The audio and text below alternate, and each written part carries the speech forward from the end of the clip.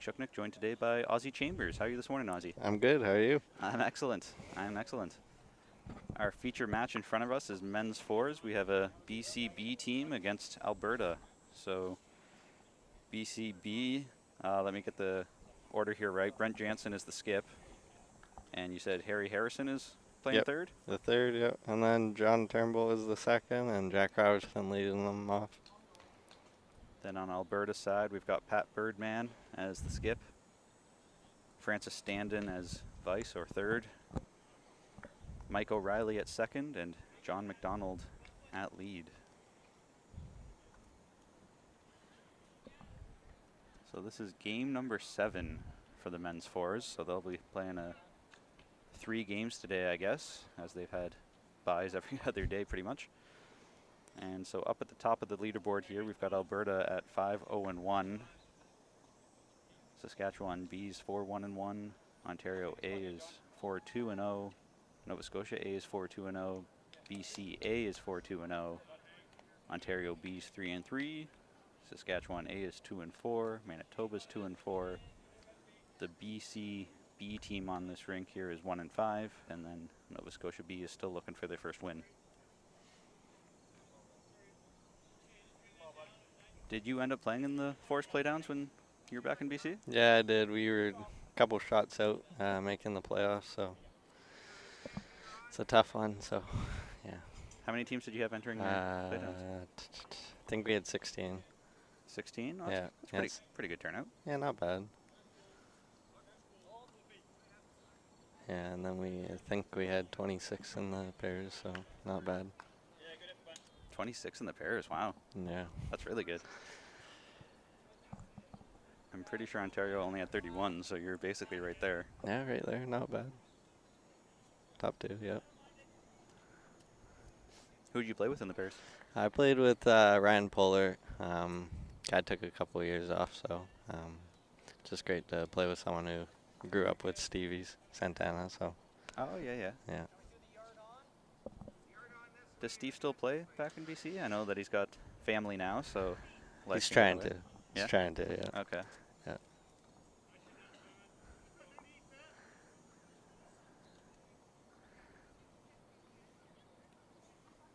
Not surprisingly with fours, even though there's only 2 skips down there, they're standing right in front of the camera, even though we asked them not to, so yeah. that might make for some difficult viewing. Yeah, great shot there, though. Great shot from Mike O'Reilly. There we go. There you go. So Brent's got his foot there. Is he just looking for a back pull then, I guess? Yeah, he is, yeah. Looking for some position? Try to get the tee, yeah.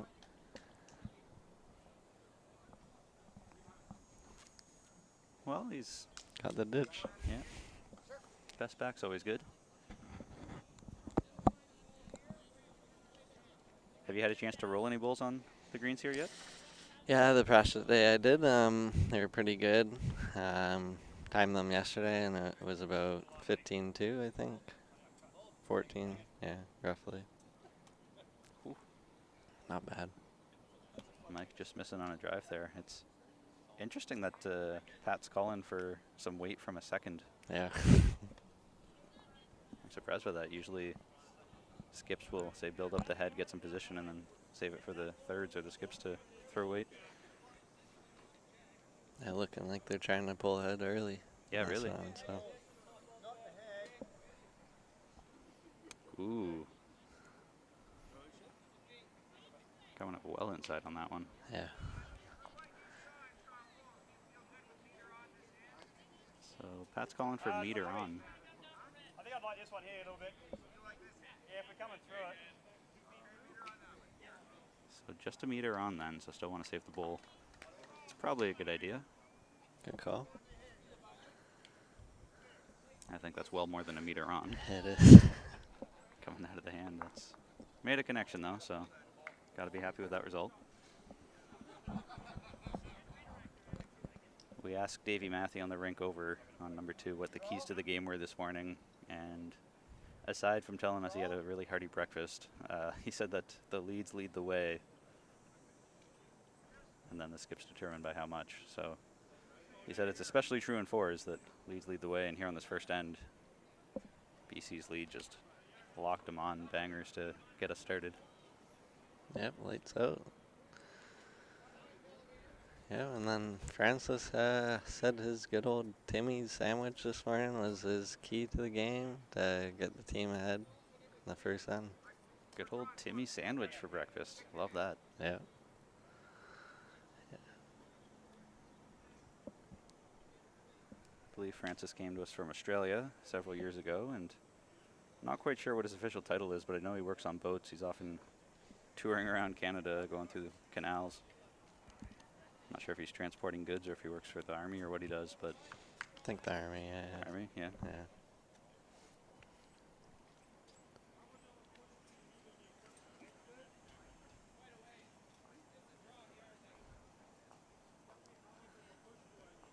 Well, it's definitely one to BC with the bull locked on there, but I'm not sure who's second after that.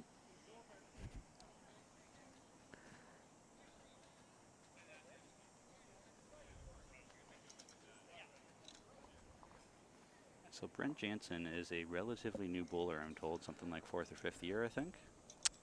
More than that, I More think. than that? I think, see, he went to Tiger Bulls in 15, so I think he's about maybe 8 or 9 years now, so 8 or 9? Okay. yeah, not bad. Well, if he went to Tiger Bulls, he's got some international experience under his belt already then. He so does, yeah. That's pretty exciting.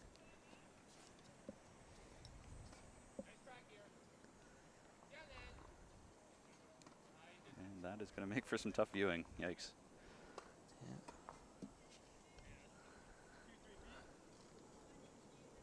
I don't think the other camera angle is going to show us much of anything down at that end. Well, you can kind of see in the top left corner a little bit, but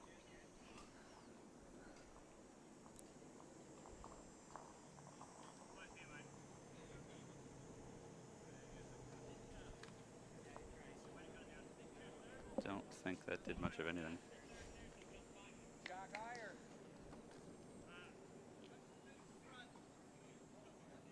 Good morning, Justin Dusselblon from Alberta. You're up bright and early Alberta time. That's what, 7 a.m. there to watch Bulls on TV?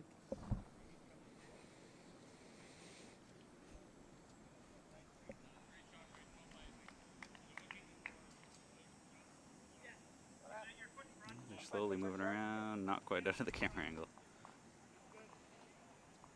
One bull left for Pat Bird.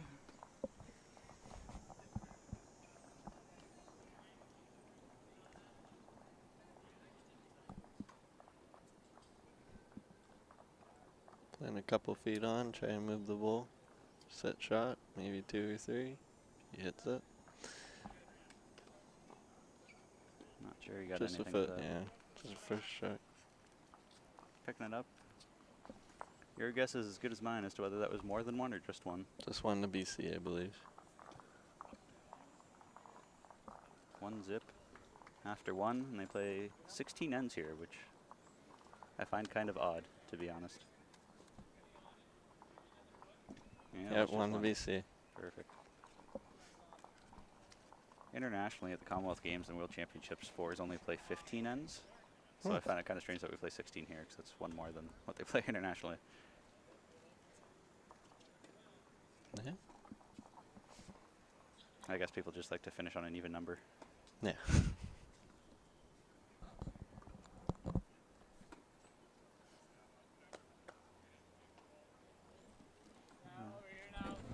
Like front pocket, kind of. Like somewhere in there, one of those two.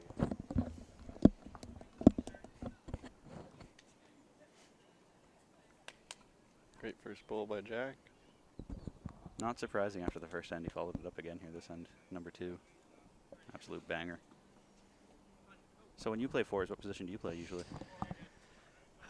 Well, last couple of years I've been playing lead, trying to move into the third or skip possession soon, but we'll see how the next year goes. Yeah.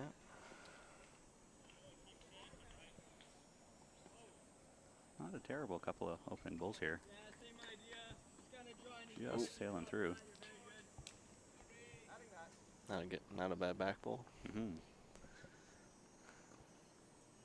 So something I've been watching closely is a few years ago we tried to speed up the games a little bit by having thirds or vices start down at the mat end, Yep. so that way there's less walking back and forth. Mm-hmm. Everybody was upset about that, saying, you know, it just slows down the game because then skips have to do more talking and blah, blah, blah. So got rid of that rule, and looking out here now, it's almost like a 50-50 split between force teams for who has a third with them and who doesn't. And the game here in front of us, BC has the third down here, but Alberta doesn't. So I'm interested to see that it's a 50-50 split, so it's not too clear cut one way or the other. It seems sort of divided on what people want to do. Yeah, very true. Yeah.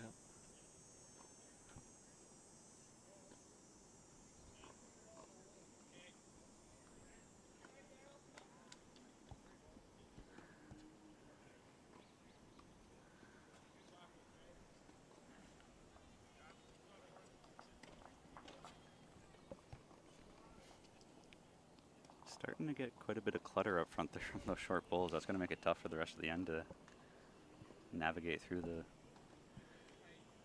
junk Well, up front. Might be a good one. Shot bowl. Well played.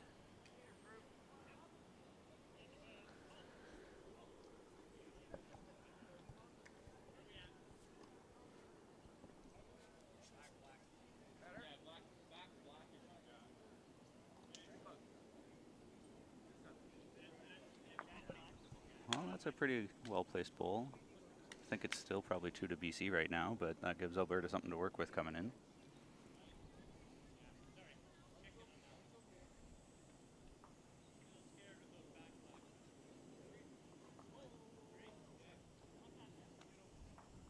One-handed rink and the good hand is blocked and the target's this big.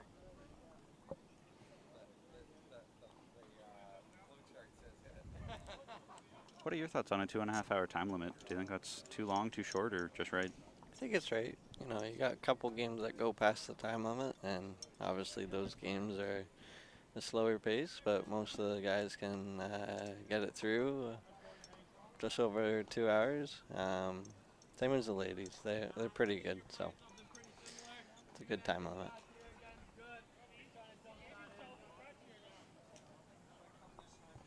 Having quite a bit of strategy here before the thirds even throw their bowls.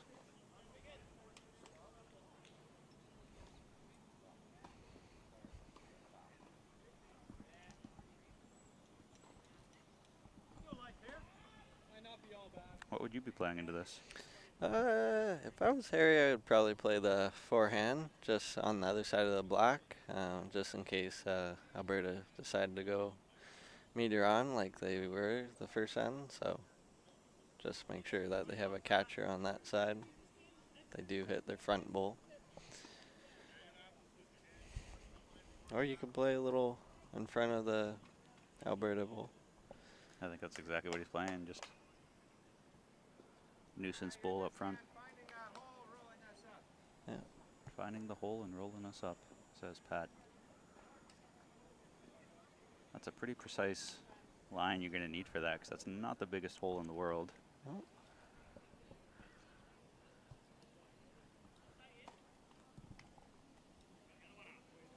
It's a bit tight. Great Just on weight the though. inside, yeah, very good weight. Jack eye.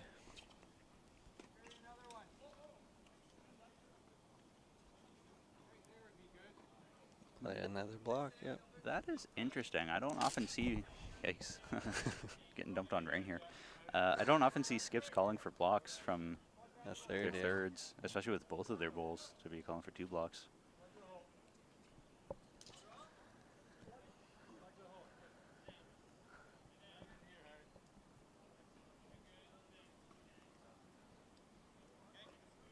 Yeah, it would be good if they kind of get a little touch on that one to put it solid on the ground. So I think he's a little high for where he wanted it, but that's almost perfect weight for distance of where they wanted the guard. See that? Yeah, under the black. Like about 2 meters of running.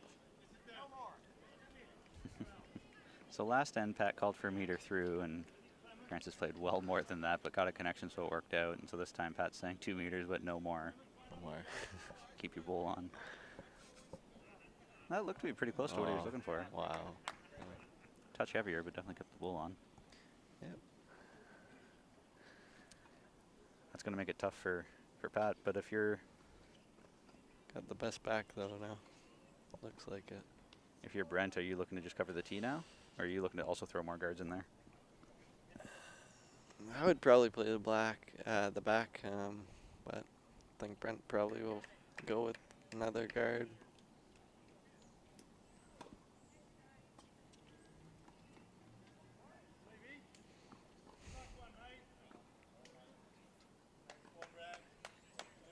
Maybe not. Okay. Just piling them in. All right. Yeah, maybe two. Measure. That is extra confusing after having the thirds throw 2 guards and then to walk up and you should try a shot. Whatever works, I guess. Yep. Pat gotta be careful here. No jack movement. Dead draw. Mm-hmm. Yeah, I definitely don't want to be touching anything.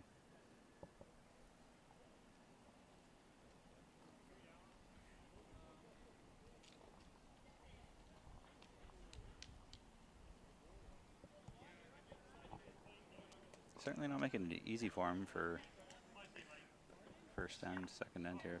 Oh, Probably just one now.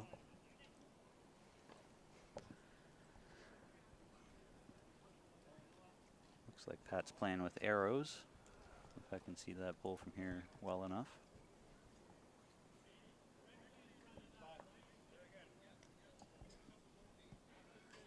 Brent. Wow. Oh, just about had that trail perfect.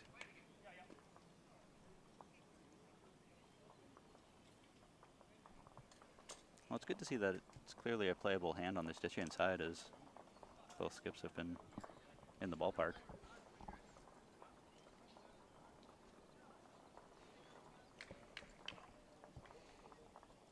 And Pat's well inside on that one.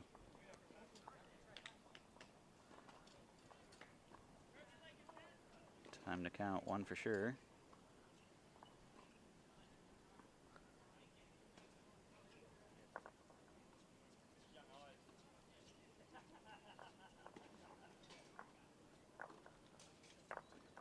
Not quite sure what the count was on that. Oh. At an odd angle, it could have been 4, or it could have Could've been been. just 1. Yeah.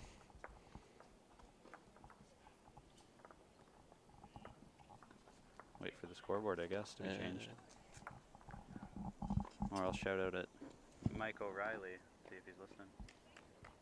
Nope. Yep, it was a 4. It was a 4? Yeah. So, good 5-0 BC.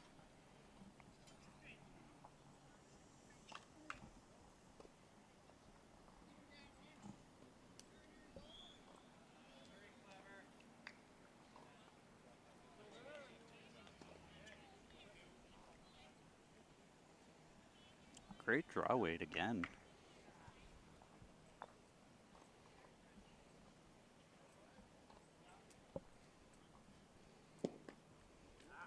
See if John can respond. He turned around and walked away right away, so I don't think he liked it, but It's a back ball though. it's a back ball, yeah. He had a pretty good line, just a little heavy.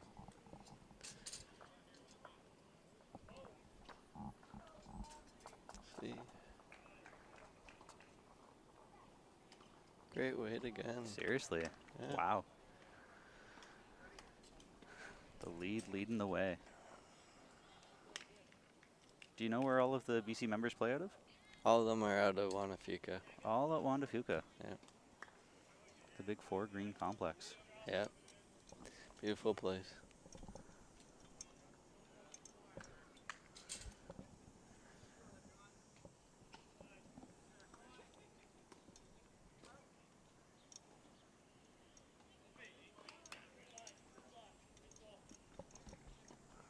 Bit tight on that one. End up in a good spot. This is definitely shaping up to be a better end in terms of not having short bulls. Yep. But looks like everyone's struggling with their line there. Weight's perfect for 4 of them. Good morning, James Rimmer. Getting the view count up.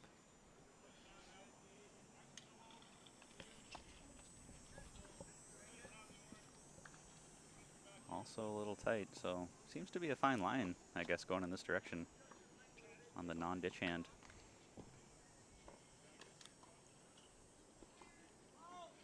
I'm always wary to say forehand or backhand, because if you're left-handed or right-handed, then it means a different thing. Yeah, that's very true. Ooh, That should be shot drawn, I think. ooh, a little, yeah, Just passed.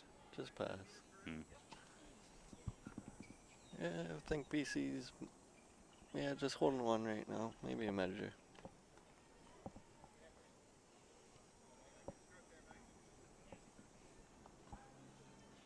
I've noticed this is 2, maybe 3 ends in a row that Mike's chased his last bull down. Seems to work okay. Shot That's draw. yeah, there's a shot.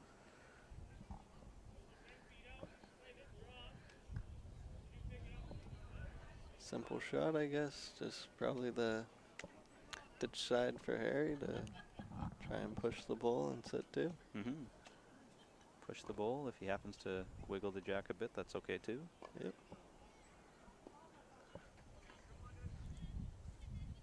So you said even though his name is Arthur, he goes by Harry. Harry, yeah. Harry Harrison. What a great name. Yeah. Great name. A bit wide, I believe. Played the opposite hand I would have played. And Shot got it. drawn. Got it.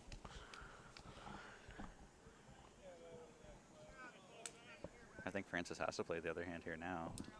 Oh, No, playing- never mind. Never mind.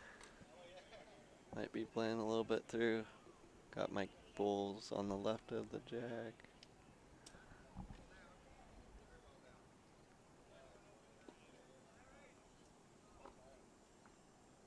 Grab the jack. Grab the jack. Hard to tell from here who's got it. Black bull, I believe that's John, so So BC's BC. holding one. Yeah. Yeah. Just heard Brent say either promote us a bit or off the Alberta Bull. Tight. Yeah, well tight. Harry has quite the delivery with how high his back leg gets when he rolls a bull. Yep.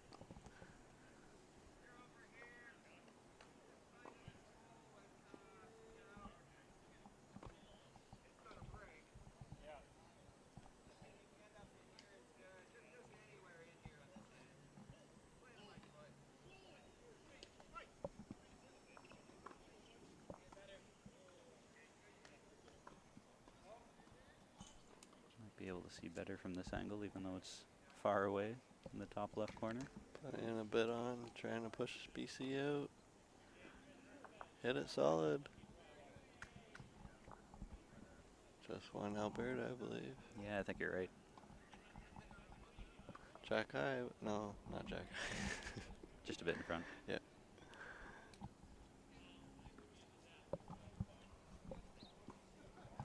Trying to change that goose egg. 5-0 after 2.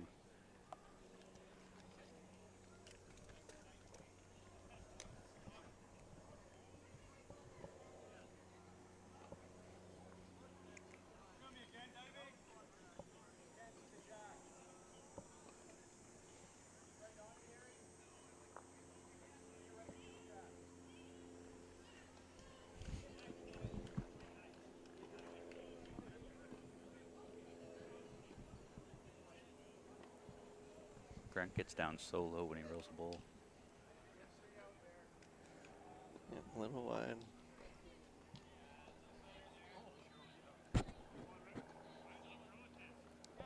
So this might be the first time I think this game that Pat's been up by the time he gets to the mat.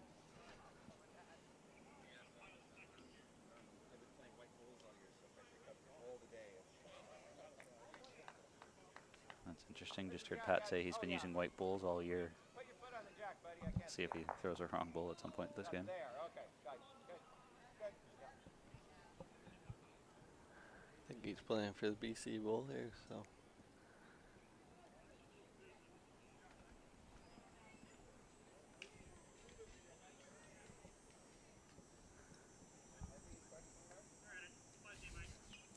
A bit heavy question mark, he said, so still feeling out the weight.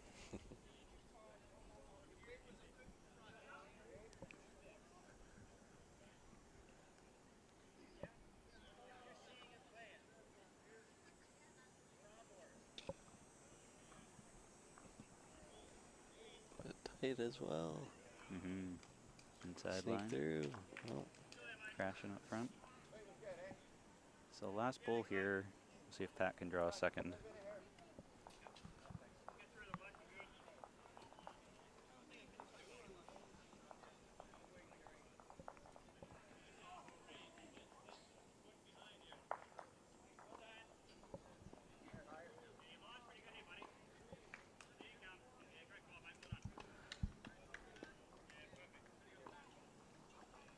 I think they were saying it's perfect, so I think that could be 2 for Alberta, possibly.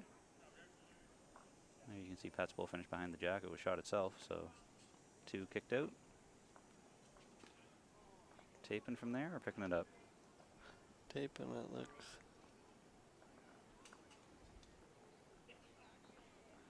Yep, the measuring. Taping it is.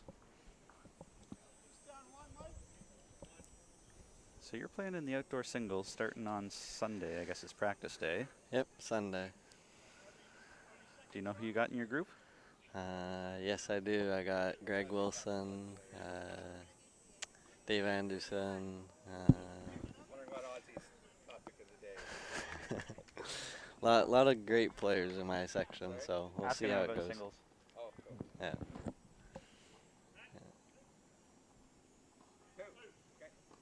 To Alberta. To Alberta.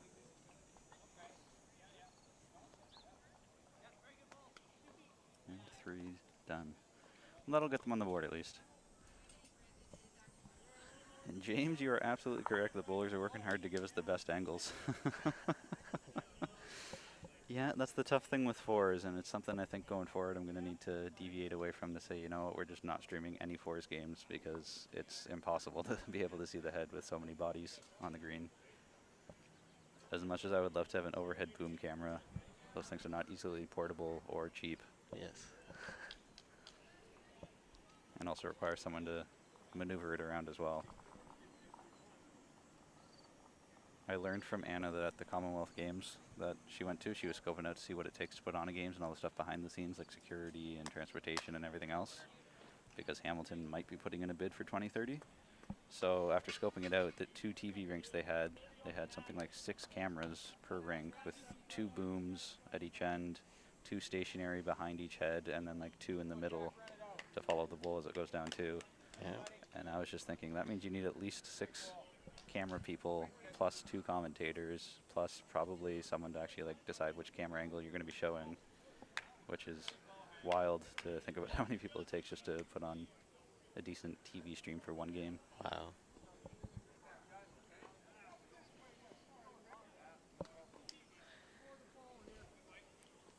So James is asking, is this the same rink as other days? So we've been switching direction each day just because the greens here are going to be getting a lot of wear over 2 weeks. So in 2019, I think we played the same direction every single day because they were only here for 5 days. But now with the singles being here as well, we're rotating direction each day. So this direction is playing away from and towards the clubhouse, whereas yesterday and tomorrow it's the opposite direction, playing alongside. So this is the same rink number 1 as 2 days ago, but not yesterday.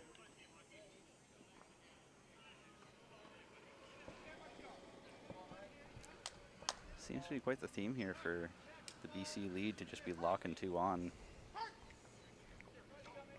Loving these greens. Would you say the pace is similar to Juan de Fuca? I would say a little faster this year, but usually it's the same pace here.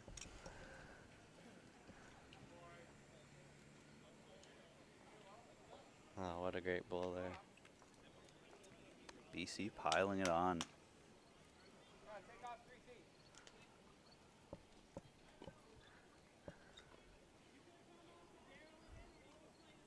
See what Mike will do with his second bull this end. Pat said to take 3 feet off.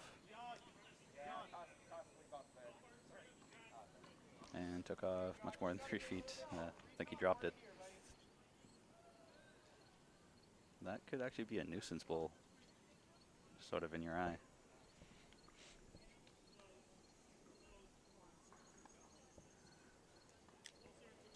Through. Oh. Francis has to be coming through down 4. Absolutely. They have the two Two best back. back bowls, so any jack movement, you're laughing. Oh. Didn't put that much on. I was expecting much more weight than this. This is Wait. almost just a cold draw. Coming up short. Yep, no change.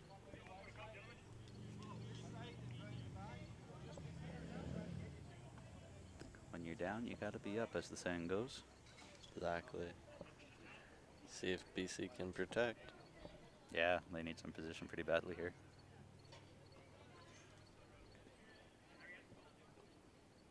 Do you think after just having one back bowl, Brent will start calling for guards again?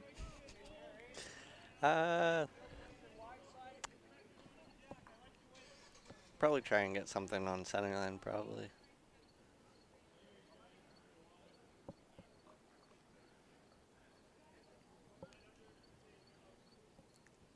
Through? Yeah. That'll do. That'll do. Take that line you just threw, add 2 meters. You come right in here.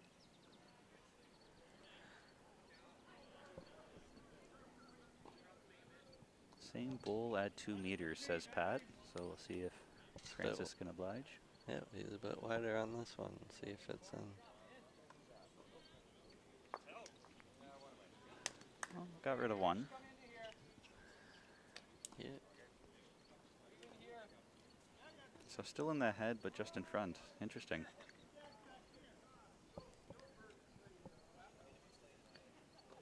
I think if I were Brent, I would have been calling for a little trail. See if you can just tuck it in behind those two bulls. Move Very it. true. Move it an inch. Well, that might be enough to be in Pat's eye. I don't know. I think you can still play inside that though. Yeah, you could. Yeah.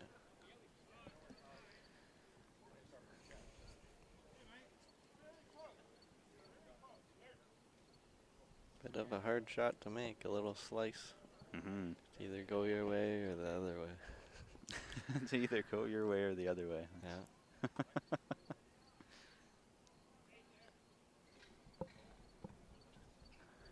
So sorry, when I was asking you who was in your group for singles, Pat was asking what you were talking about. So you said you had Greg Wilson in your group. Yeah. Dave Anderson, Mike Wagner. Who else? I mean, that right there is already the group of death. Just those 3 names alone, plus Yeah. you in there. Good grief. Yeah. That's not going to be easy. I Yeah. think that group has David James, maybe David James. Quebec. Maybe Think I'm so. maybe I'm I making that think up. So. Gotta see the names. I can tell you.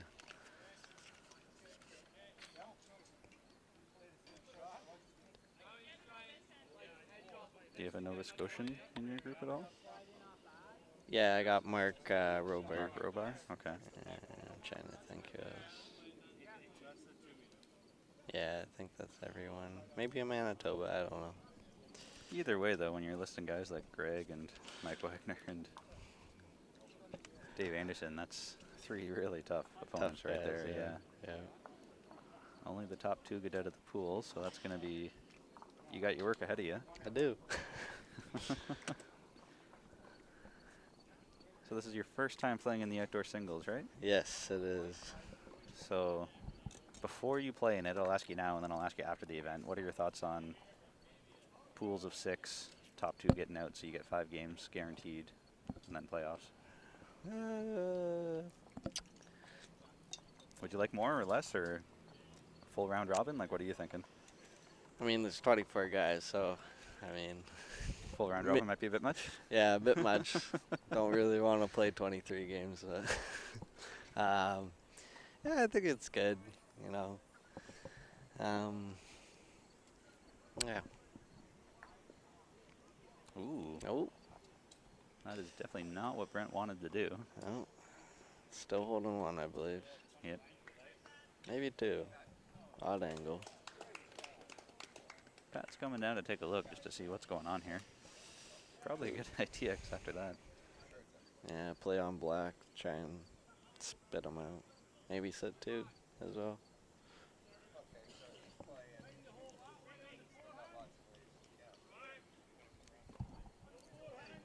I love that we're close enough I can actually hear what Pat's saying, because the first words out of his mouth was, okay, so he's playing, so he's not even thinking about what I want to do. He's thinking about what's Brent going to do, so how can I counter that?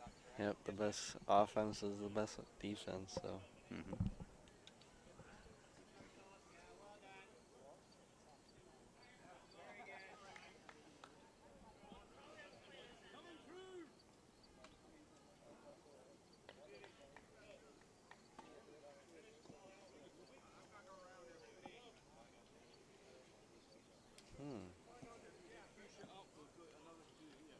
I'm curious what Pat's going to play here. On the non-ditch hand.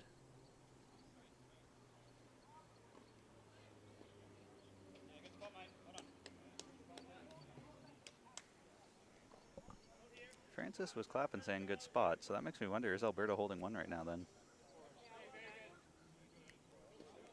Because Pat was nowhere near that.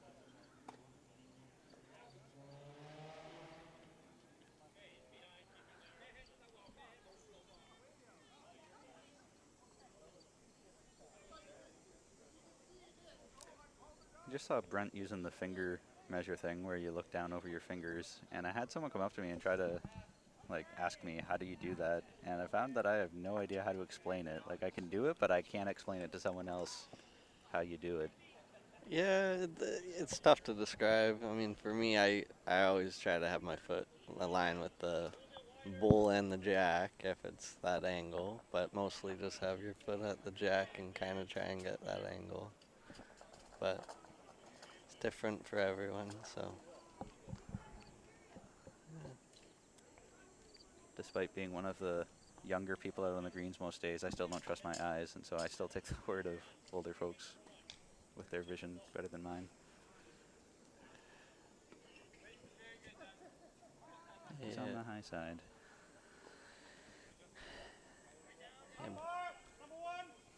Yeah. Good show from Francis, just saying we're not even going to waste our time, just get an umpire here. Oh. Looking around to see who's our officiating crew today, because George Cubis is here every day, but the assistants are usually switched up a bit. So I see Raymond Chung coming this way. He had a full week at the Youth Championships 2 weeks ago. He was there every day too, I think. Yep. I can see Tom Roth way over on the far side, but I don't think he's coming this way. So this is just Raymond. Yep. With his box of goodies. Oh.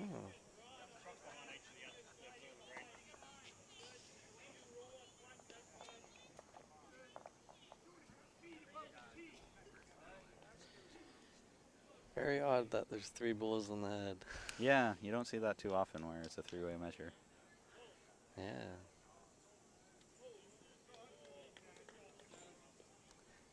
It's interesting that Raymond brought both sets of calipers. I didn't know this until I started working for Bulls Canada, that there are 2 different types of calipers for different distances.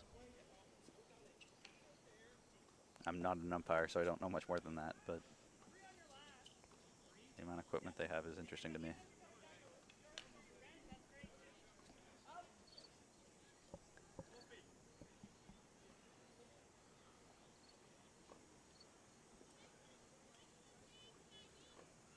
So you spent the first week of August playing at the Port Credit Club at the Youth Championships. Yes, I did. And was that your first time to Port Credit? Yeah, it's first time in Ontario, so. First time in Ontario at all? No, not in, yeah, just for Bulls. For Bulls, yeah. For Bulls, yeah. Okay. Yeah. So that means you got to experience Port Credit and Burlington as your first 2 clubs in Ontario then. Yes, yeah. From what I could see, it looked like Port Credit was rolling fairly well. A little slower, but yeah, it's still a great club compared to Burlington when I was out here, so. Looked like they had pretty good draws on all sides. Yeah, it was, yeah. It's good, yeah. Interesting. So whoever shot, I guess the bull gets rolled out. Yep, so 1 to Alberta. I never know whether it's rolled in or rolled out because I've seen umpires do different things. Yeah, they're supposed to roll it out, but Roll it out. Okay. yeah. Learn something new every day. John was quick to lay the mat and get going. Matt right back at the tee as well. Pat was open to stretch it out and play tee to tee, and John came up pretty short for that jack roll. Nice to have you with us, Malcolm White. I expect you'll be coming down here tomorrow for finals day to check it out since you're not too far away.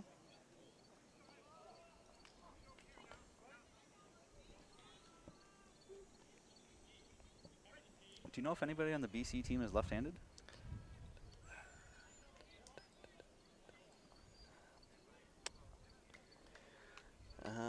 Let's see. I believe there is one. As I was just looking to see that John's a lefty. I know Pat's a lefty on the Alberta team. Yeah, I think the BC team is all Alrighties? righties. They're all right. Yep.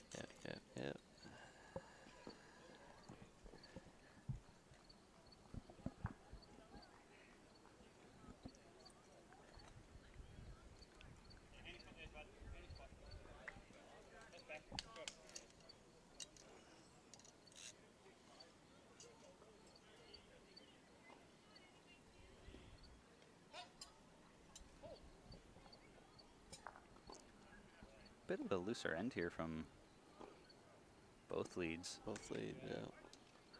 Believe that was shot ball drawn. Yep.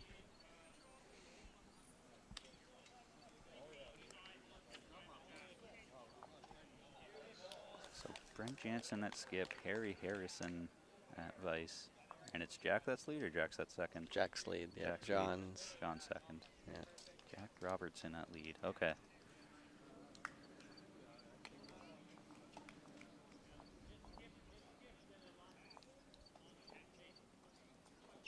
Can still play inside that, I believe.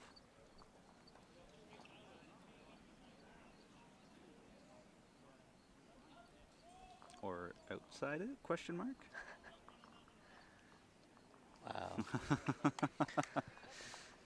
Good Yes. old, yep, good old Taylor Internationals he's playing with. Is so, he? yeah, Okay. My kind of bull. Yeah. Big old swing. I play with Spectrums, which is what the internationals were before. Precursor, I guess. Close here, mate. Yeah. Close. Let's see. Makes on the jack. Bingo. Big on, mate. Nice little trail back. What kind of bull do you play with? Taylor aces. Taylor Aces. Tried and true. Yep. No, I want the jack. I want your foot. Playing on the ditch hand side.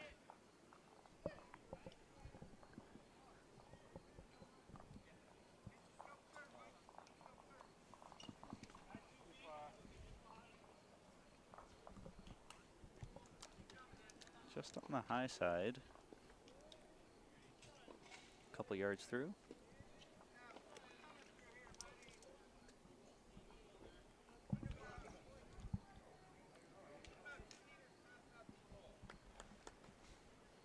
So Pat's calling for position back to his foot.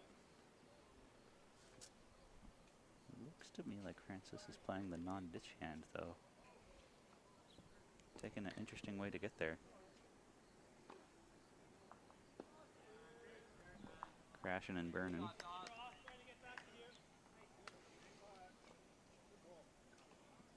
Justin's asking what are the records of these two teams so far. So Alberta is 5-0-1 after 6 games, so they're atop the leaderboard. The second team, Saskby, is 4-1-1, so they've got a slim lead there over second. The BC B team is 1-5, so they're down in 9th place.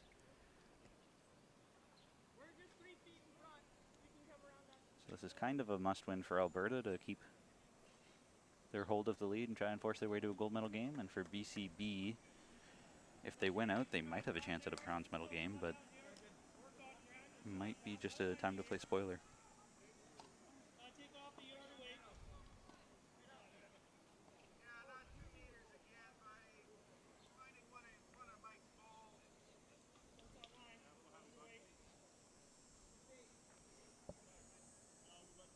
We'll see how this game goes. BCB been up in all their games, and just everything just fell under the rug the last couple games. And Alberta pulled a big upset against Saskatchewan. in game 2, I believe it was. Yeah, I heard about that. Yeah. So they're the good old comeback kings. So Mhm. they're not far out of this one.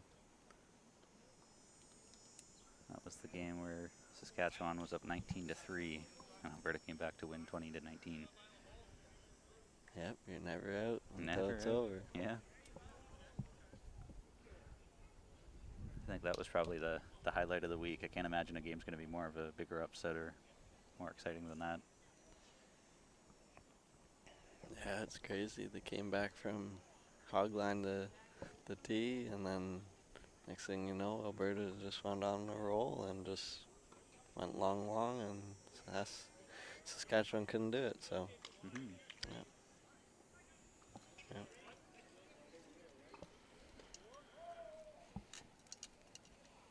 Whole lot of short bulls up there now, clouding that non-ditch hand. See if he plays the ditch hand. And he is.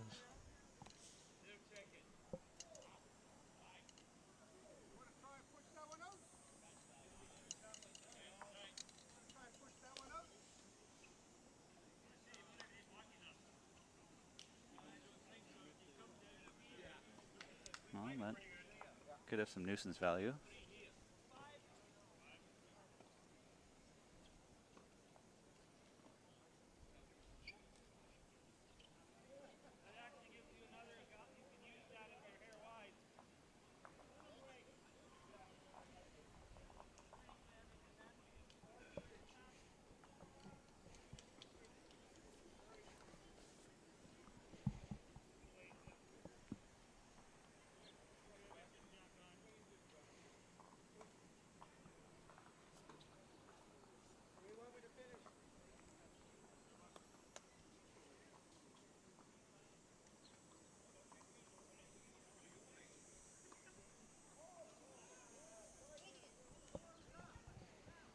So coming from BC, your first time in Ontario for bowls, do you find it super humid, super hot compared to what you used to back home?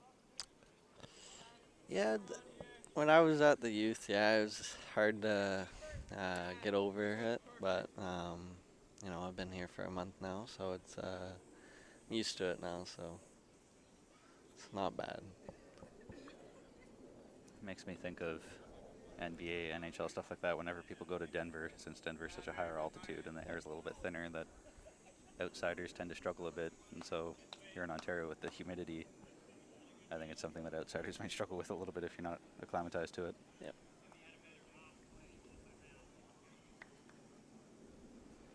So much clutter in front.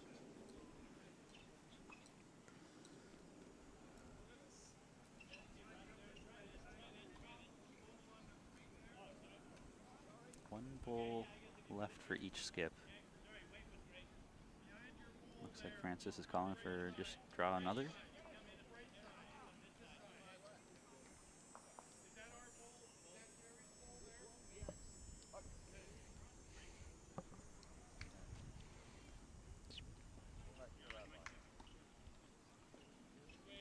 Right around everything down to the back.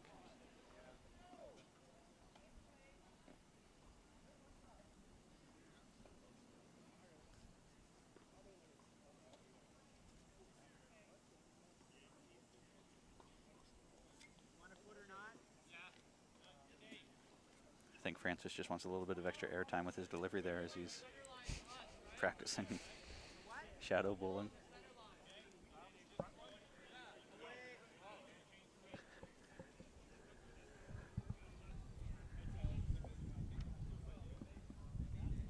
So based off of where that foot was, I'm guessing he's playing with a little bit of weight. Oh, wait. Try to promote a bowl. Not sure how you would draw around all that, but maybe I'm wrong. Maybe there's a huge swoop there.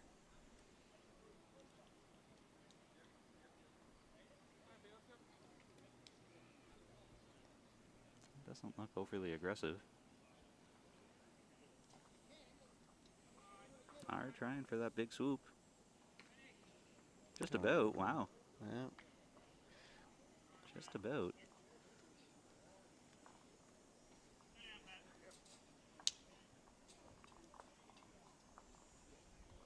2 to BC. That's what I was wondering. How much more you need in there? Your weight's not bad. You're probably 8 inches in front of Jack. 5 ends in the book. Third of the way there. Almost.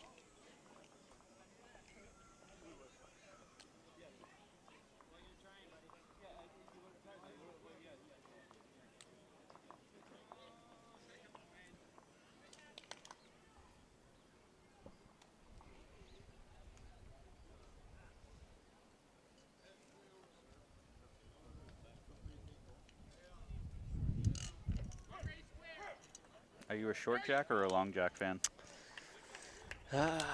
Probably short, I would say. Yeah, me too. Me too. The shorter the better. Do you keep the mat at the tee or do you bring the mat up though?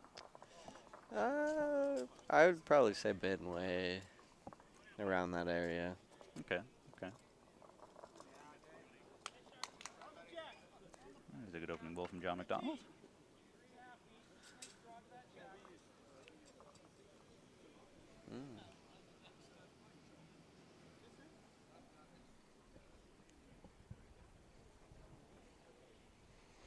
Give a quick thanks to all the umpires here. Oh, just missed it.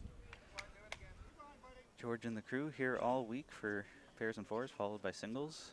And I'll give a big thanks to Charlie and Lenore Roach for everything they've been doing to organize this event. Charlie's been here non-stop, always, basically here at 5 a.m. and here till 10 p.m. basically, it seems like. I'm not sure where he finds time to sleep, but it takes a lot to put on an event. And Charlie's been doing a little bit of everything.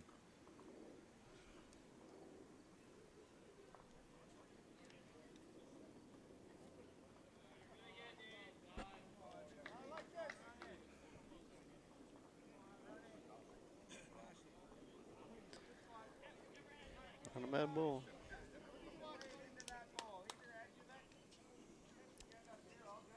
Either edge of it, so just playing into the head here, really. I think that's probably one of my favorite shots to play, into the head, where your weight doesn't really matter too much. Just make sure you're there and you can get any angle of the bowl, so your line doesn't even need to be that perfect either.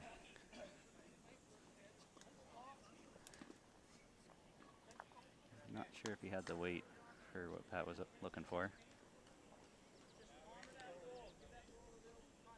Yeah.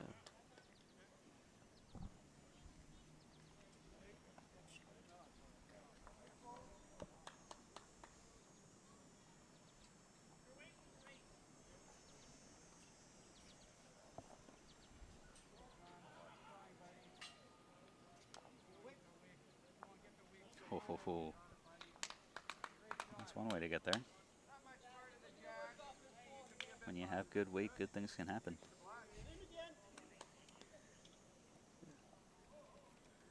Yeah.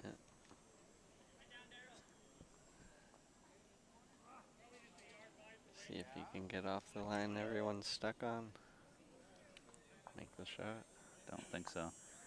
But Same thing happened. same thing. So that's the shot to play, I guess. The double tap Oh, yeah. and the flop. Well, BC's looking okay position-wise here. Anything onto that, and Jack squirting back.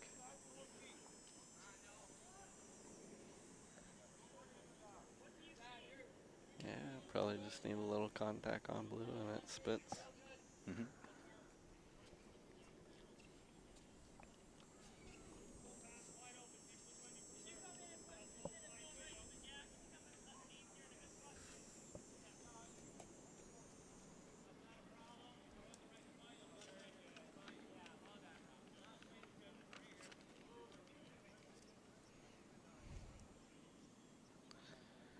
Probably missed the line, but can't be too upset with where that ended up. Gives you the chance to be a little more aggressive at it if you wanted to.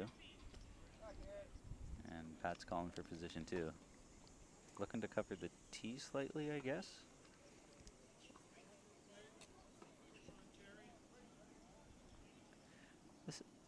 That's kind of interesting for where he wants it, because in my mind, I would say I want to go all the way back and cover the tee so I can fire at it, or I'd want you much shorter than that for just like a little squirt. That sort of in between weight is, I don't see the jack really going there, so I'm not sure how useful that pull would actually be to cut anything down.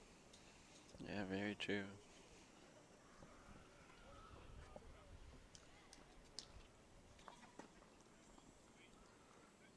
Okay, this hand, come into that blue bowl. Stay high. You hit the run, you lose it, it ends up here. Fine.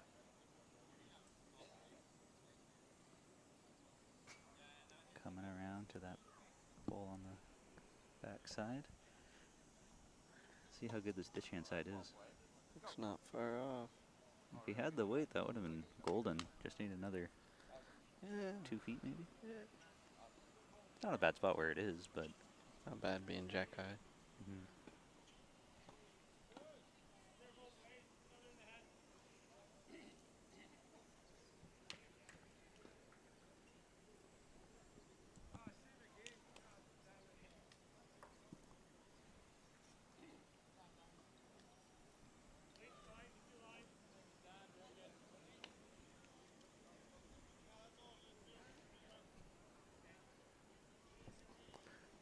Trying to play a little through, get a little contact here.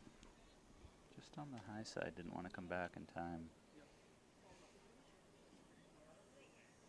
I like that kind of weight for what he's trying to do. Little contact, pop the jack out. If you're Pat Bird, what are you doing with your bull here now? Are you working on Francis's last one to try and tap it back a bit? Yeah, you could tap it, or you could maybe try and push the black one through, maybe. But that would be a tricky shot without touching shot. Mm-hmm. You have to be very precise. So Pat's playing on the ditch hand side here, so I think he is just trying to throw a guard, maybe. Never mind. I'm not quite sure what he was trying to do there, because Brent's playing the other hand. In the ballpark. Just missed getting the shot pull.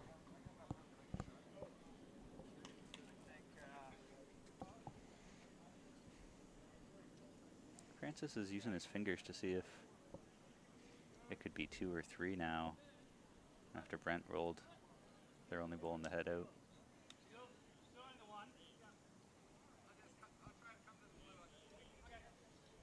Still just 1 to Alberta, I heard Francis say. I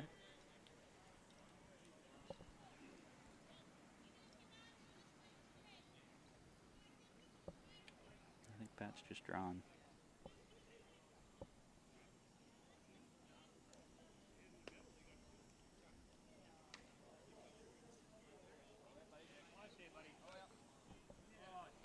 Very close, just the weight. Yeah, need another 3 or 4 feet. So 1 to Alberta will make that 7-4, I believe.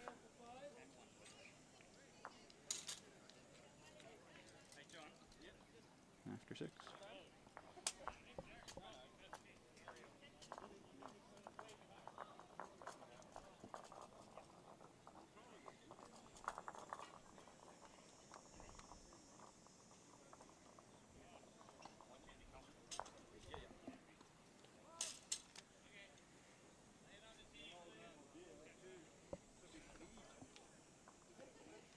Three-point game.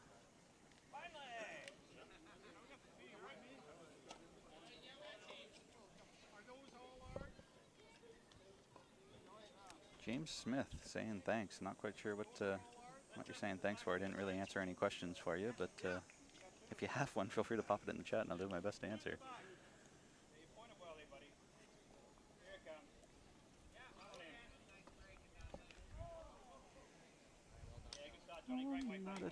Not a terrible opening bowl from John. 1.5 feet short, maybe. See if Jack can respond to that. Keep the lead going. In the ballpark. Look at this. Oh. Thought he had it on his way through. Yeah.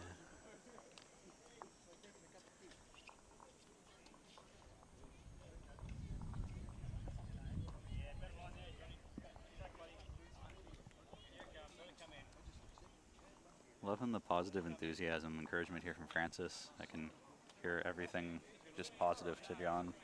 Good line, good weight, good try. Good moral support.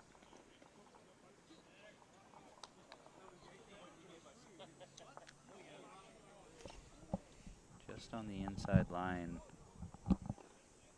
Pretty similar weight from Jack.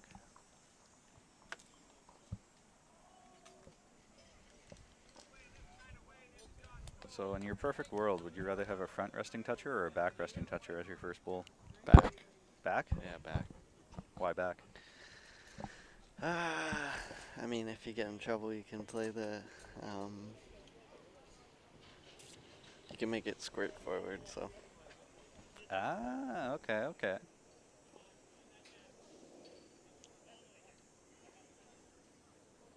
Unique. Yep. Unique.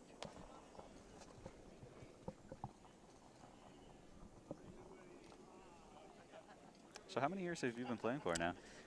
I believe 6 or 7 now, so. 6 or 7? Yeah. Yeah, not bad, yeah. So you started at what, 15, 16, something like that? 12. 12? Yeah. Maybe 8 now without COVID, or 8 with Yeah, COVID. 8 with so, COVID, yeah. So. Yeah, that's going to be a weird question now going forward. How many years? It's like, well, this 6 many. plus 2, yeah. Yeah, 6 plus 2.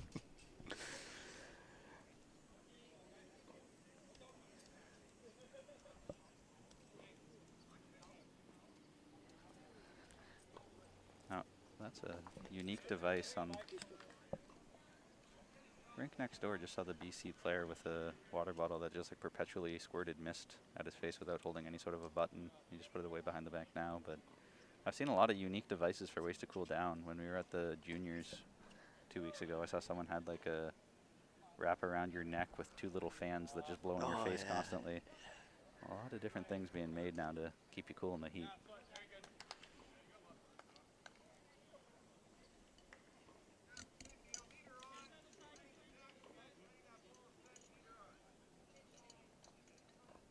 Meter on, anything you want, basically, is what Pat just said.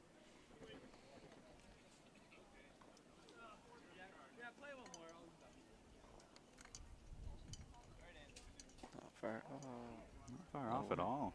Yeah. Not far off at all. Not quite the meter on he was asking for, but can't be too upset with that. They'll give you options.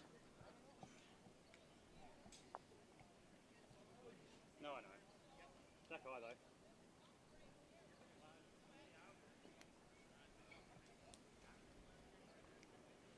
I was curious about this yesterday. Do you think the players out there can hear us talking? Yes. Yeah? Yeah. When we were commentating, there were a couple of tactical suggestions, I guess, that I was talking about, and I was curious if the skips could hear us to then implement what we were suggesting is the logical shot to make. Obviously, at this level, I would hope that you know what you're doing, that you're not relying on a commentator for advice, but I wonder if that could play tricks with your head if you're able to hear what someone is saying and you're thinking something else, if that gives you any self-doubt. Yeah, very true. Very true.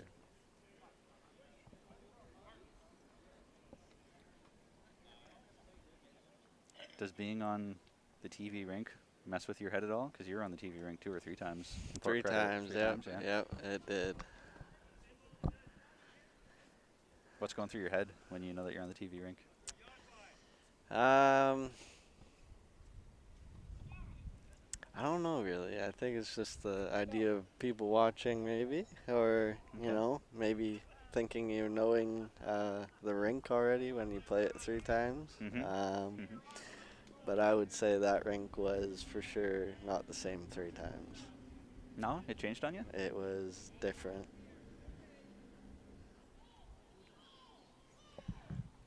Yeah.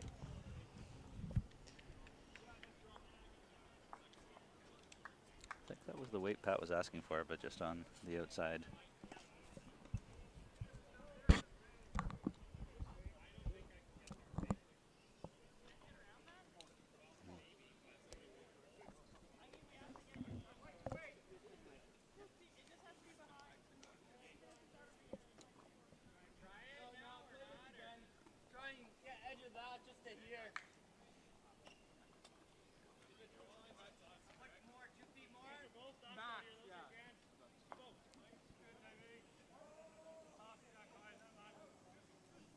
Do you think Pat will play inside that top black bull to come down, or do you think he'll try to play around everything? I think he'll play around. I think the swing's there for him, so.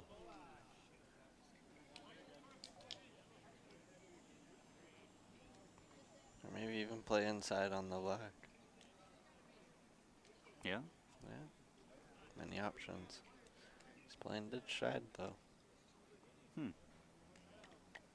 He's playing With weight too. Yeah. Fucking heat. Try and get the black on the blue. As soon as it was about a third of the way down, you could hear Pat say, "Oh wow, that goes." And yeah, that bent quite a bit for how much weight he threw. I didn't expect that to draw as much with that kind of weight. Yeah.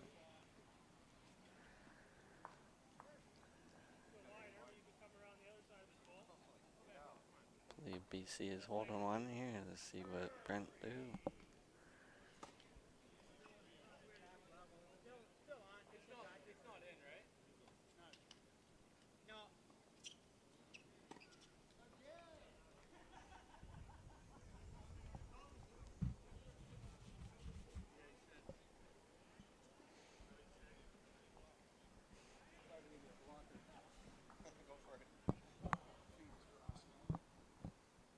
I think I just heard Brent say, "I'm going to try and put in a blocker." That does not look like a blocker. It's a little more. Yeah, that's almost drawing into the head here. That didn't cut out any of our balls, did it? Yeah, gotcha.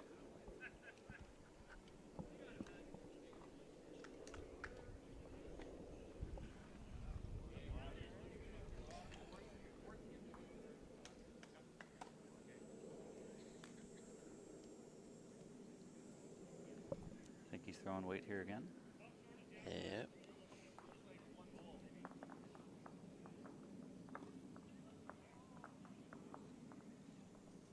A little under from the last one, so.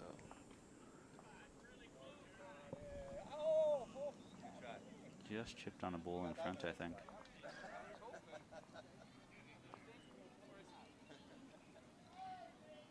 No change. So now just, nope, Brent's chucking it. Already picked up the mat. They're just taking the one and running. Interesting. I would have thought that you could still draw another one in there without too much time. So I'll make it 8-4 after 7. 8-4, yep.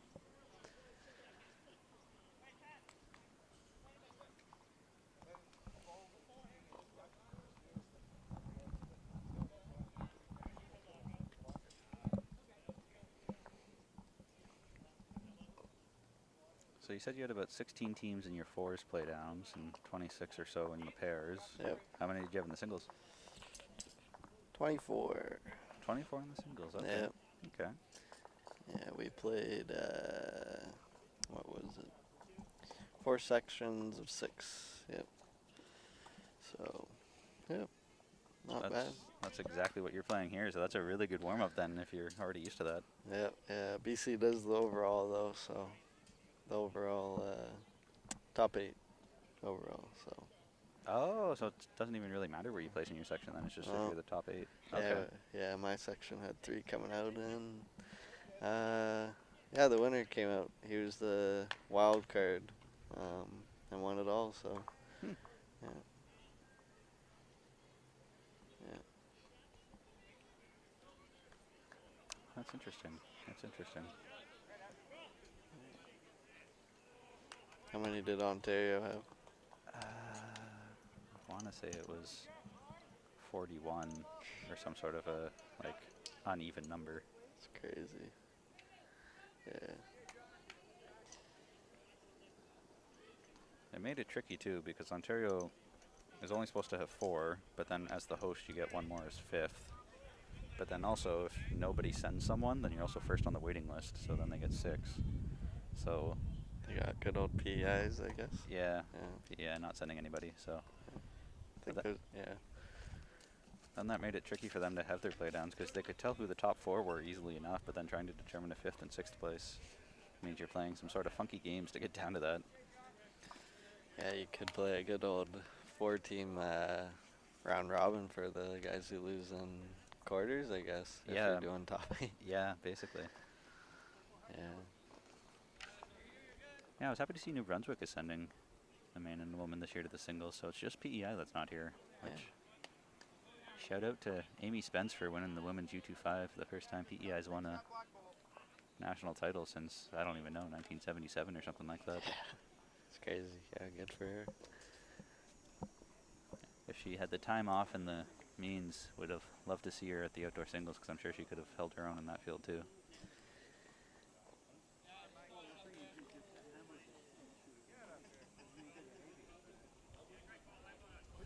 Oh, just a subtle rub to draw in for shot.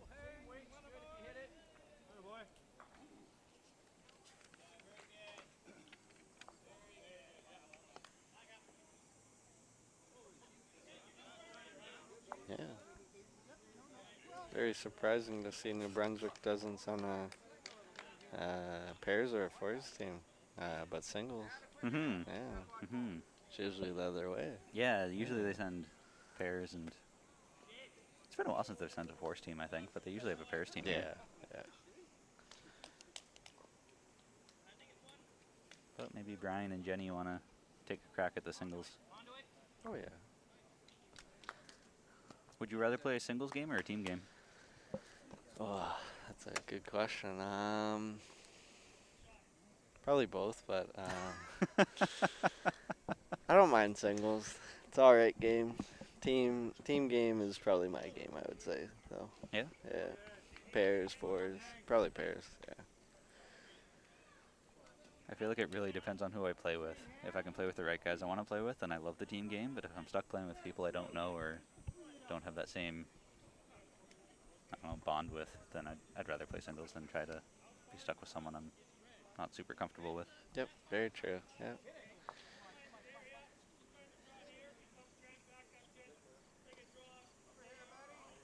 Very true. I like the good old 3 bowls instead of the 2 and 4s. So. Yeah. Okay. Yeah. Yeah. So Yeah. more bowls. Yeah. So I take it that means you don't like 2-bowl triples then. No. No. It's all good though. Yeah.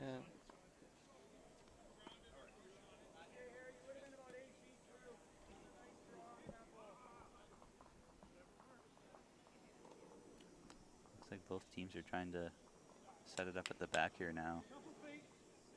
Get some position. I can see a lot of pink stickers as the 3 best back look like they belong to Alberta. Yeah.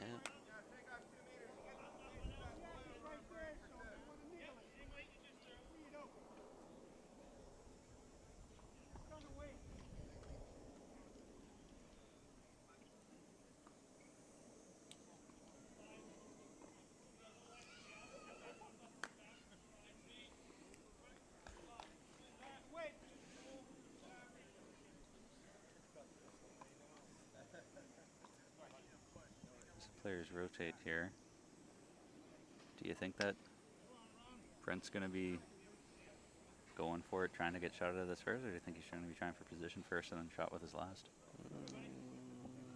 I think he'll just do a draw here, maybe a little trail to get maybe, I believe 2 or 3, depends where he hits it, so.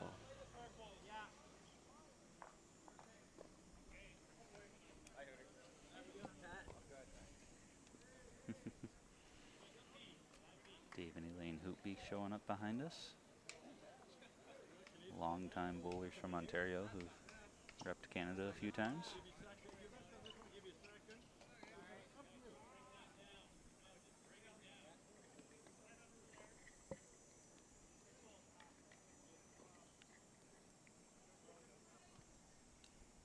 I think Pat's also just drawn. Has the back, so I believe Alberta's holding one, so he'll maybe a block in front. Other side I wouldn't play, but Guess they were trying to play down to that blue bowl, second shot down and in to try and get 2, I think. yes. Let's see. Yep, he's drawn in. I'm a big fan that everybody's using the shoe now of draw to my foot, because the foot is a much bigger target than a jack. Yeah. Much easier to visualize. Step in. Ah, just short. Another 8 inches maybe on that.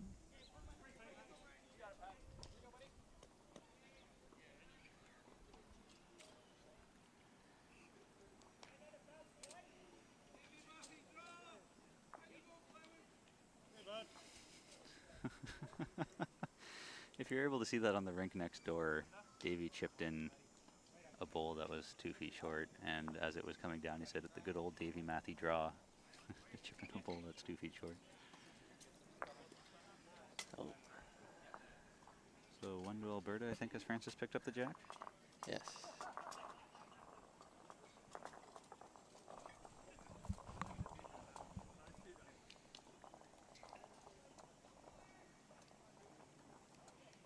We'll make it 8-5 at the halfway mark.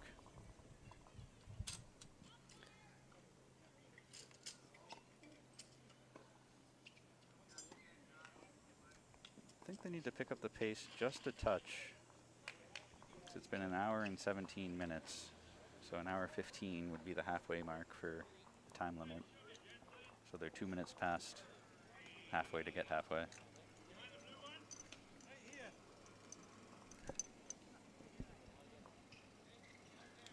Yeah, great start, Johnny. Perfect, buddy. Well done. It's a nice opening bowl there from John McDonald. I don't think any games have timed out here yet. I know that a bunch have been playing the last end as the horn sounds.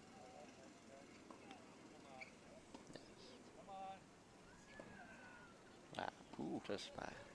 Ooh.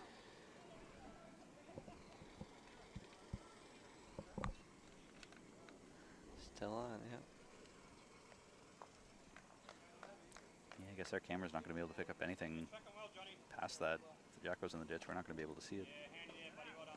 Grab pull. Yep, those 2 bowls are still on.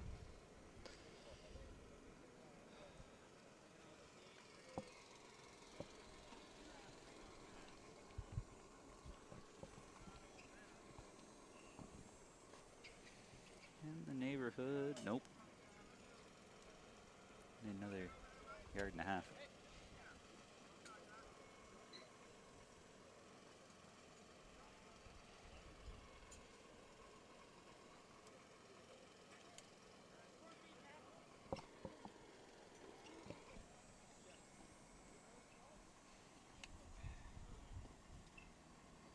Is he on it? So, Just outside. Great bowl. great weight, yeah.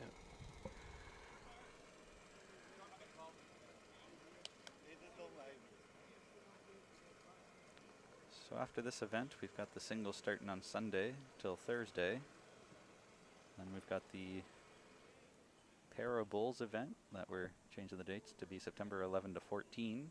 And then the mixed pairs go from the 14 to the 18, both of those at the Windsor Lawn Bowling Club. Then the senior triples out in Victoria from September 21 to 25, before we wrap things up with the indoor singles at the PIBC from October 24 to 29. We'll be streaming the singles for sure, probably the indoor singles as well, but I'm not sure if we'll be doing anything outside of those 2 events.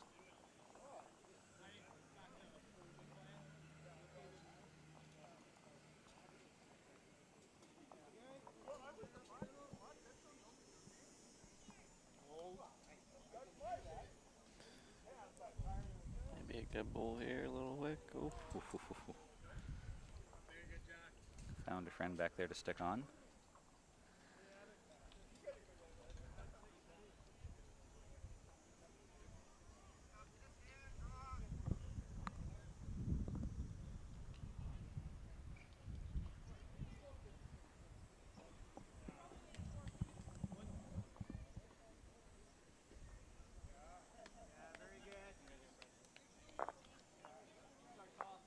So based off of what we've seen, I think that people like to play the non-ditch hand side. I guess that's maybe the more reliable hand as everybody's playing it.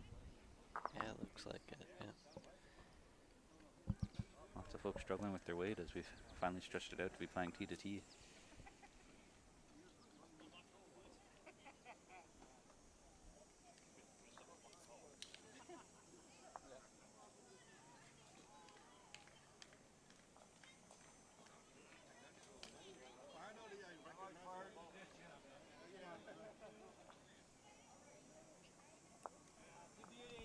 BC does hang on and wins this game, giving Alberta their first loss, that could create quite the mucky top half for fours, with going into this game 3 teams at 4-2, 1 team at 4-1, and Alberta 5-0-1.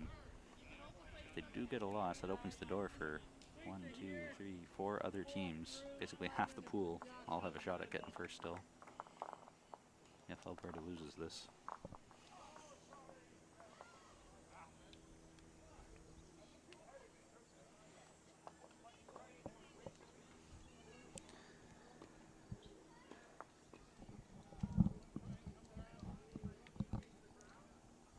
For anybody just tuning in, this is men's fours action. BCB against Alberta. 16 end game. Just past the halfway mark.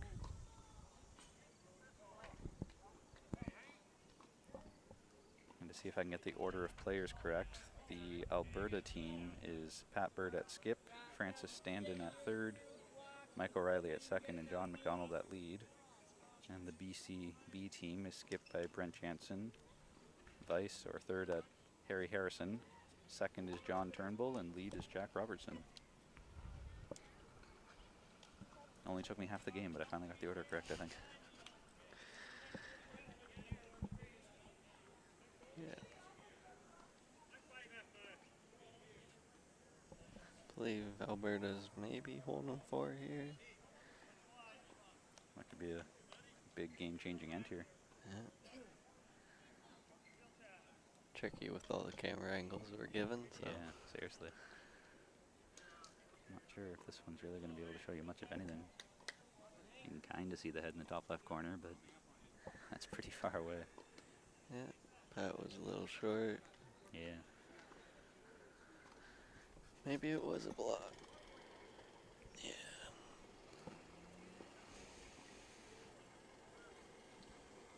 I think you're right that Alberta's probably holding the handful. You can see the 2 close ones there, but outside of that, we get into a pretty lengthy measure. Yeah. From this camera angle, it looks like that ditch hand side would be very easy to just draw down to at least cut them down, if not draw it off. But even the non-ditch hand, draw outside that stuff. We saw a pretty big swoopy finish a few ends back. See what Brent plays here. I think he's playing the ditch hand side.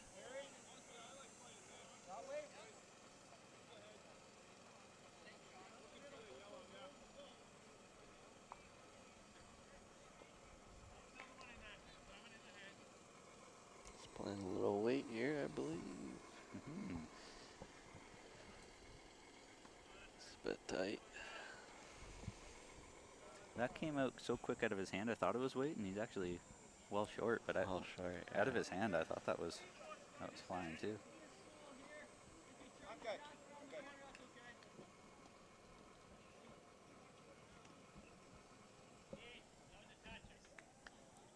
I think at this point, if I'm Alberta, I'm probably just looking to draw them in, keep piling it in, force Brent to make a shot.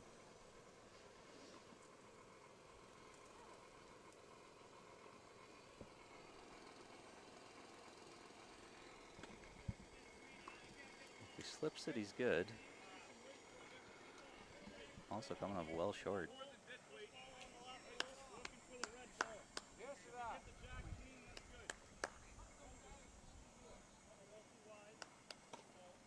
5 feet on my last one.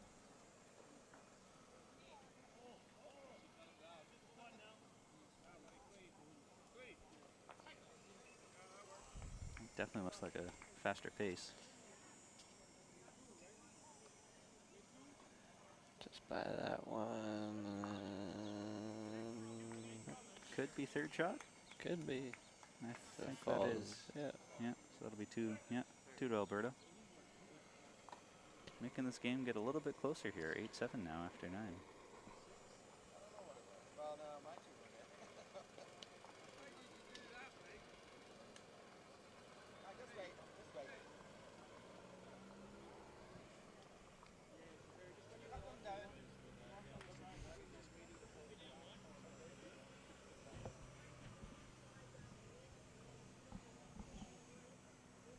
So even though Davey Matthews playing, he's the de facto team manager for Bulls BC. How much of a benefit is it having someone here who's been here for, I might say, decades, I guess, at this event, who knows what he's doing?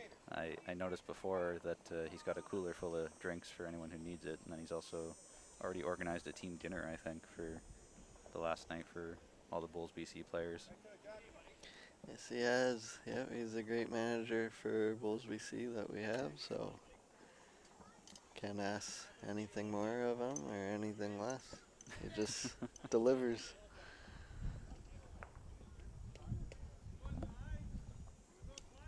I learned at the start of the day, start of the event, I guess on practice day, that every time he comes to this event, he claims a corner or an area somewhere and says this is where BC is going to locate for the whole event. And so if you ever have a problem, if anything happens, come to this corner or this location, and this is Bulls BC is claiming this area as our own, which I thought was a really unique thing to do. I've never heard of anybody else do that, and it's kind of, I think that's kind of reassuring for new players or first-time players here to know you've got a sort of a safe place to go if you need help or need assistance. That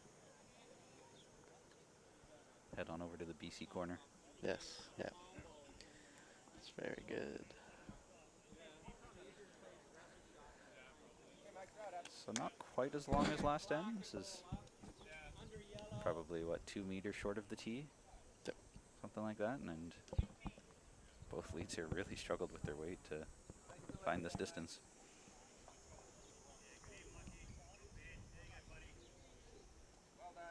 Beautiful bowl. Didn't phase Mike O'Reilly any at all.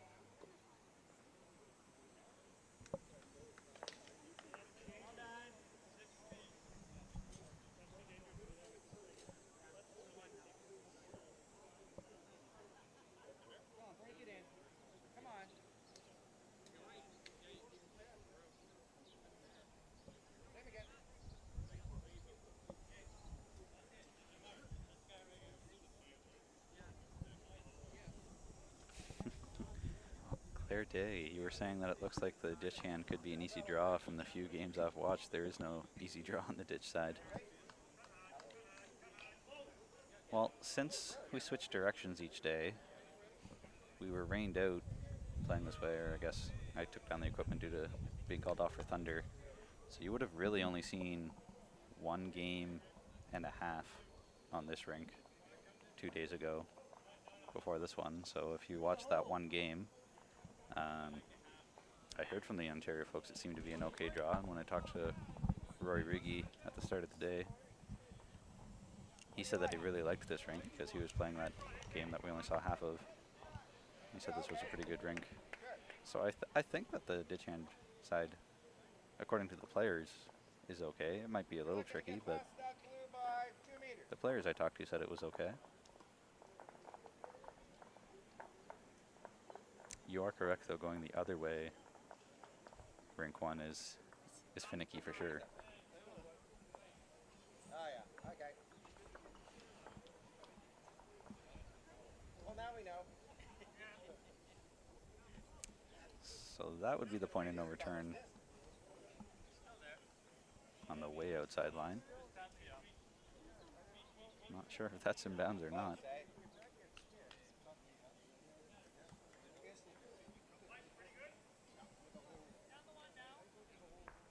So if memory serves, you've played in Australia and New Zealand?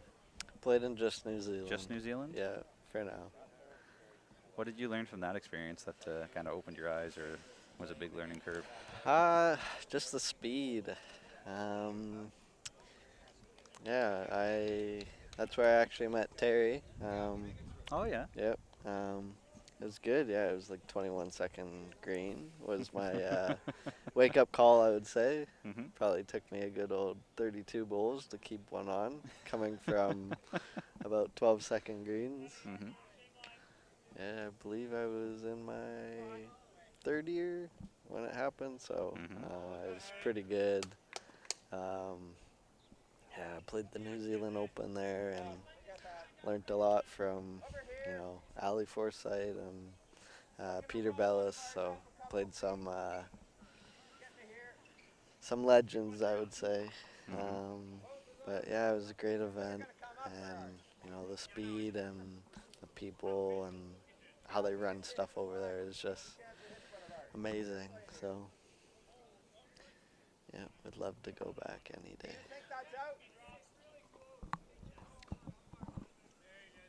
When the green speed is that quick, the wind makes such a difference too if you end up getting a gust. Yep. And so sometimes you'll see players standing to try and block the wind on the way down. Especially in fours, you'll see the fours team stand up along the side to try and block the wind so it can finish. But over here in Canada, when we're playing on 11-second, 12-second greens, I don't think the wind really makes that much of a difference. Nowhere near the same effect it does in New Zealand, at least. Yeah.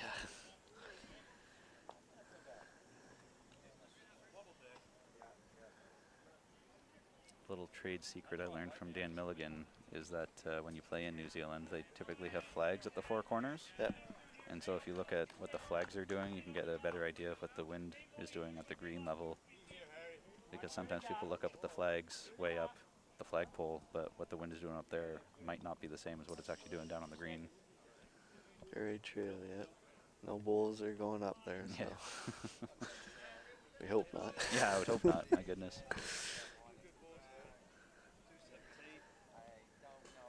Yep, there's no ramps in lawn bowling yet. Not yet, but Not yet. could add a twist to it. If we want to get in the X Games, we might need to add one.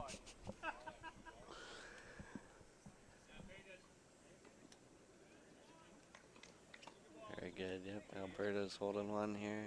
Try to tie that game. I would definitely want something behind. I actually don't really like where Francis has his foot right now because that just looks like a wing for BC to use. So I'd want something past the jack in behind or coming back across the center line. Hanging out on the side like that just looks like a easy target, usable bowl for Brent to use later. Very true. Looks like he's a bit tight on this one, but not far off. That's a really good line. Really good line. Just the weight.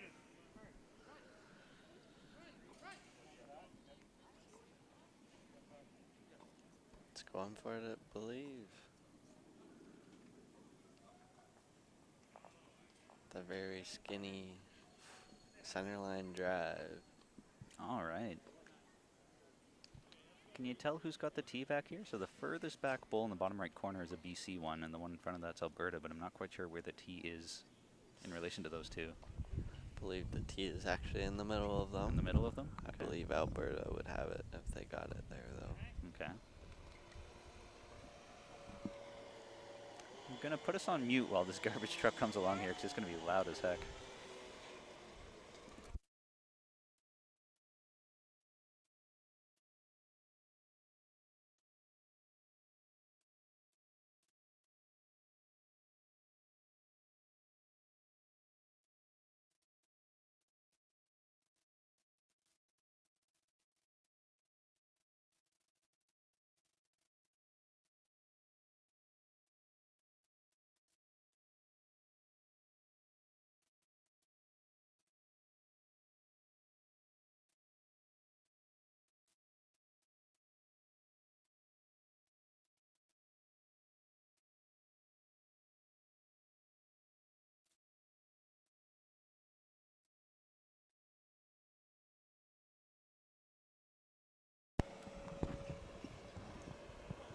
I think that garbage truck's far enough away now that we can have sound to hear again.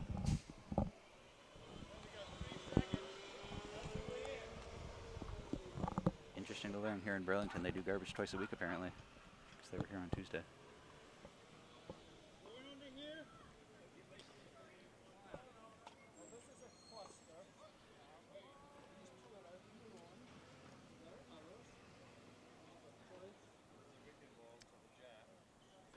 BC's taking a good look at this. Angle off of his last. If we go some weight.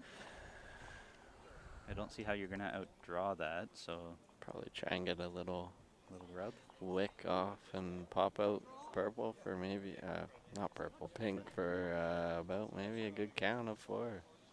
Yeah, if you can get it out clean. Remember that mark I told you? If he uses his own bowl, it doesn't really matter what happens after that. Mm-hmm. You like wider, but the white.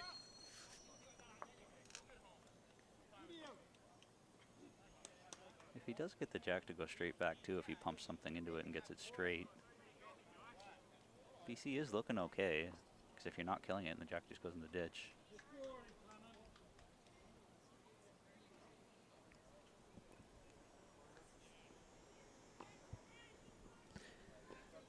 That doesn't look like the kind of weight I was expecting. This looks almost like a let's try to draw it off kind of weight.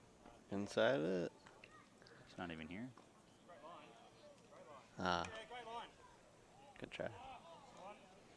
One to Alberta to tie things up. 8-all after 10.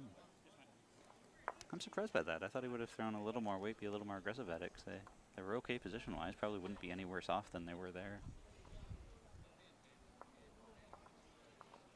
Would you have thrown weight at that? I would. Me too.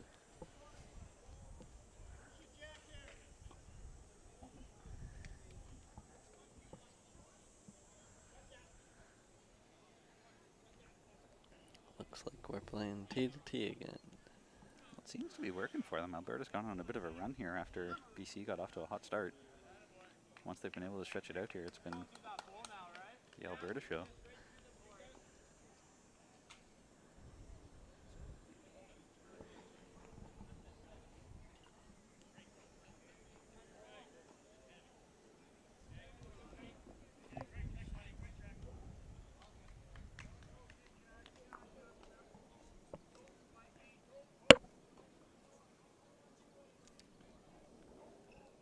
It's not going to be easy to see anything now with both players standing in front of the camera.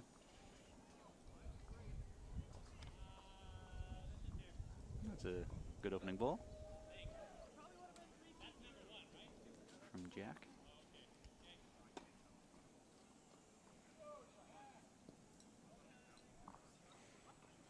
Do you favor your forehand, your backhand, or does it not matter for you? Doesn't really matter to me. Trying to get all your trade secrets here, so if anybody's going to be playing you in the future, they'll know how to beat you. Yeah. Yeah. I've talked about my favorites and weaknesses many times on air, so if anybody actually wanted to beat me, they could just watch a few games and could probably beat me pretty handily.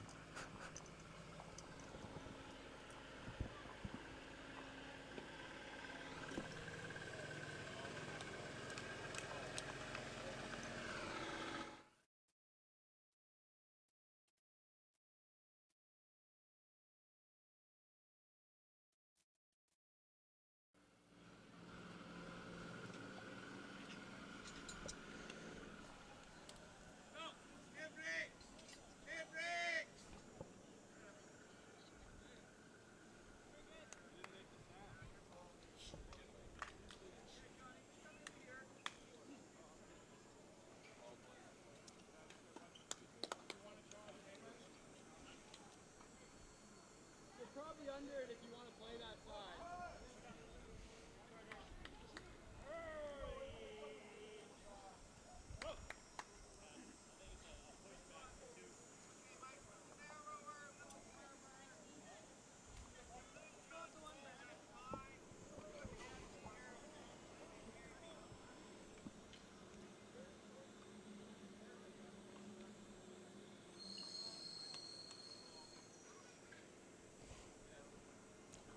Mike's chasing this one down here again. A little wide, a little heavy. And I think that's in the ditch. Yep.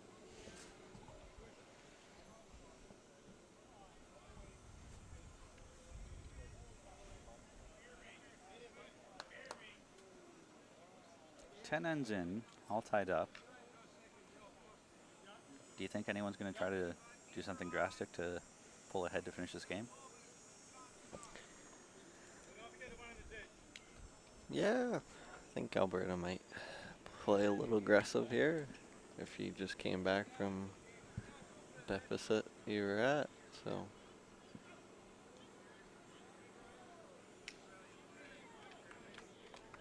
Alberta hold shot now, so. Yeah, shot drawn by Francis. Well played. Came to play on the TV rink.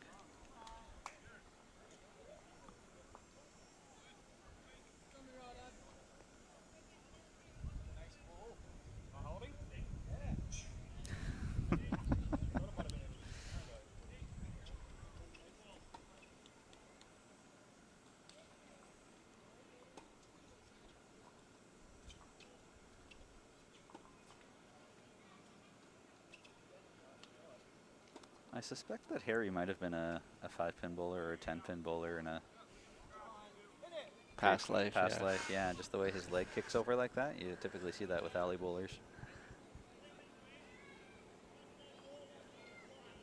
You come from a hockey background, right? Yes, hockey background. Hockey background. Do you still play? Yes, I do. Yep, yep. Nothing really competitive, just beer league. So, Okay. yep. Forward? Defense? Center. Yep. Center, yeah. Center. Yeah. Okay.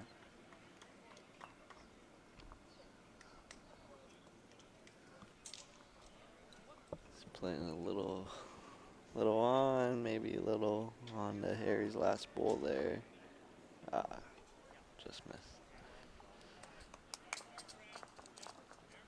Not a bad cluster for the head there.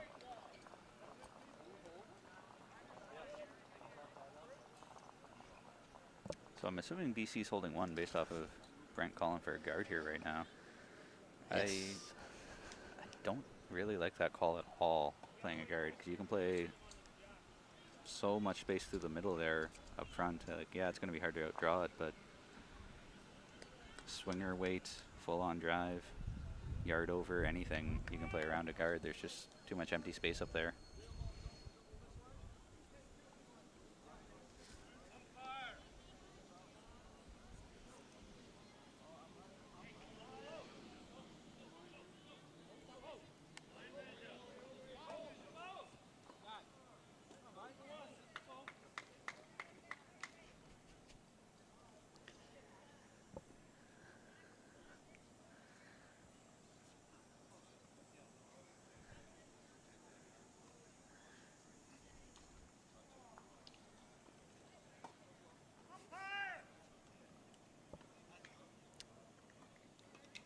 Looking for a jack measure on rink 2 there to see if it's legal distance or not. Raymond's there waiting, but we need one more, so Tom's on his way.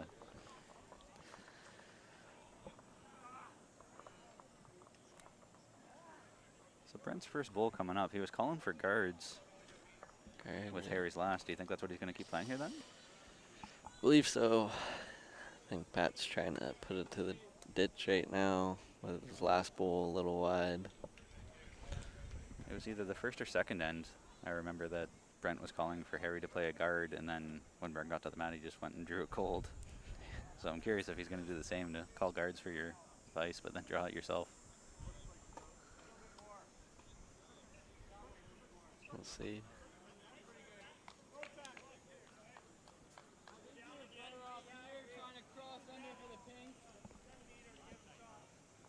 I'm curious what happened there on rink 2. They didn't actually measure the jack. They're just throwing it back. Yeah, a little confused at the Burlington Lawn Bowling Club today. Yeah.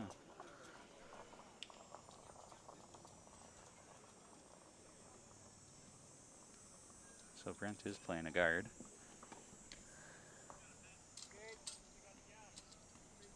I'm not as enamored with driving now. Not as enamored with driving at it now.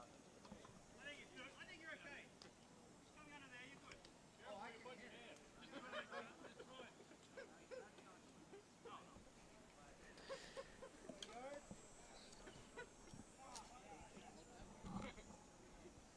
Kind of surprised by Pat's comment. He said he's not as enamored with driving now after that, but I don't think that's in your drive line at all. No, still open both ways if you decide to go there. Yeah.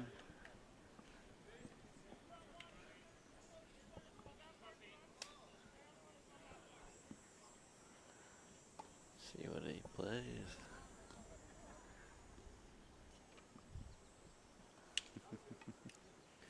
John recognized he was in the camera line and just went and looked and then squatted down, but it doesn't really matter because Francis and Mike are right there anyway.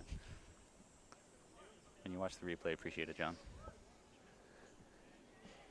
Yep, little less weight, but probably hit the line. Little under. So I'm assuming that's one to BC. They're hovering around here. Do you think that Brent's even going to bother? That was a pretty tight head. It is.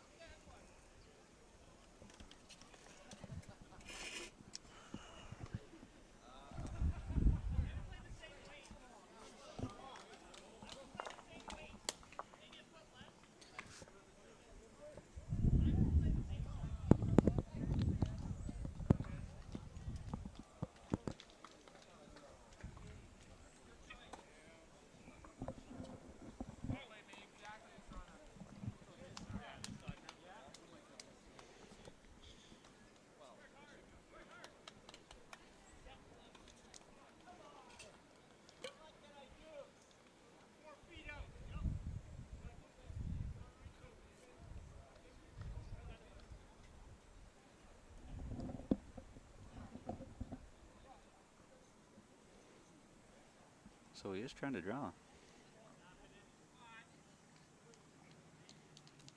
Trying to play a big swoop, and I don't think that's going to come back in time. So that should be 1 to BC, I would think. Yep.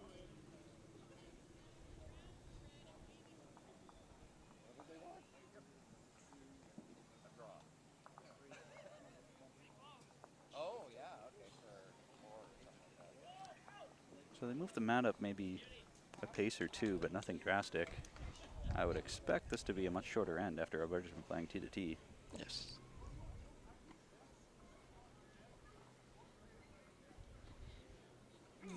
Not nearly as short as I was expecting.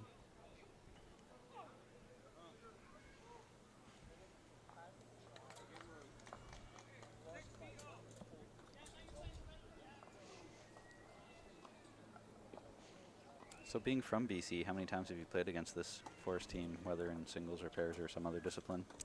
Many times. Many times? Many times, yeah. Yeah. Yeah, we were in a must-win game to get in the playoffs, and we ended up tying them, so Ooh, that close, so that close. yeah.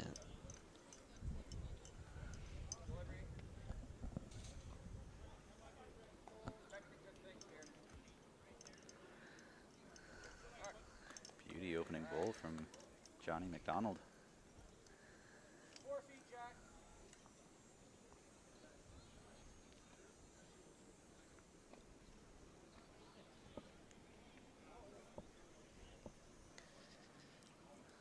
Bit under as well. Bit of an improvement.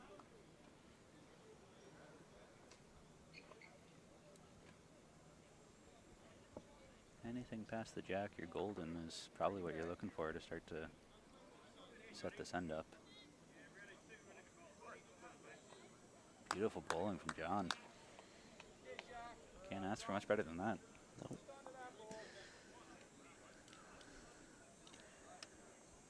See if BC can reach the jack, and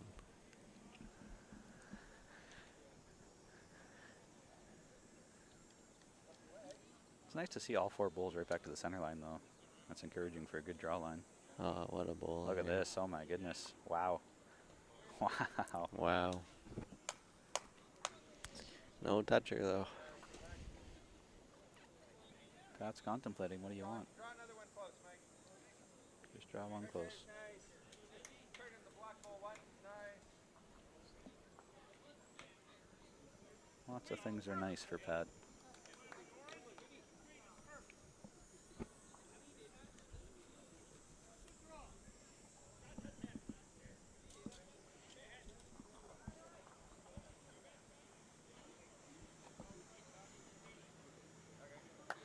Not far off. Can't be too upset with that.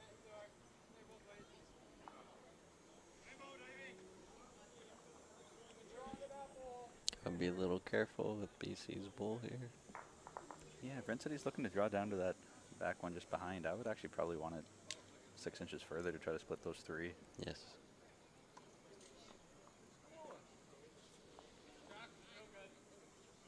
Just like so. Did what he called for almost. Wow. Okay, bud, that helps. Pat said that helps, which it kind of does for Alberta. That makes a Yep, yard on right in the middle. good split. Yep. Wait.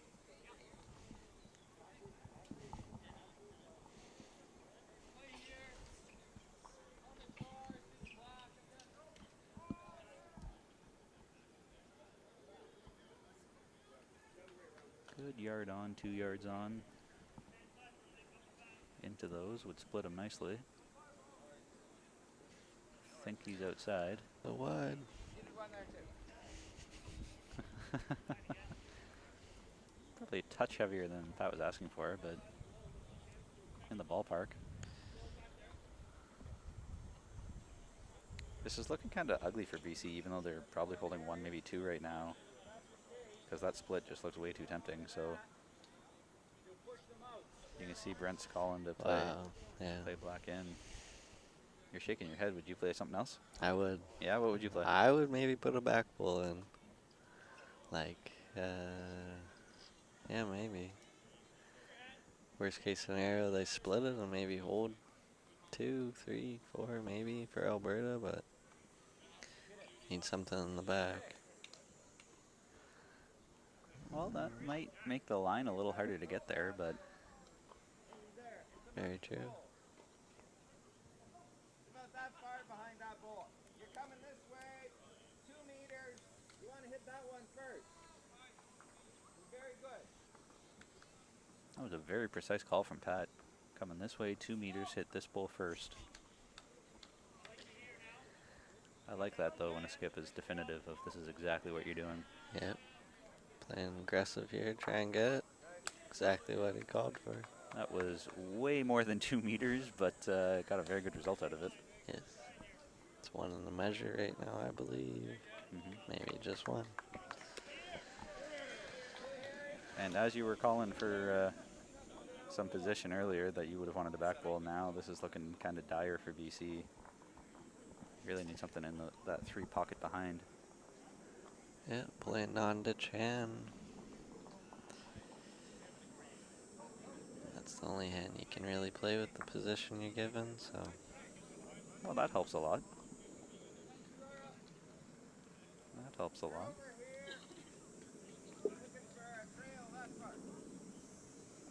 Again, very precise, looking for a trail this far. Would you say the trail is the hardest shot in bowls? Most of the time, I would say. Like a head like this, I believe this is the only shot Alberta could really play, so.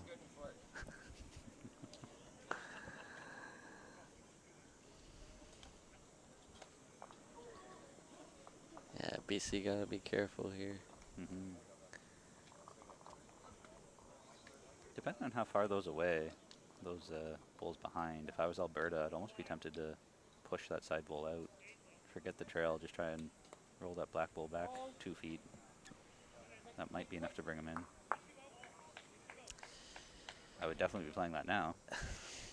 Yeah, play white and you could get 4 out of it. Rest 3, that, 3, yeah. 4, yeah. Rest that white one, just move it 6 inches.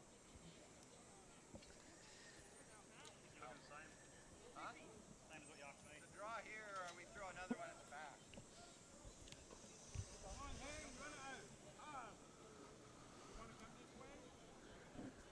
Pat's calling a different head than I would, though. He said it's either a draw here or throw another one at the back, but you've got the tee, you're pretty evenly matched at the back. Yeah. I would maybe trail it back just to tuck it in behind, I guess. But I wouldn't really want to just draw, because that just makes the head wider, makes for a bigger target. Very true.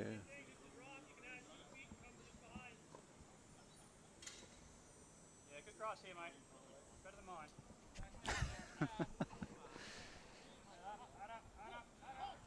Not sure if you can hear Francis on the mics, but he said, good draw line here, better than mine. Always something positive. Better than me.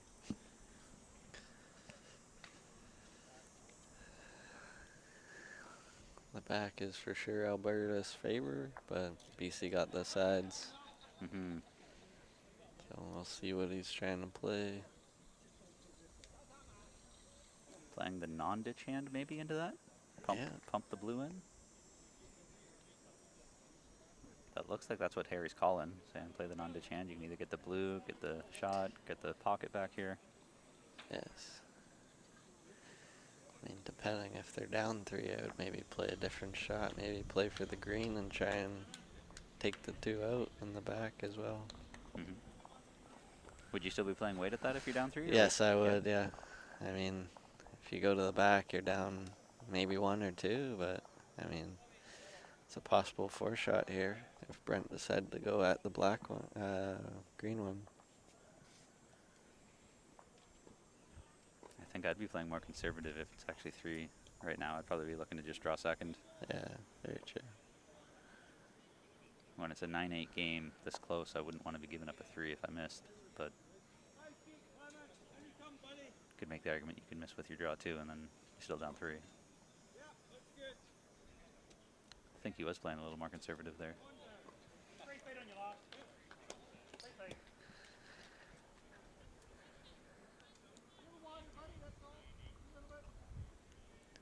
Little trail here for 3, 4. Mm-hmm. Doesn't need to move it much. 3 inches and you're golden.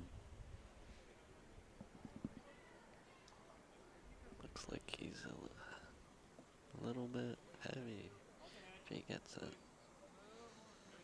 Oh, not far. Yeah, that probably would have been heavy. So 3. it was 3 anyway. Yeah, it was 3. 1, 2, 3.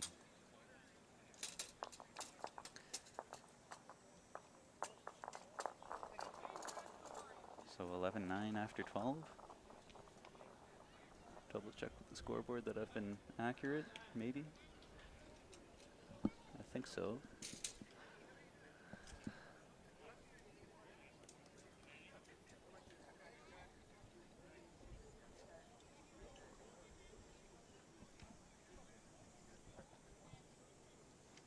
And no surprise, John's got the mat on the tee, and Jack basically at the tee as well, stretching it right back out once they got control again.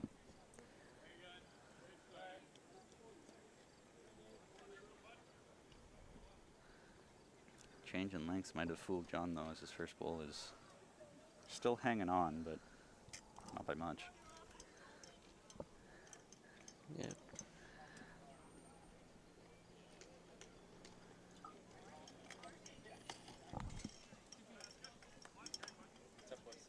Nothing. Watching a good game here between BC and Alberta. Just a 2-point spread with That was good, too. 2-point spread with 4 to go. Seems that this transition back to a full length has fooled both leads, as John's first bowl is barely on. It's out of the camera view. Very true, yeah. See if his second bowl makes any sort of adjustment. That looks to be a little bit better weight-wise. Just inside, that'll be number 1 for now. Can't be too upset with all the bowls past the Jack, though. Leaving space for the skips to have a crack. This looks a little better. Just inside, but weight's sort of on par for the past 3 now.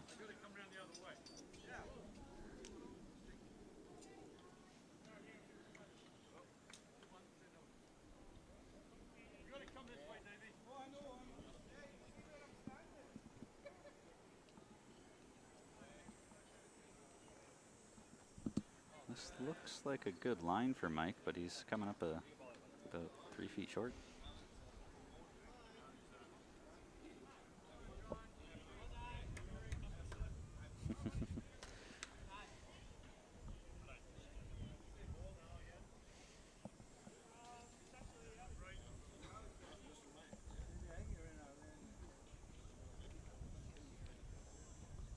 Have you ever lost your weight control halfway through a game and struggled to get it back?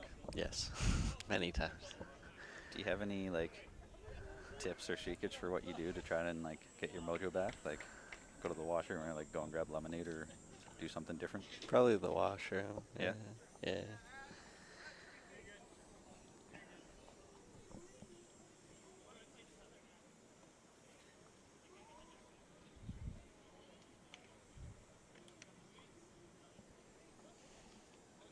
Looks like a better bowl here for Mike. You can hear Francis saying, "Come under, come Great under." bowl. Yeah, that'll be number 1. It's interesting playing tee to tee because I find that your margin for error is so much bigger. Like when they're playing short, you have to be within inches, but when you're playing long, anything within 2 feet is probably good enough. Yes. Just under. Ooh. Ooh, Wow. just missed the Jack on its way through.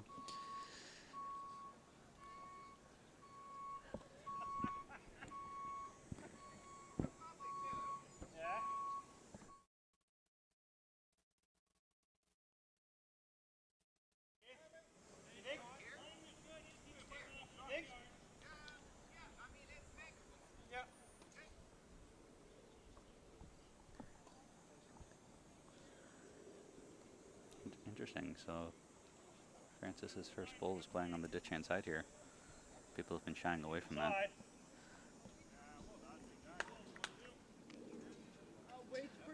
Looks pretty straight right there. Yep, great bowl. Can't be too upset with that. Okay, 4 feet off.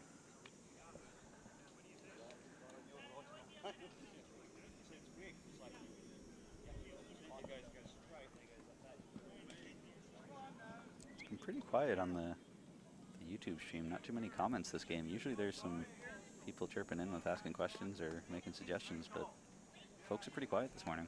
Same weight, 82 feet tall.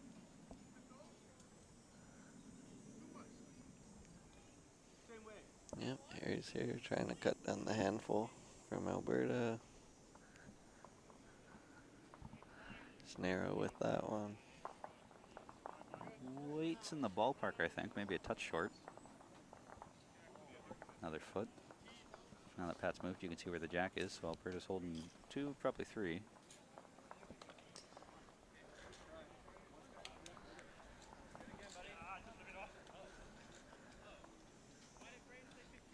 Francis had a pretty good bull last time, and he's replicating it even better, actually. That's maybe shot itself. Can't be too upset with that. Yeah.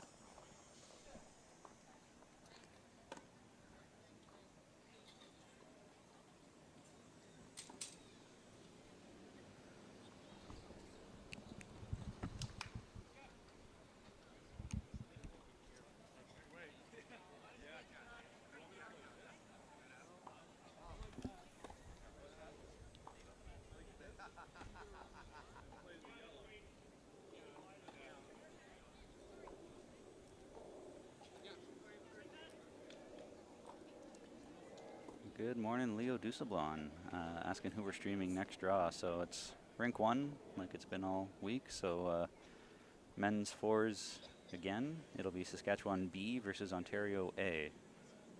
So I believe that's Vince Donahoe's team from Ontario against the Watson Bros from Saskatchewan, Carter, Brandon, and their crew of miscreants. Which I guess I could read out who's actually on that team. So Saskatchewan B is Carter Watson, Daryl Hanoski, Pat Schlatter, and Brandon Watson, while Ontario A is Vince Donahoe, Glenn Patton, Gary Boutineau, and Mark McFadden. Sorry. I suspect you might know a few of those names, Leo. Especially the Ontario A team. They've been around for quite some time.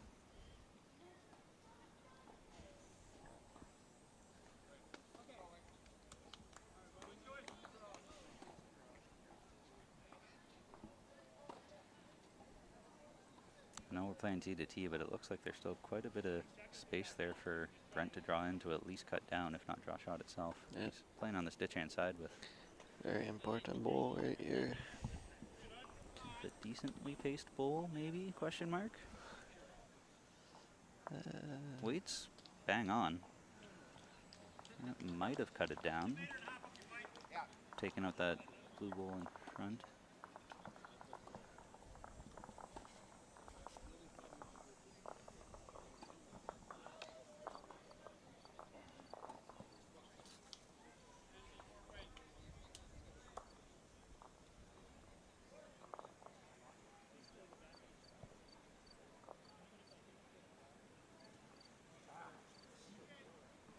So Pat is also playing on the ditch hand side here too.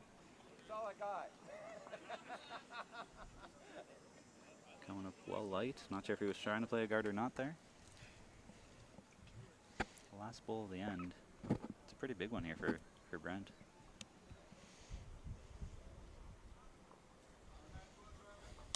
No problem, Leo. Happy to answer questions as they come in. Big bull here. He looks like he has the line here. A little wide. Touch on the high side. I'm not sure that's going to do much.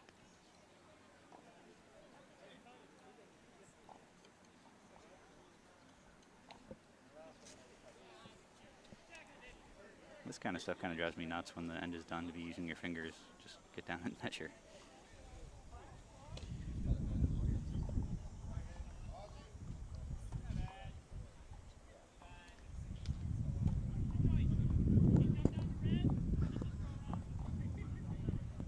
Believe they took 2 out already.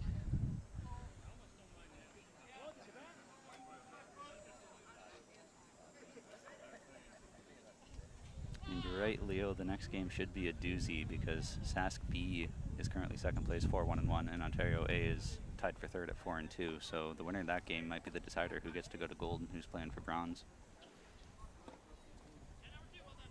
I think that was 3, maybe? Yep. Just wait.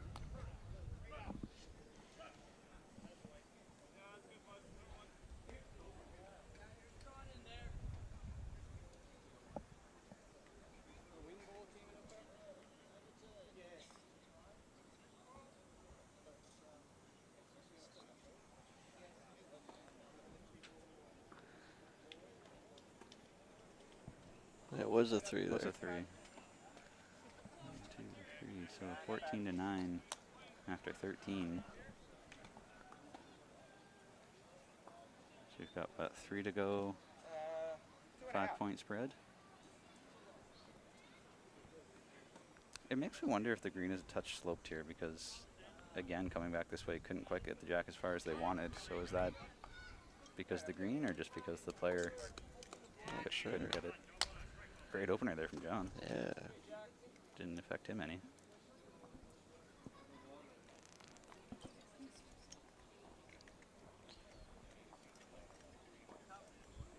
So 3 ends to go, 5-point game. That means BC is really looking for 2-2-2-2. And wow, what a response from Jack. Holy smokes. Game on.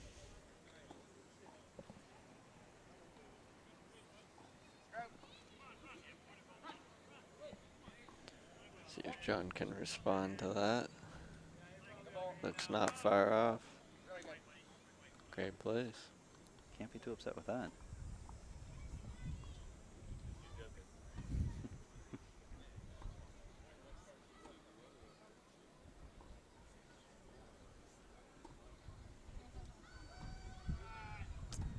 And just getting scared of it with that one. Don't want to mess up a great first bowl that you threw. We've all been there.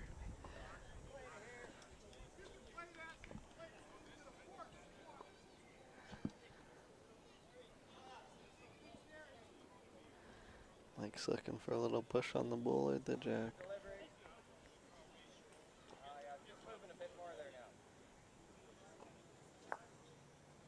Just crashing, but might still be useful at some point You like that at all? to pump in. Try just to come to here.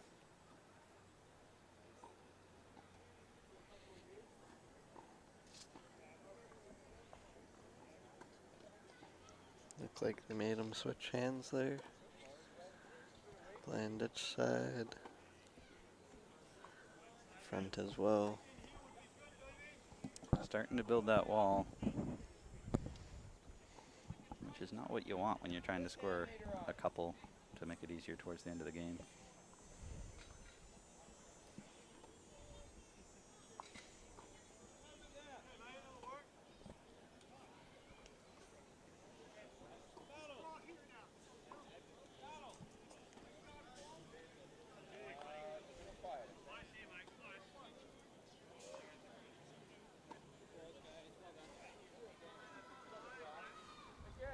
Pretty good draw weight on that one. Not a bad bowl there as well. I think if you're BC, you're probably looking for anything past the jack at this point. Yes. Anything past will be good. Anything pass. And this will do. This will. Yep. Gotta be Okay. happy with that. Yep. Not bad on the tee. Grab the tee. Are you a fan of the respot? Now I am. At No. first I wasn't.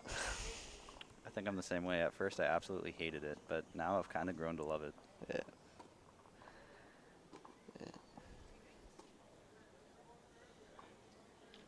Especially when I play in club tournaments and they still have open ends Yeah. where you can kill it. I absolutely hate it when you have to replay an end again. Yeah. Not a bad bowl there that they could use later. Mhm. See what Harry plays here. See they're playing in front or playing their back pink. Based on his foot, it kind of looks like he's just looking to draw second, but to be short. I've seen Brent call that a few times to like draw but be short, which is just such an interesting call. I don't think I've ever seen at a national championship skips calling for draw second shot short as many times as I've seen Brent call for it. Yeah. Yeah. Think he's trying to clutter the front of the head, so there's nothing to take it through, so.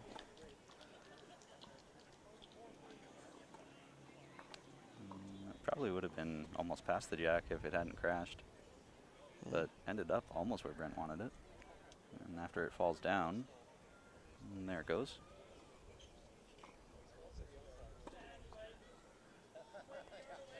Not a bad wall in BC's favor right now. It is quite the wall. From the camera angle, it looks like those gaps are still easily played throughable if you're playing yard through, 2 yard through weight. Like a draw on that hand. Yeah. Like their bowl on that hand. Yeah. Alberta's in front, in the middle of the wall. Could go through, but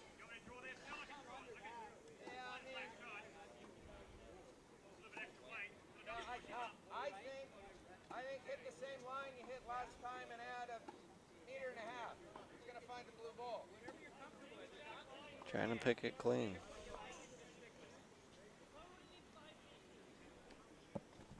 I liked that Pat was trying to sort of figure out what you're trying to play before he actually threw it. If he's through. Probably the weight that Pat was asking for, 1.5 meters more. Yeah. Do you keep throwing guards of your BC? Yeah, they probably will. Maybe want to get something closer to the green and blue Alberta Bulls. I'm not sure what I would do here. I think I would want something maybe past the jack because there's 3 Alberta Bulls in a line if the jack moves back about a foot. Very true. And he is in front of the wall.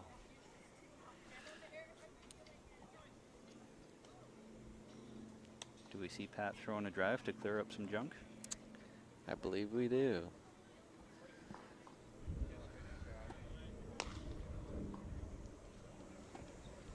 He's probably going to try and hit the Alberta Bulls in the middle.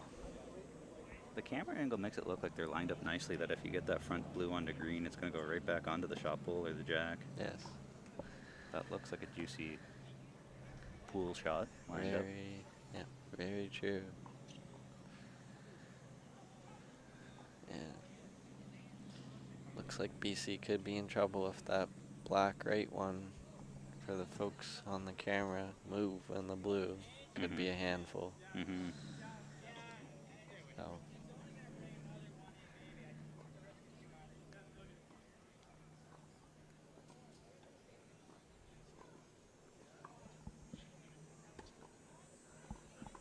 Not playing a drive, but a little on. Try and squeak through. Kind of surprised by that. They're just trying to draw it off. Good draw weight. So there's the potential for a big handful there.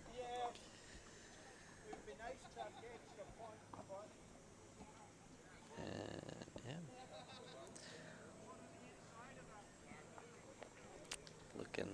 Looking to kind of get through the wall and maybe get another one closer to the jack.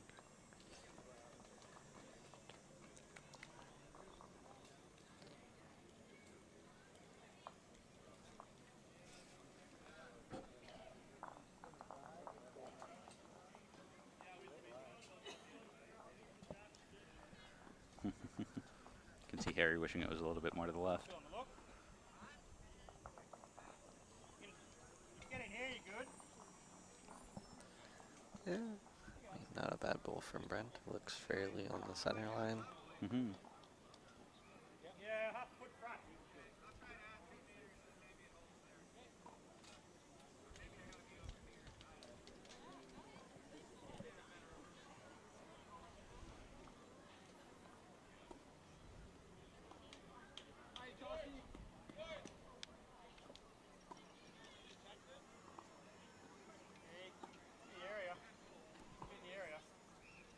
here, mate. Very close.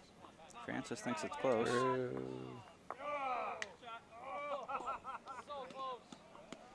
Ricocheted, got the jack to move a little bit, but don't think it moved enough. You have to draw. We're running out of time. I think so. You know, that's actually an interesting point. There's 12 minutes left, so they have to try and get a full end and at least the jack rolled in the next 12 minutes before the whistle goes. So you can't really spend too much time thinking about what to do here. You gotta pick up the pace, or else you might lose just to timing out.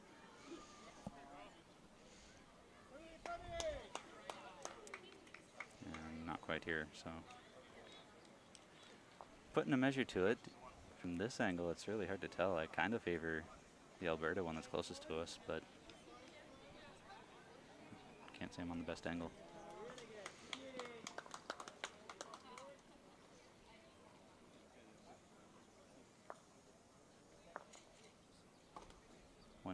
One to BC. On BC. 14-10. Up and back. 11 maybe.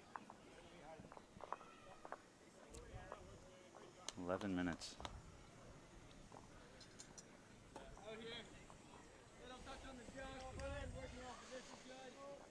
Have you ever played against someone who just sandbagged the time, where they just went really slow to try and hit the time limit? Yeah, it's not a very fun game when you're in it. Mm-hmm.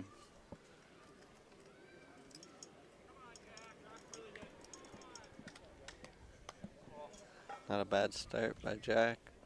Can't be too upset with that. So the mat's up, what would you say, 15 feet maybe from the tee? Yes, I would. See if John can lead the charge to keep the Alberta lead. He looks like he's very close to it. A little short. A little short, need another 6 to 8 feet.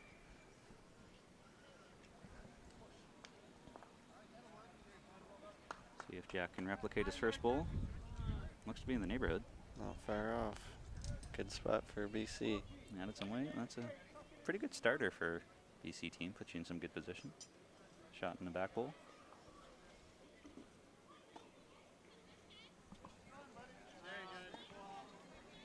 Do you feel the nerves kick in at any point when you get down to this close and it's a close game and you step on the mat, you know your bowls are important here? Yes, yes. It's the same feeling as a 2020 game.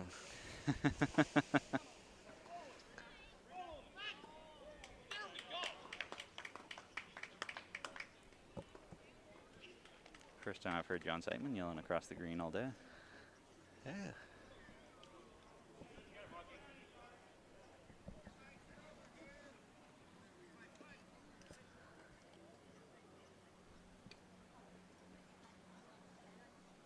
One good bowl in the head there from John, and Pat's looking for some position already. Something passed.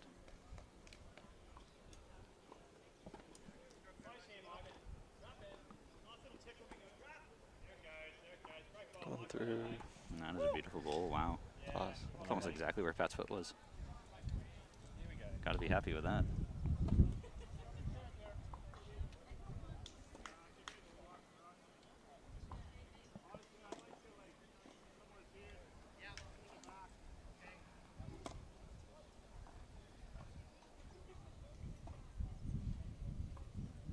Great draw weight, just a little high. Little wind kicking in now. See if Mhm. that difference then.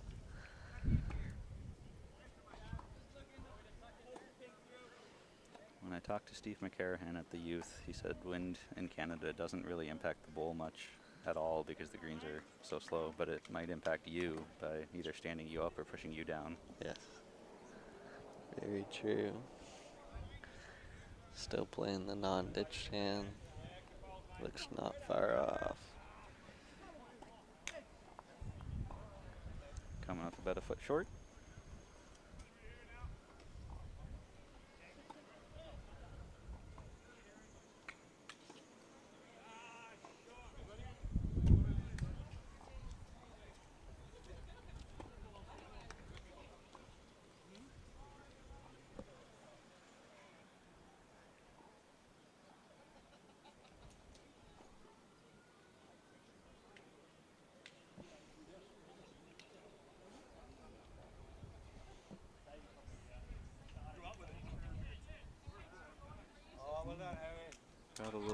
nudge in there, and that worked out okay for BC to be holding 1.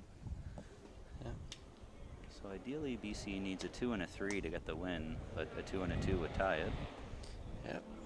Got less than 6 minutes to go, roughly. Mm-hmm. Try and complete this end and get the jack off if you're BC.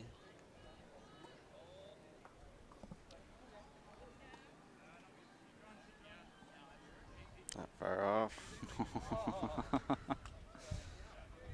Laying that ball down probably helped Alberta to make it a little bit bigger of a target to rest now if you're coming in.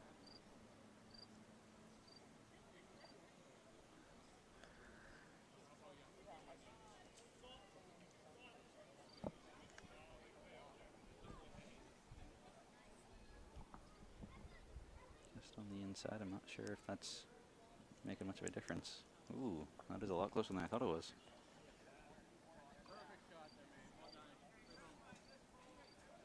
You can see he nudged that ball on the right of the jack into the head.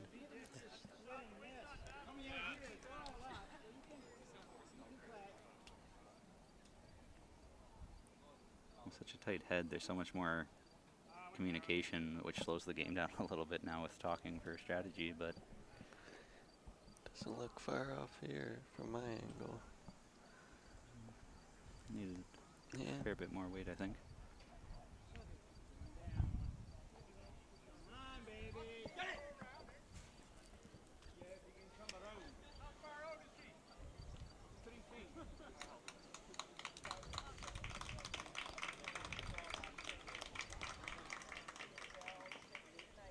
Kind of see the time kicked in on Brent there. With a faster delivery than normal. Mm-hmm.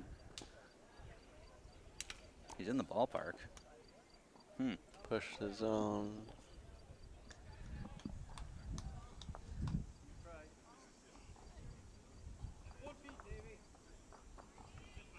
It's getting to be a tight head. So I think they've got about 4 minutes, give or take, to get 3 bowls off. That should be plenty of time, except there's a lot of walking back and forth here as Brent's staying down there to see what Pat does with his bowl.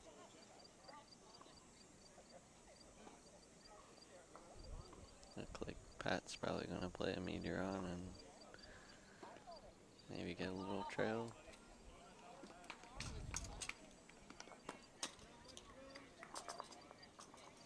Has Mike's bowls just behind Harry's.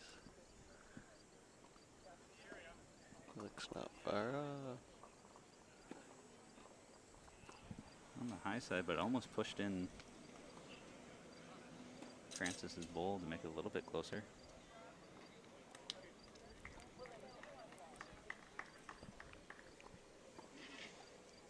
I think the rink next door is going to be timing out for sure. Yep, it's a very close one there as well.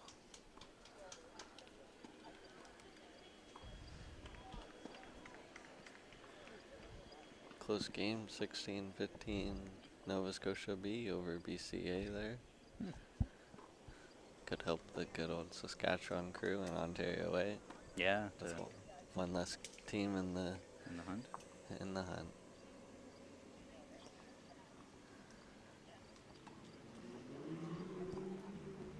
So pending how long Pat takes here to decide what shot to play, looking at under 3 minutes here now.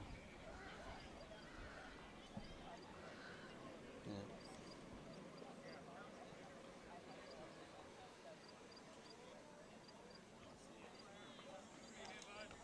It's interesting because it's been both teams that have been having those sort of team powwows, talks about what shot to play, so it hasn't really just been one team or the other that's been slowing the game down.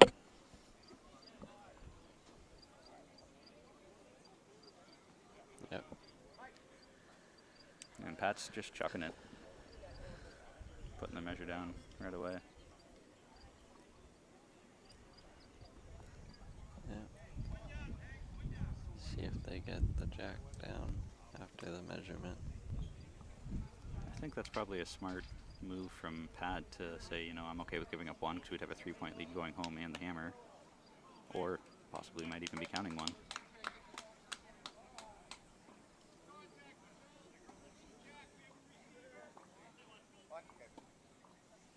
So 1 for Alberta. Will give them a 5-point lead coming home.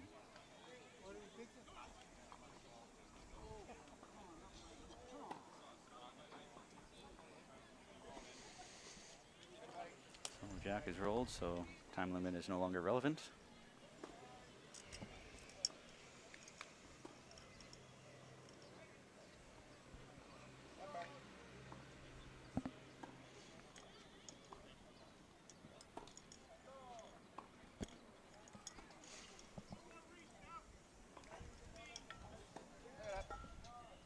Right up.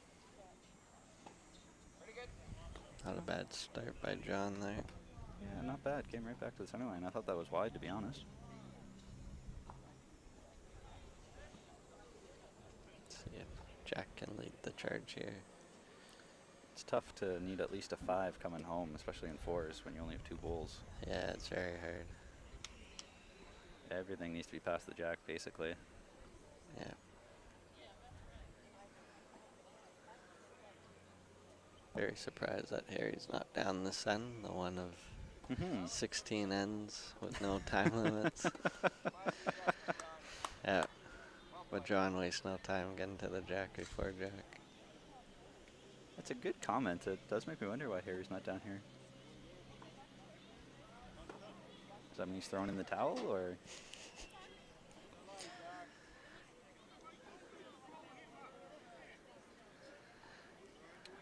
Well, that's going to make it tough having a short bowl to get that into the count. Yes.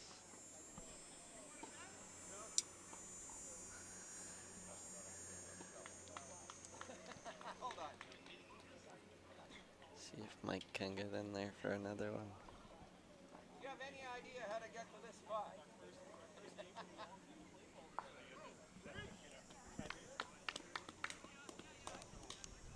hand. Yeah, I mean, we might bump them up, but And that's the bell. That is the bell, so their next door will time out, won't be able to finish that last end. They get to finish the end they're on, though. Looks like a close head over there.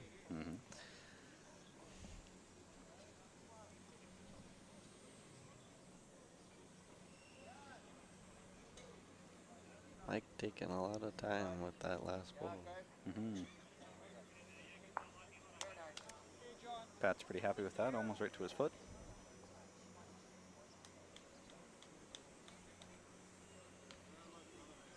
Brent's looking for a little movement from John here. Open up the head a little bit.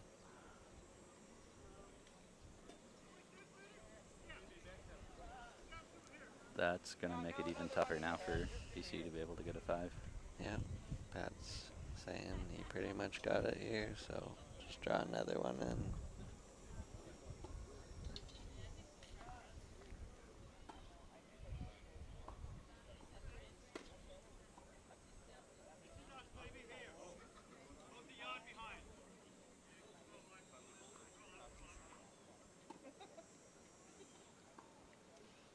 That is quite the guard.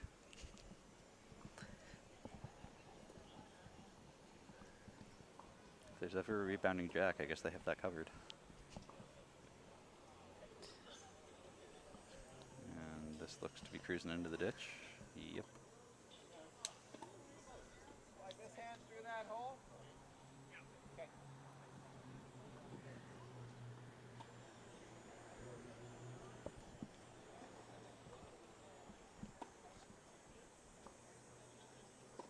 So assuming Alberta hangs on here and doesn't give up a 5 or a 6, that'll move them to 6-0-1. Hey, brilliant. I asked that question. That's initially where Pat wanted it to begin with, but didn't know how to get there.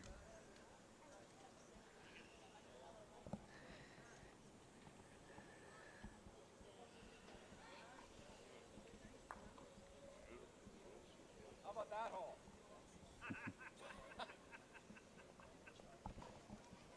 Pat 7 left with Francis. Got it. Right through there.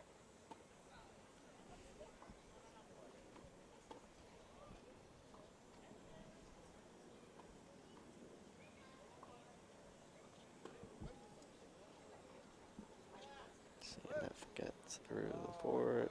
Little wick. Ooh, little rub. That'll help. Onto that bowler into here. Good question, Claire. Nobody seems to really want to play the ditch hand, so I can't really answer how many good balls in the ditch hand. So maybe you were right, and people are shying away from that ditch hand side.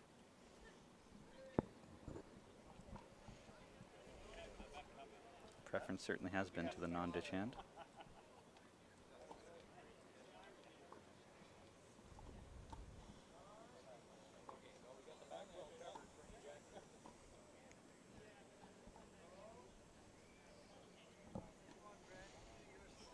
Kind of surprised to see so many short bowls from both players, both teams this end. Because even if you're Alberta, you've got to be thinking, you know, I don't want to pocket the forms. I want to make sure everything's reaching. Very true. Yeah.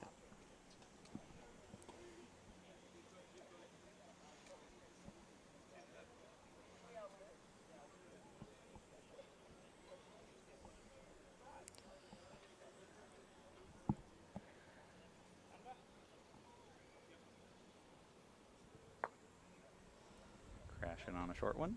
Yeah. Do you see any hope for a 5 here for BC? No. I believe Brent's probably just trying to maybe get, I think the best right now they can get is a 4.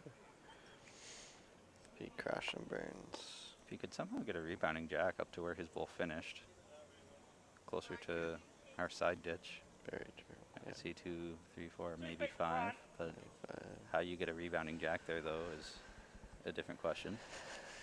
That back resting toucher. Yeah. Yeah. That back resting toucher would have come in handy. Yeah.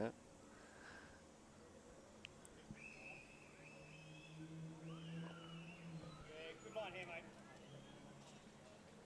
Real good here, buddy. Alright. Come in front, come in front. Yeah, that pretty much seals the deal for Alberta. Mm-hmm. Right now, it looks like it's a solid 1. Yeah. Maybe 2. Somehow.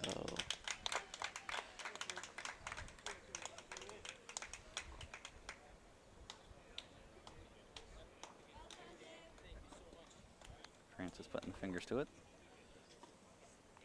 Not sure if it's really going to change Pat's shot. Oh, I guess Pat's done, eh? Yep.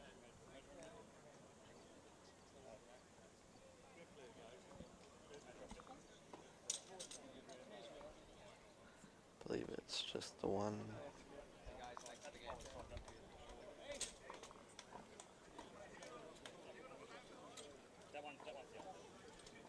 That'll make it 16-10, maybe even.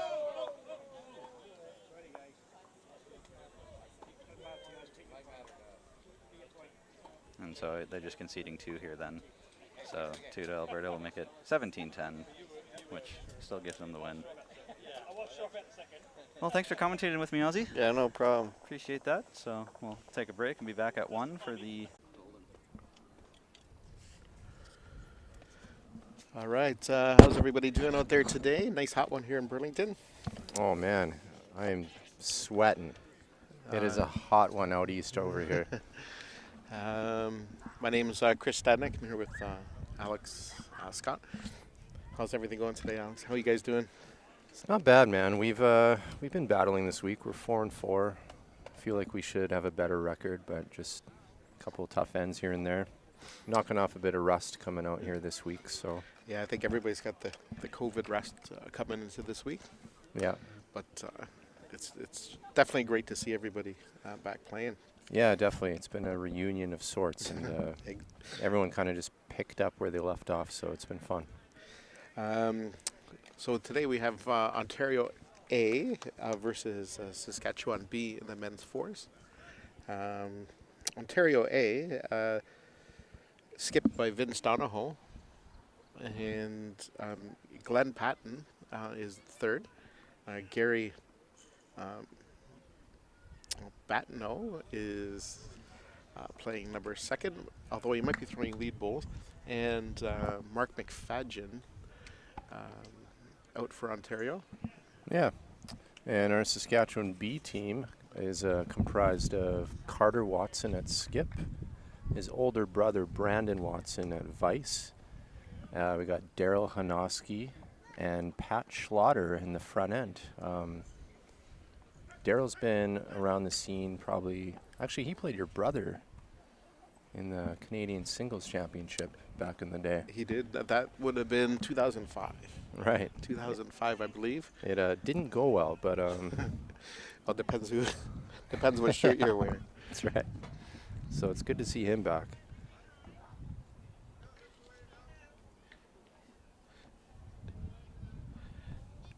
Alex, you're more into it this week because you're playing. Anything for the standings for these guys? Anybody competing for medals this game? Must win or? I think it's must win for Vince. He lost a tough one to our Saskatchewan A squad earlier this morning. So I think he's still in the mix. Our Saskatchewan B, they've been playing well all week. They're 6-1-1. Oh, wow. So this is a pretty big game for them. That'll take them right in gold contention if they take this one down. That's amazing. Yeah. That's amazing. So we'll see what happens. They have a cohesive unit, and they've been bowling together all summer long. So I think that helps the chemistry and the success quite Definitely. a bit.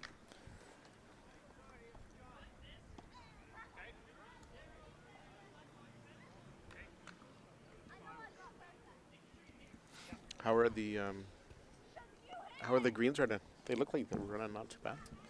I think pace-wise, they're pretty good. Every rink's a little different with the runs and the lines, though. We've been getting hung up on a lot of stuff this week. It's tricky, but the pace is nice. It's getting there. That's good. That's Yeah, especially on this bottom green. I'm finding it's if you get down enough, it's just a nice smooth stroke, and you're there. How about you? How's your bowling? Have you been bowling at all in this last couple of years? I have not. Yeah. I've had to take a year or two off, but I'm still very active in on the Bowls Canada board and Oh, right. the board at Heritage Greens in Kitchener. Good stuff. Yeah, so still very active. I didn't know you were on the board with Canada. Is that your first year? Or? Last year was my first Last year. year? Yeah, I'm just heading into my second year in September, I guess. I'm sure the meetings and the dynamics in a COVID world must have been quite interesting. It was, especially when you're just meeting people for the first time and you're doing everything over video. And it was interesting, and especially when you're not. It was my first year, so I was very unfamiliar with the dynamics of that side of Bowls Canada. So Right. very interesting. Learned a lot in the first year, and looking to be a lot more active in the year coming up. Yeah, I did my 2 years on the board pre-COVID. Mm-hmm. I learned a lot too. There's a lot of more involvement in just like policies and conditions of play and what's good to grow the sport in general, and the non-profit funding side of things is always pretty fascinating to me because a lot of these bowlers never really know where the money is coming from. That is very true. It's just there and we show up and play. It just comes.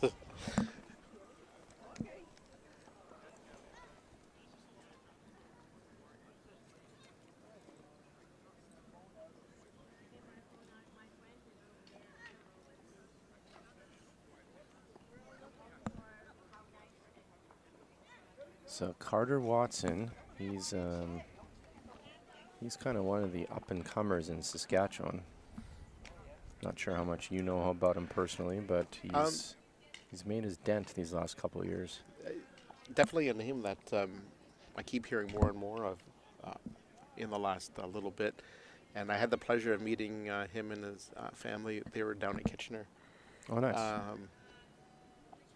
just prior to the Canadian Championships. And they were there for WOBA and the Right. Bill Betker tournament. So I had the pleasure of meeting them and chatting with them about bowls.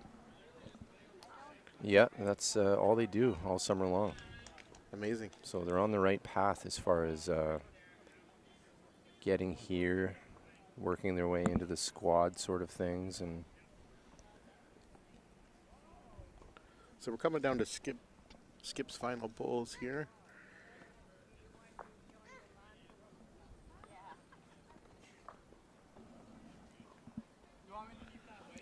Carter's a little short, but a yard out on that last one.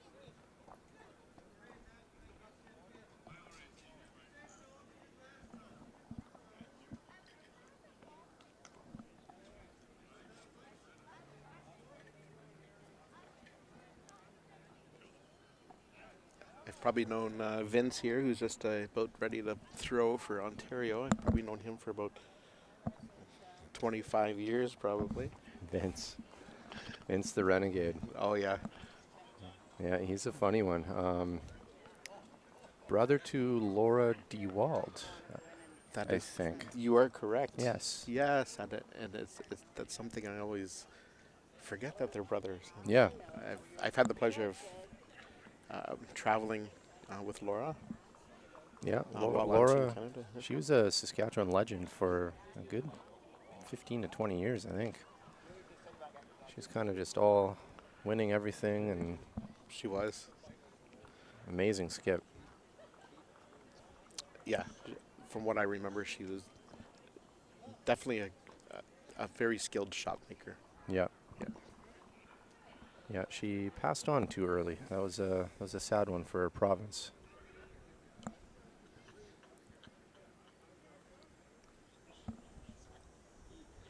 So it looks like Ontario scored there.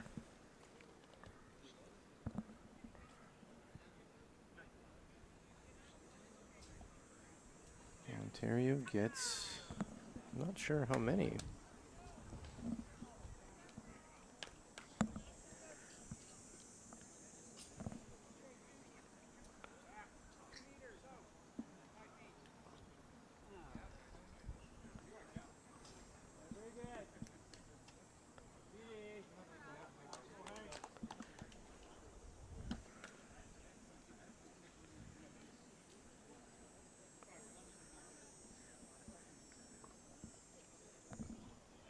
We will update this score for you guys as soon as we figure out this button.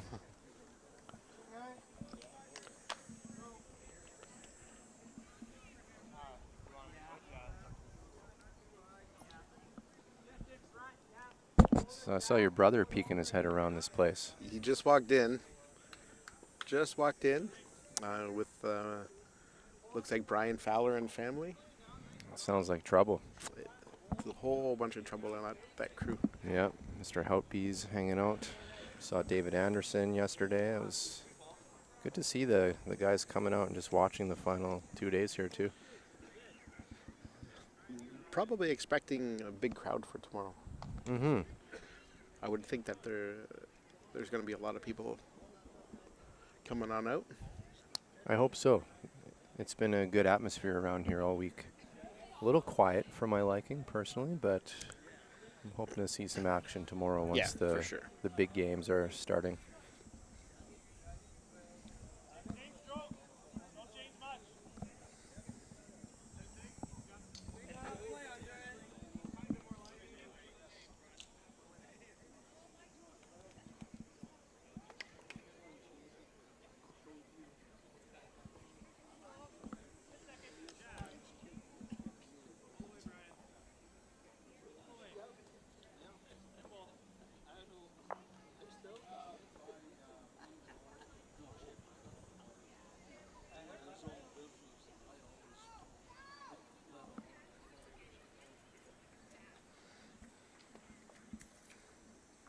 Do you own that score?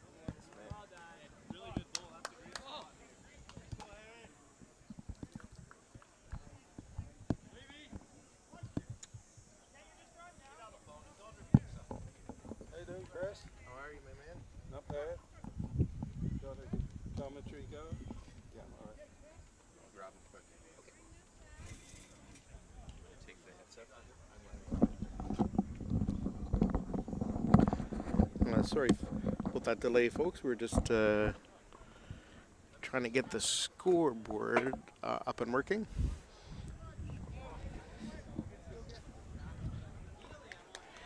All right, we got Ontario looking like they're holding a couple.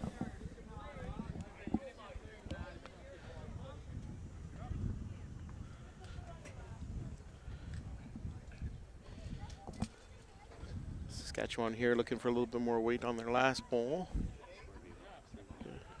Trying to get a little movement on the jack, maybe.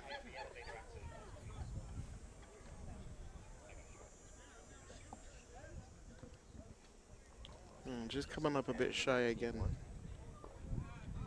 They've only played one hand. 3-0.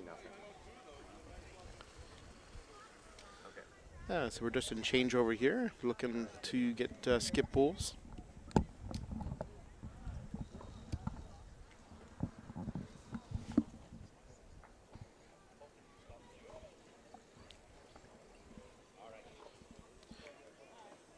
That was a pretty big start for Vince in Ontario. Definitely, especially commanding in this end right now. They need a little, just a little berry. That jack here will be making things difficult for Saskatchewan.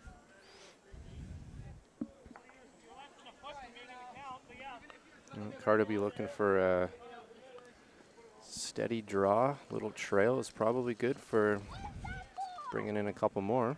Definitely. He shouldn't be shy.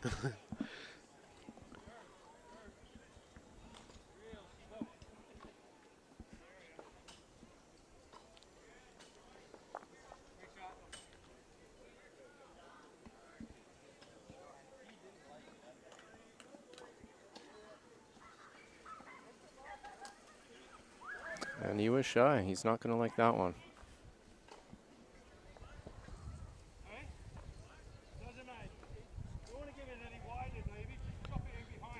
We got Vince playing. He's a pretty quick player, Vince, from what I remember.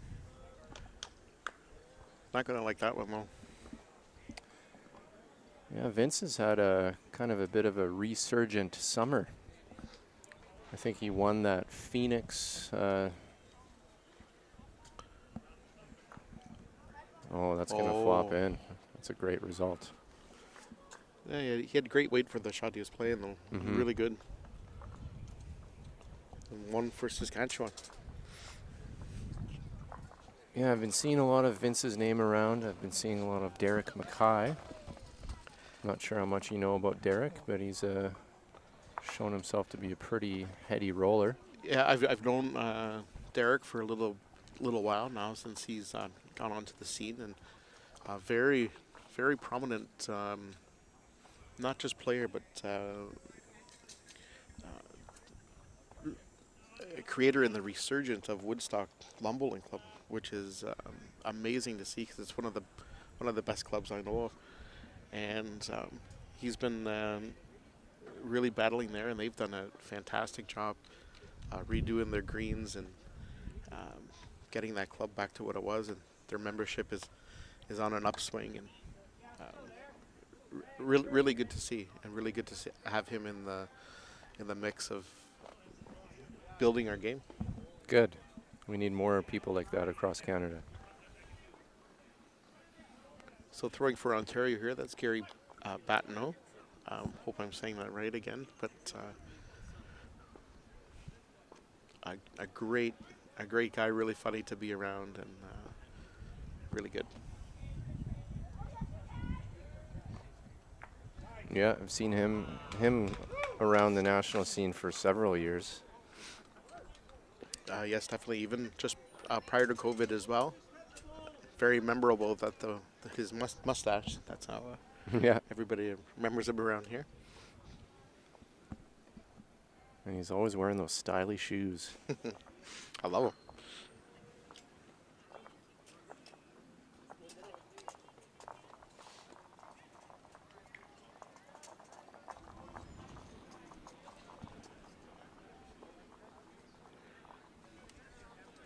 We got some ominous clouds on the horizon. You know, they're like that all the time in Burlington, and we get some pretty big storms that rip through here, and they come quick. No kidding. A couple days ago, we were called off the green for lightning and thunder in the distance, and then after 30 minutes, it just kind of passed us, and that was it. But that could have been a huge delay on this tournament if it hit us all day. Definitely been really lucky with the weather. It's been gorgeous here in Ontario. We haven't seen much rain, which I don't think the greenskeepers are happy about, but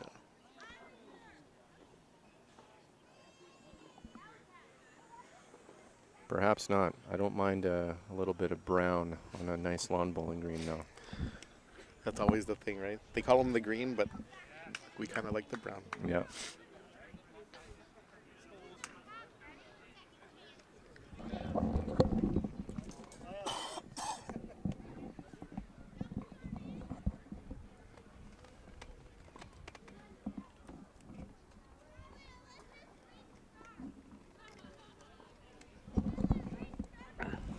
Yeah, one thing I've been adapting to is just the humidity here. Just temperature-wise and also bowling-wise, I feel like you get caught up in some sticky stuff when it's this hot, and the moisture sort of kind of rises to the top a bit more. It does indeed, and when the humidity and the temperature is so high like that, it really seems to come to the surface. And learned a trick from an old wise guy, and his name was Billy Betker. Probably played on the national team decades ago, but was one of my coaches when I first made the national team. And he always told me to check the bottom of your shoes. And he goes, just give them a little rub. And he goes, you can always tell if the moisture's coming up on the green. I learned that. How perceptive. Yeah, I learned that from him, and used it all my life. And you can really tell if the greens are wet by the bottom of your shoes. That's awesome. I did have the pleasure of meeting Bill Betker once or twice in my junior days, long time ago, in kind of the late 90s. I don't remember when he passed on. 2000s some point? Probably around, I'm not sure exactly. I should, because Billy's from my club in Kitchener. Bill Betker was the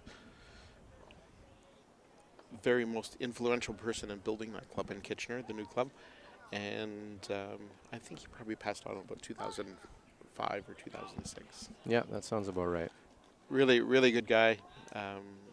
Very jovial from what I remember. He was. And He was- a killer on the green. Oh, man. I remember watching him play against my grandfather back in the early 90s and late 80s. So we're just in changeover here. Getting ready for skip bowls.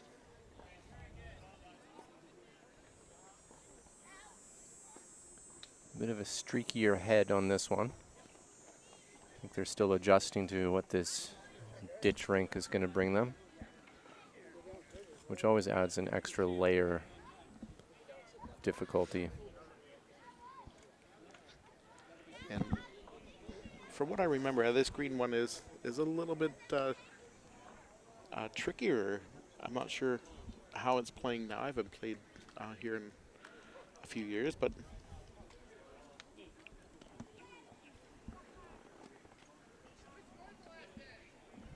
I was playing against BCB in the pairs yesterday, and the ditch side on the other rink, your line was too tight at the marker. wow.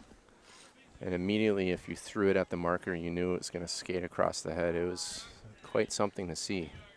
So you actually had to go beyond that, closest to the ditch, and just watch it come back into the head. Reminded me of the Australian days when I was a junior.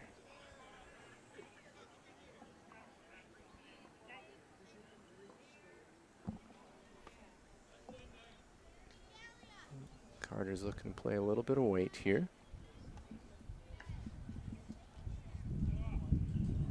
A little tight, but sticking around.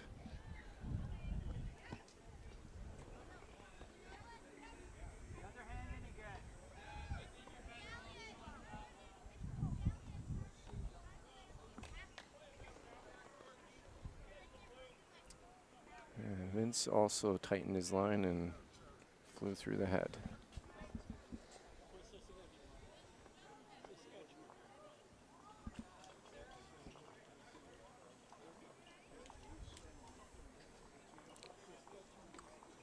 Look like 2, I think. To Saskatchewan, we are tied up 3-3 after the third end. I have a feeling this will be like this the rest of the way. I think so. Both teams now kind of settling into the pace of the green and the different lines out there, and I think it's going to be a pretty good match. Should be. We're getting to crunch time in the tournament now. Everyone's jockeying for positions, and every game counts now.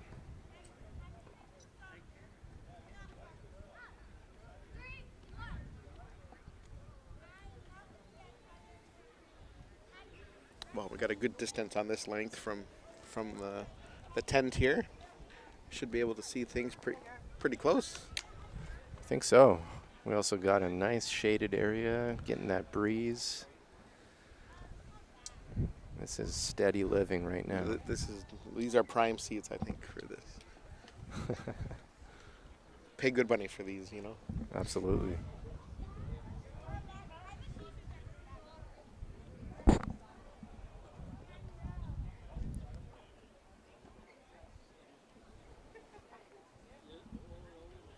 And right next door, you may catch a glimpse of the 21-year-old Eric Gallipo, who's another guy to watch in the next couple years as he's making his moves. Definitely an up-and-comer for sure. He went down to Australia to play last year, I think, or a couple years ago, and really learned a lot. And you can kind of tell he bases a lot of his mechanics and delivery off of what he learned down there. Yeah, most definitely. He came back and he looked like a different player and really coming on strong. And really happy to see that him and his father, they made kind of a new tournament or something called the Phoenix Open. And it's been building momentum here in Ontario. So it's good to see some of the Saskatchewan boys played in it, I think.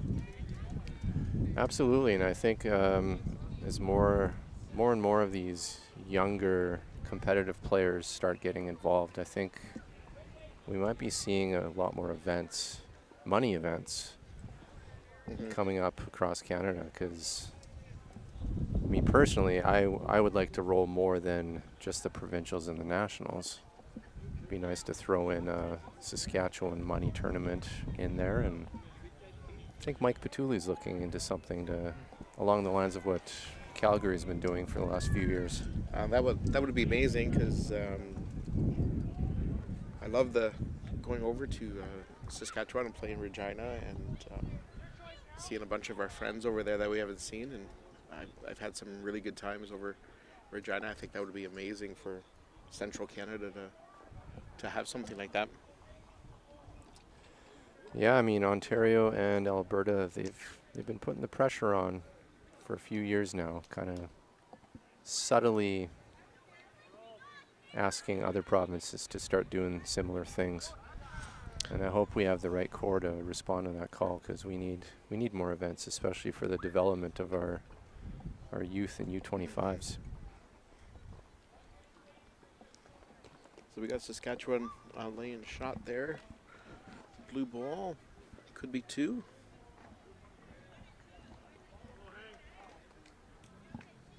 Might be more.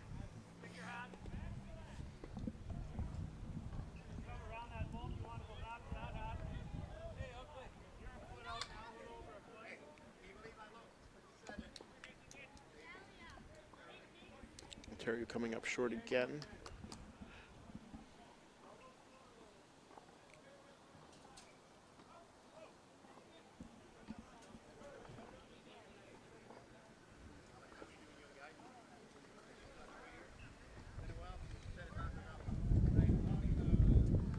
That's a great Oh, ball what a from great Brandon.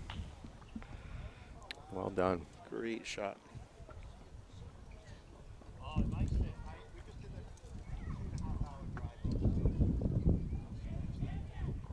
Brandon certainly doesn't say much out there, but he lets the bulls do their damage. He's a very very heady presence, I find, out there. Doesn't get too stressed, doesn't get too energetic, just composed and working on his deliveries. It could be a good second shot there.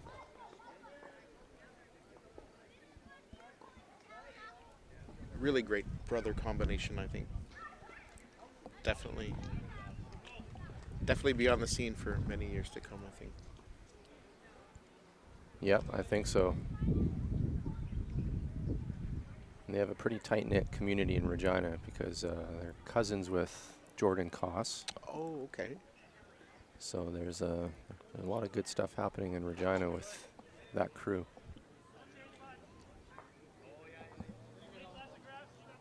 So might be looking to just to squeeze the jack a little bit here to put some pressure on.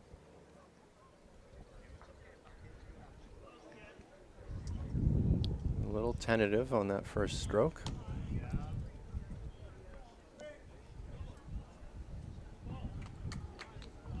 Not much to be afraid of on Vince's shot here.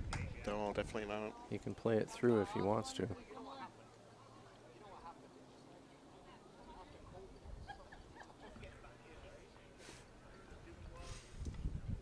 It's nice to see Dave Matthew out here. Yeah. He was a last-minute substitute for Kerry Mance, who had a personal issue to attend to. So Davey got the call, and it was a welcomed sight. Always a legend out there. Oh, yeah. Miss Kerry, though, this week. Yeah. He's still got it, from what I hear.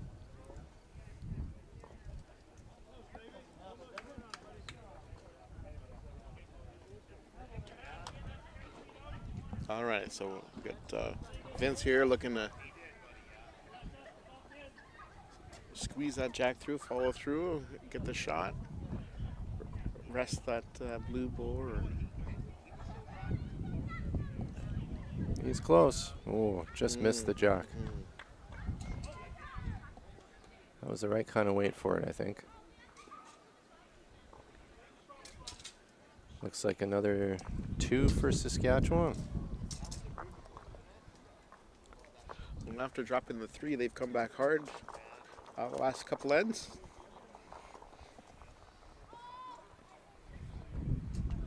Yeah, I wish I could say the same about my week. Start strong and then managed to give away a couple ends in the middle, and then you start chasing a little bit. This game's tough. Yeah, definitely. I've been watching the scores before I got here and watching the streaming. A lot of tight matches all around. A lot of good players.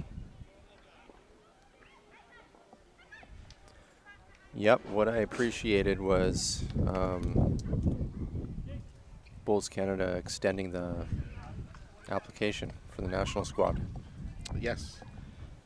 They heard some feedback, and I think that was the right call, because now we get to see who's making their presence known at the big event here. And that will play into some assessment when they start selection process again. I did notice some of the coaches and selectors from the national team here taking a look at players.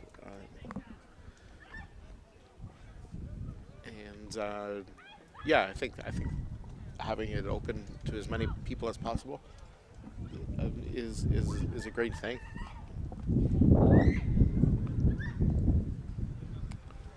Yeah, people are hungry. You have to excuse the feedback here. We are getting some wind, so we will try our best to not make that a annoyance in this game. Those dark clouds rolling in too. Mm-hmm.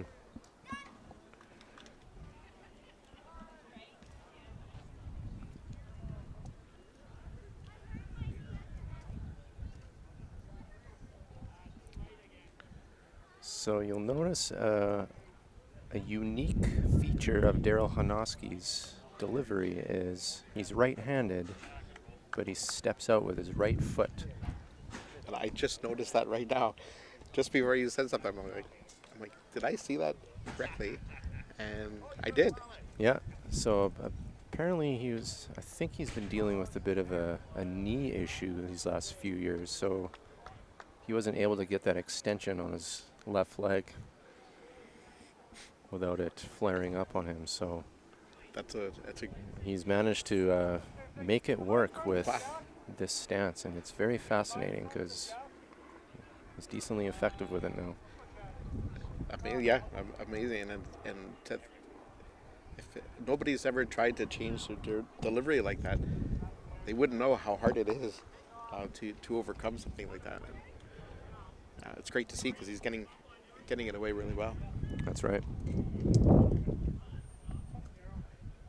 A little tight, but weight's not too bad.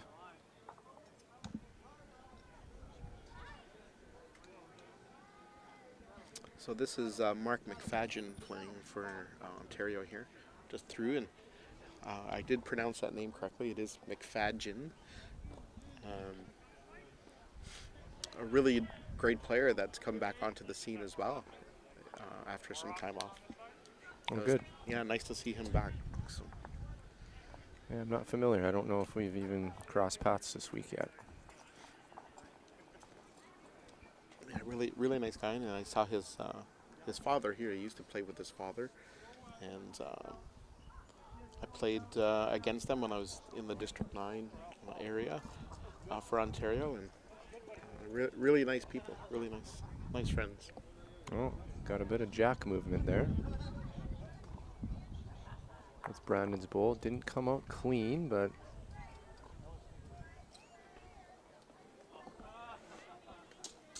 got some separation.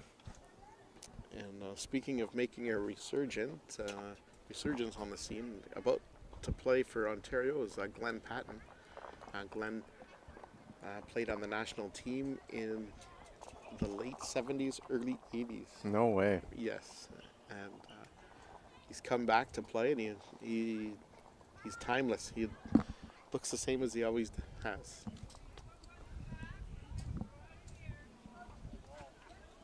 Which club is he from? I want to say in the Port Credit area. Okay. Port Credit is just down the lake shore to where we are right now, so they are pretty close to their home club, and just on the way towards Toronto.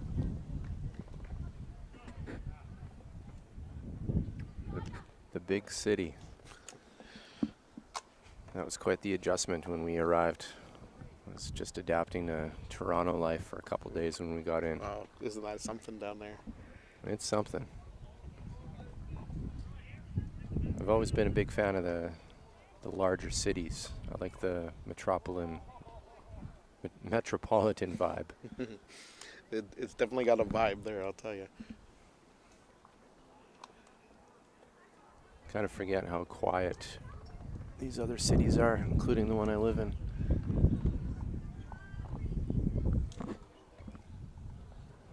Can we see what's going on down there?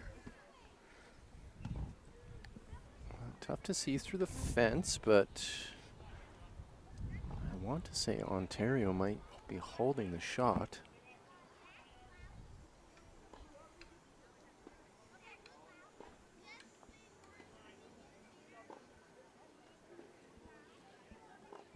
Carter will be looking for a little bit of extra jack movement. It's just a little wide.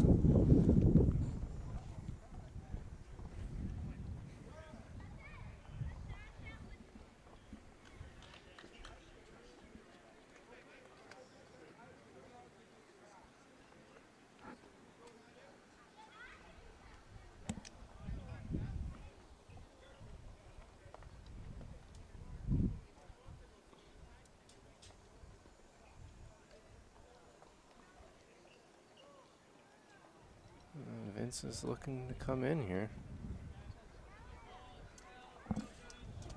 What a great bowl there.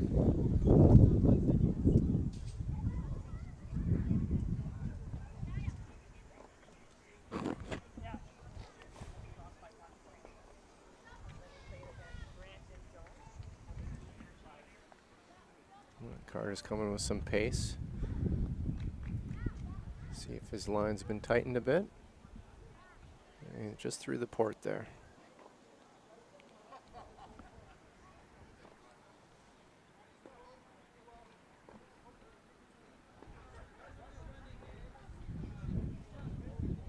Well, you're certainly right.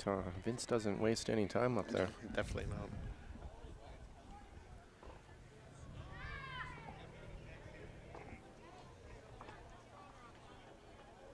Looks to be 2 Ontario. We are on pace. 5-5 after 5. Just like we said, we thought it would be a tight match, and it is. Living up to the TV rank.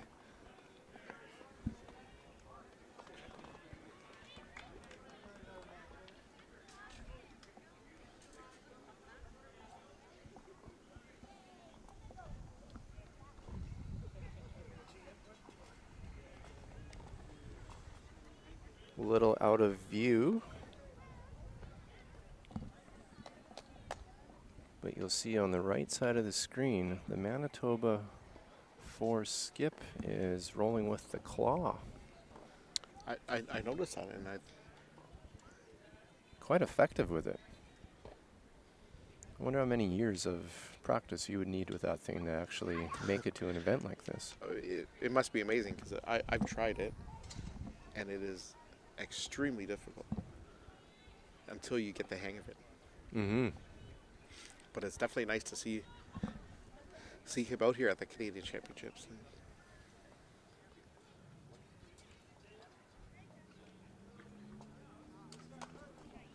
Nice start by Saskatchewan there, just in about a yard behind.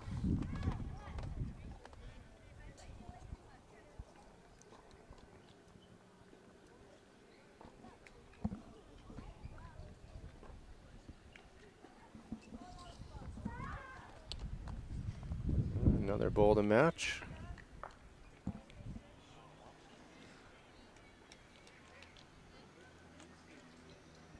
If you had to pick a discipline, what's your favorite game? I love the 4s. I do too. Yeah, I love the dynamics of 4 different players and going up against 4 different players. And, I mean, you only get one correction per end, right? And Mm-hmm. I just find it there's a lot of different dynamics in the sport of in the discipline of rinks that I really enjoy. Yeah, it's far more of a strategical game. Like you don't have to be right at the jack right away, in singles and doubles. You're just setting the chess pieces Exactly. and then making the moves at the vice and skip end. I was able to learn from some pretty good players in Ontario, but namely I played with Wayne Wright and Don Caswell and my brother. Oh yeah. And Marky Sanford, and really, really good players to learn how to set up a game Certainly. on end of 4s, and it was quite fascinating to learn it, and it definitely opens your eyes to this discipline, and I think it's just amazing. Yeah, just by playing him, like you said, Wainwright, he knew a lot. Oh man. Just years of experience, and he just seemed to be confident with every shot call and I remember styly clutch delivery. Oh yeah. Yeah. I remember him always used to saying it was, we don't need to be shot. We don't need to be shot right now. Just need to be shot at the end of the end. Yeah. That's all we need to do. Exactly. And that's smart. Especially for the younger crop of bowlers who kind of want to get after it as quick as they can. Mm-hmm. It's a very patient process.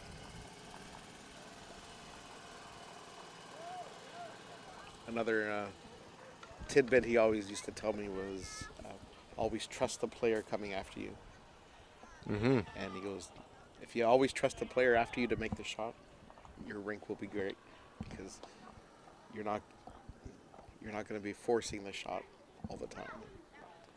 Yeah, and that's just good team play right there. Just trust your team.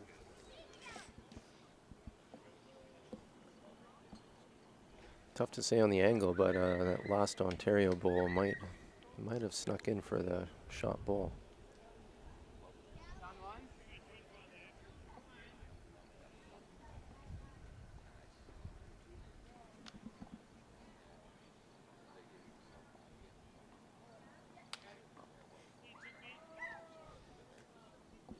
So we got Glenn Patton throwing here, coming down, taking a look at it, running after it. It looks to be the number one. Definitely close. Very good weight.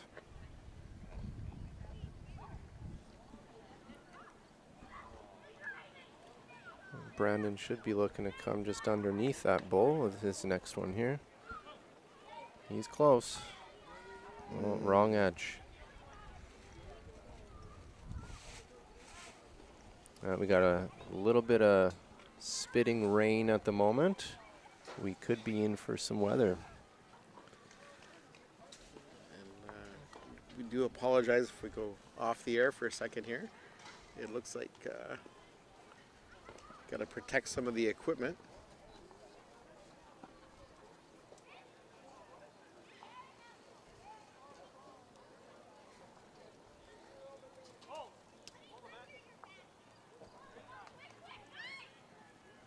We may be providing some audio or we may log off, but we'll try and stay with you guys as best as we can at this time.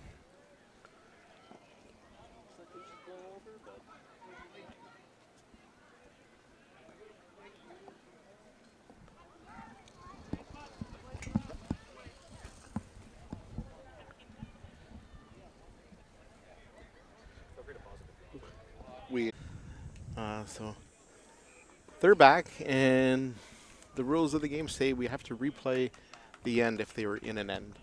So that's what they've done, and we're back ready to play. And it's been a 5-5 match so far, so that's right where we pick up, correct? I believe so, yes. Yeah, I Awesome. think that's what we're at. 5-5 after 6, or...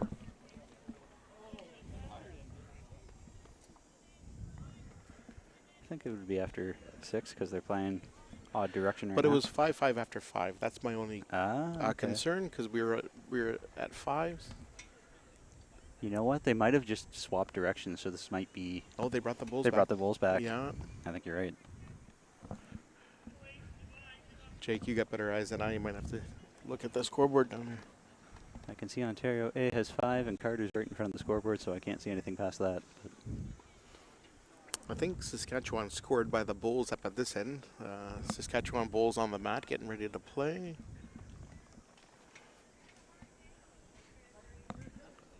just need that Vince Donahoe to move away from the scoreboard so I can see it.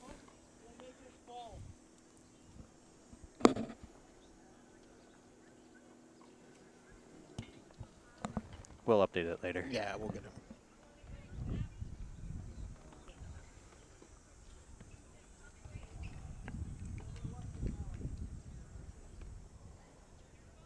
In the corner. I was looking to just come inside that.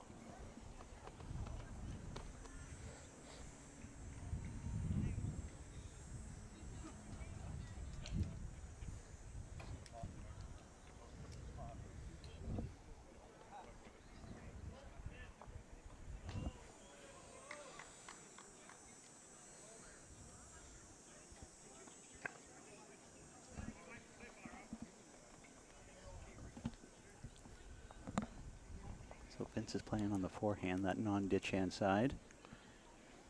Just coming inside of Carter's. Got quite the good rub there, and wow. I think that might have almost got shot. They're taking a look at it. Yeah, looks like Ontario's holding. One left each for both these skips. He's looking at it. And looks kind of short to me. I don't think that's going to come into play at all. So Vince is going to come down and take a look here just to see what's what. Kind of a crowded way through. I'm not sure how else you can get one in there. He got a good rub to get in, but now that that rub's gone, I'm not sure what else he's going to do.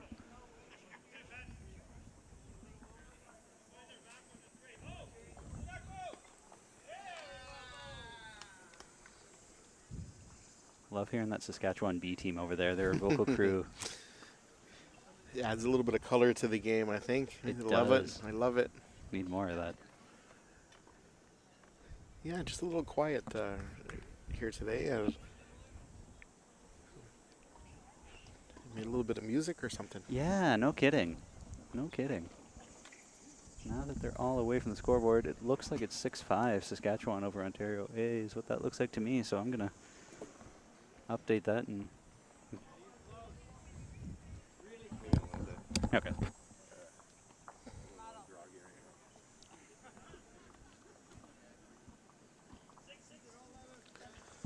Duly noted. 6-6 after 7. 6-6 after 7. I'll just keep on updating here.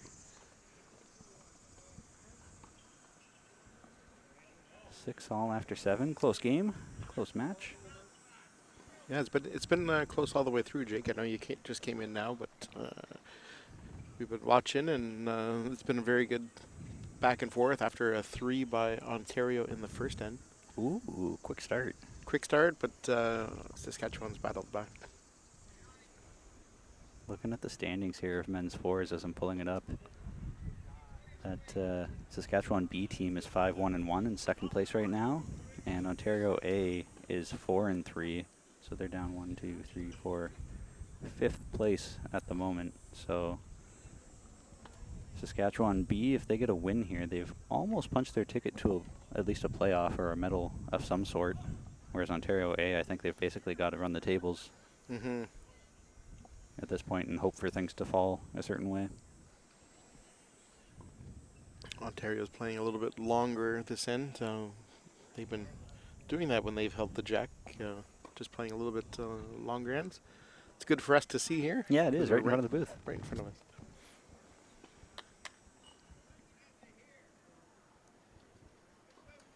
It is impressive to me to see that Carter skipping this team now, because I remember playing against Carter in 2014 at a junior championship, and he was super young, super eager and keen, but very very small, very much to learn, I guess, still. So now here we are 8 years later, and seeing him as the skip kind of blows me away, because no disrespect to him or anyone else, but I always thought Brandon was the more calm, collected, able to call ahead and play the cool shot under pressure type of guy. But I guess 8 years of experience and things have changed, because he's been playing phenomenally and is leading this team into probably some sort of a medal game at least.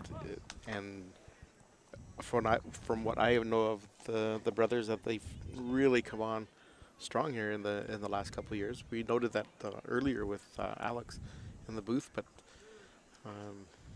really great to see that some younger people sticking with the sport so heavily involved, and it's really good. I remember in his younger days, it was Keith, Carter, and Brandon that played in the triples back in, I think it was 2016 or 2017, something like that. And I thought that was just the neatest experience for Keith, the seasoned vet, to take 2 newbies under his wing and say, we're going to go to nationals, you're going to get that experience, and I'm going to teach you a thing or two. I don't think they did particularly well at the nationals, but clearly that learning experience is paying off as years later. This is no longer their first rodeo. No.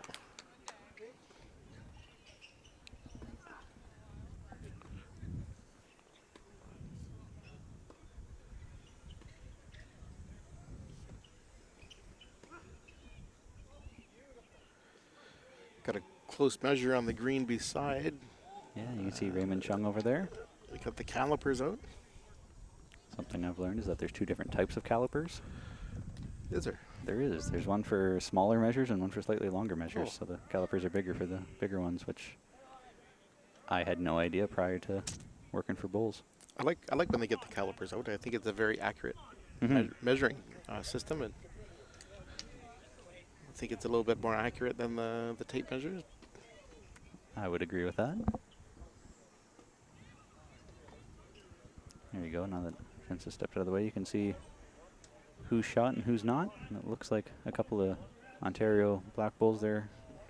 Could be two. Yeah, looks like a couple in behind.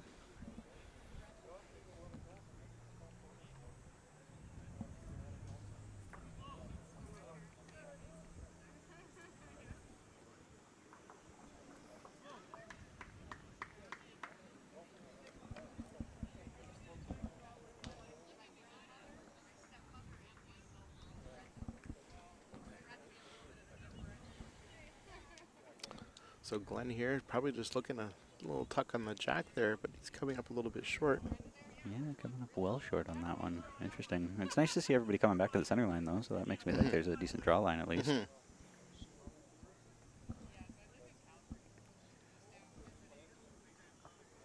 You've played on these greens enough times over the years. Do you think that they've changed dramatically from year to year, back in 2019 when they last were held here to now? You know what? I think they're pretty similar, and I've played on them since I was a kid, and I find them to be very consistent. Not much change from year to year. There's a couple of years they get faster or slower than the year before, but very consistent. I really enjoy playing here. I've enjoyed playing the way that they're playing today over yesterday. I feel from the clubhouse out and back, it's really good, but it could be because we won the fours here back ages ago in 2004.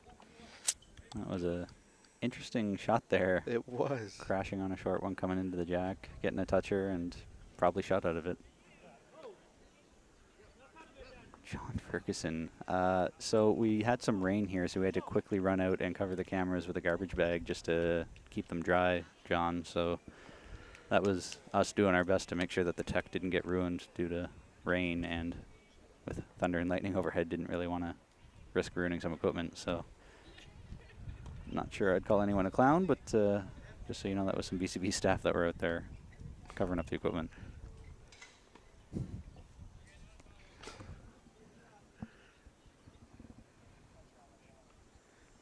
We got some chat going on. Yeah, we got a little bit. John Ferguson's in the chat saying, "Who's the clown that covered the camera?" Well, there was nothing to watch at the time anyway, so. Yeah, play was suspended, so.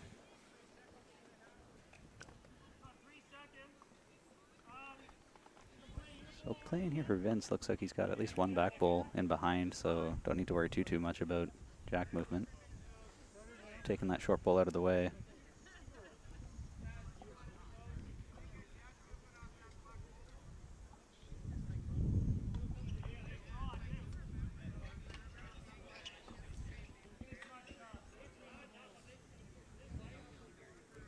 Will it come around, that top stuff? Oh, man, I don't know. He might be able to get to the third shot there. I'm not sure if I get back to center line. Yeah, I don't think it will, but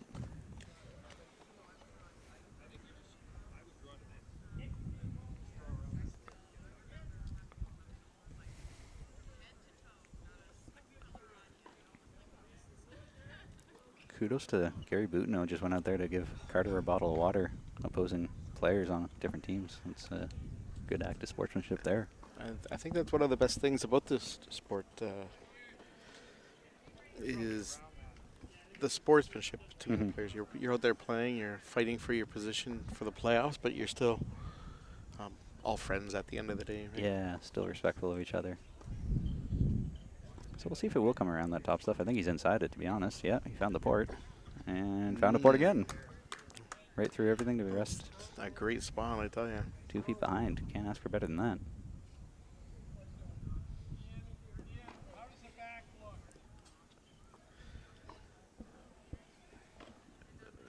Tight again. Yeah, Vince crashing on the front stuff.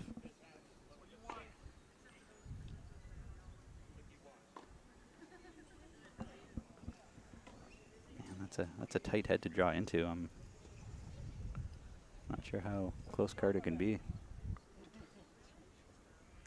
Just crashing on the front stuff again too. 1 to Saskatchewan. Like it's 7-6 after 8. So we're at the halfway mark.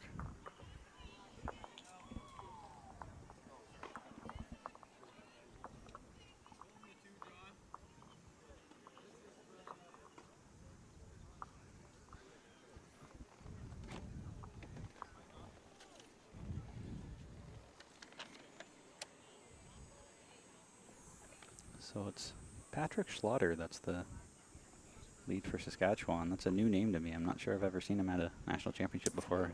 Yeah, I haven't myself, and I have not had a chance to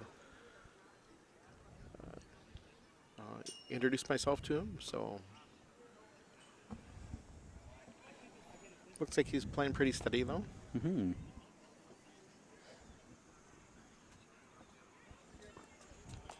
That's a pretty good opening bowl. He's just half a foot in front of the jack. Can't really see it with Carter standing in front of it, but Gary Boutneau on the mat as the lead for Ontario here out of District 13 up in Midland area. He's been at this event a time or two before. Yeah, really nice guy, Gary. Mm-hmm. I think we made note of that earlier in the stream. Really nice guy, really keen in the last few years. Mm-hmm.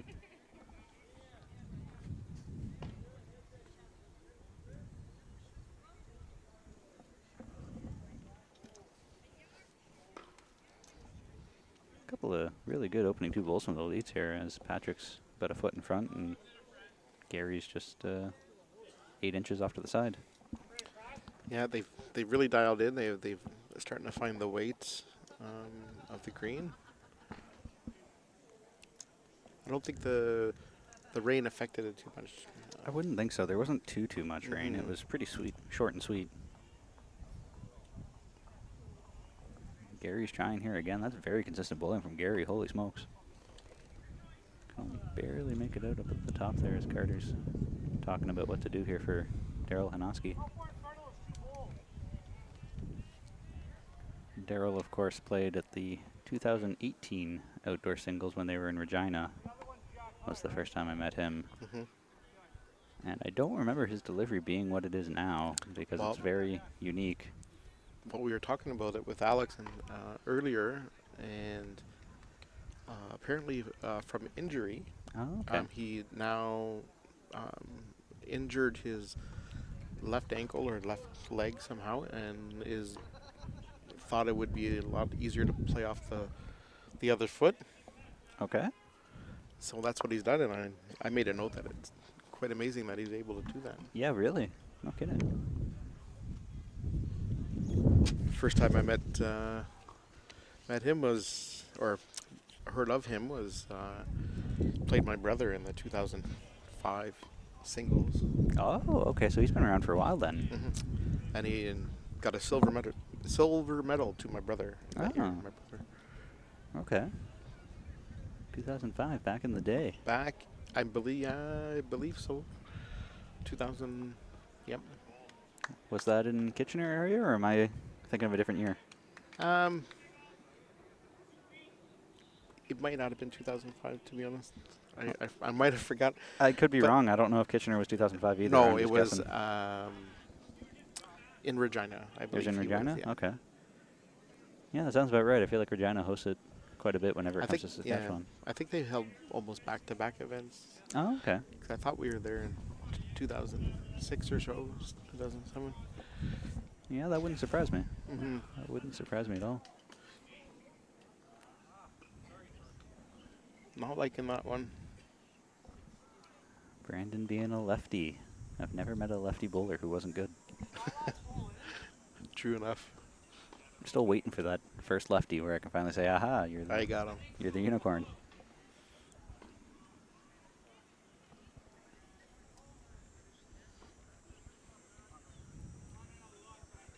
So Glenn Patton going to throw now. We were talking about Glenn earlier, Jake, and we're saying how he was on the national team back in the day in the late 70s, early 80s. Really? Played for Canada, yeah. Okay. Played overseas with Dave Houtby. Yep. I saw Hooter here today. I'm not sure if he's still here. Yeah, the Hooter was here today. Always good to see him around. Mm-hmm. I knew that Glenn used to play a lot back in the day, and I knew he played at a high level, but I didn't know he was on Team Canada back in the day. That's exciting. Mm-hmm. So he knows a thing or two about what he's doing. Oh, does he ever?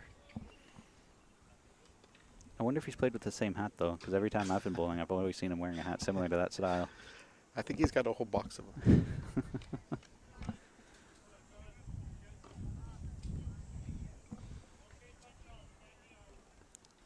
hard to see from the camera angles what's really going on down there. Didn't like it.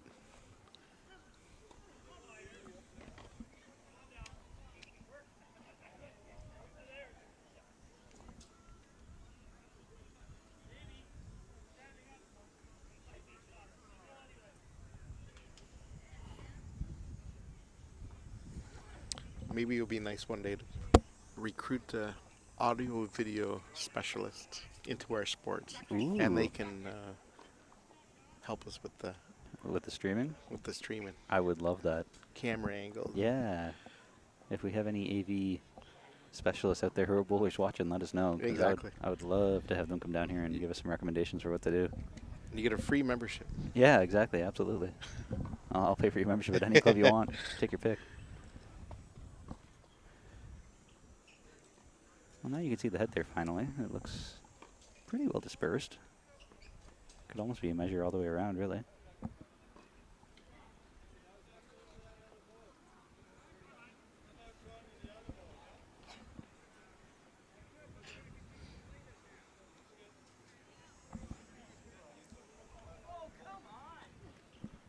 Not Ba- liking it. Based off of Carter's reaction, oh, come on, didn't like that at all. So didn't quite get the rub he was hoping for. Don't think it finished in time, so I think he actually crashed on that stuff in the top left and shot across. I was trying to come inside that.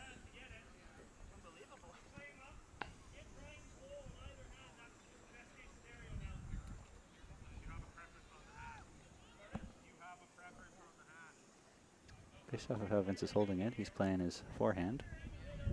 He does not take much time on the mat. No, we made note of that. He's super, super quick, I tell you. He played in the 2019 outdoor singles as well, back when Ontario had a boatload of entries. Mm-hmm. I believe that was at my home club, Sure was. Kitchener. Sure was. Heritage greens. Some of the fastest greens in Ontario, that's for sure. When you want to be. They have been rolling pretty quick lately. Hats off to, is it Wayne Martin that's the head honcho? Yeah, our greens crew, Wayne Martin and Bill Croucher.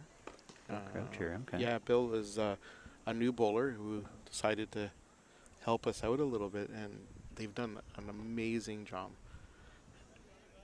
And it's amazing to have volunteers like that, Jake, that spend so many hours. Vince is in the ballpark, just sailing through. That was very close. He liked it, I think. So I think Ontario got one, maybe two out of that.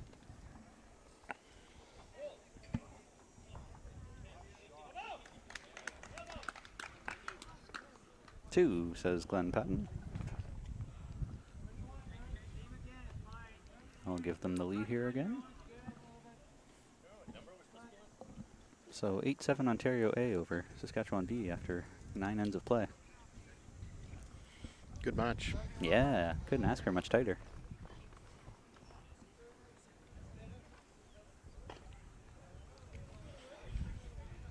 Jake, what are we using there for comments?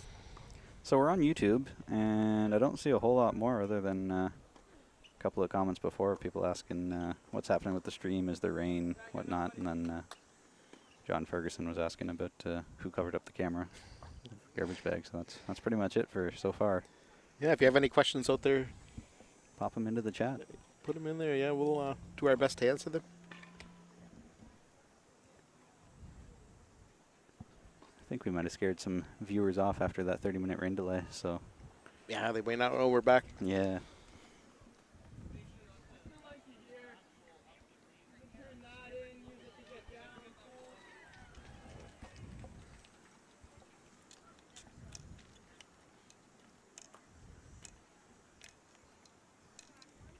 Playing a much shorter jack here now. That's almost not quite hogline short, but it's not too far past it. Something different, yeah, a little shorter. Both leads opening bowls are probably 8 feet past. Something like that.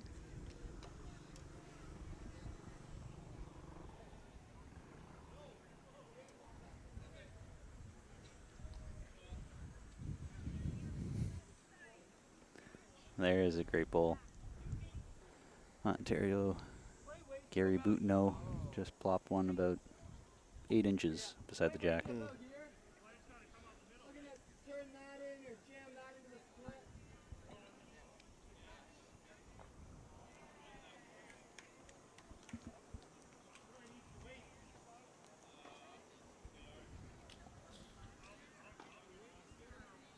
There you go. You can kind of see the head now that Carter's moved off to the side. You can see Gary's bowl right next to the jack. Everybody else is either well short or coming in well behind. So I guess they're not quite used to this short distance.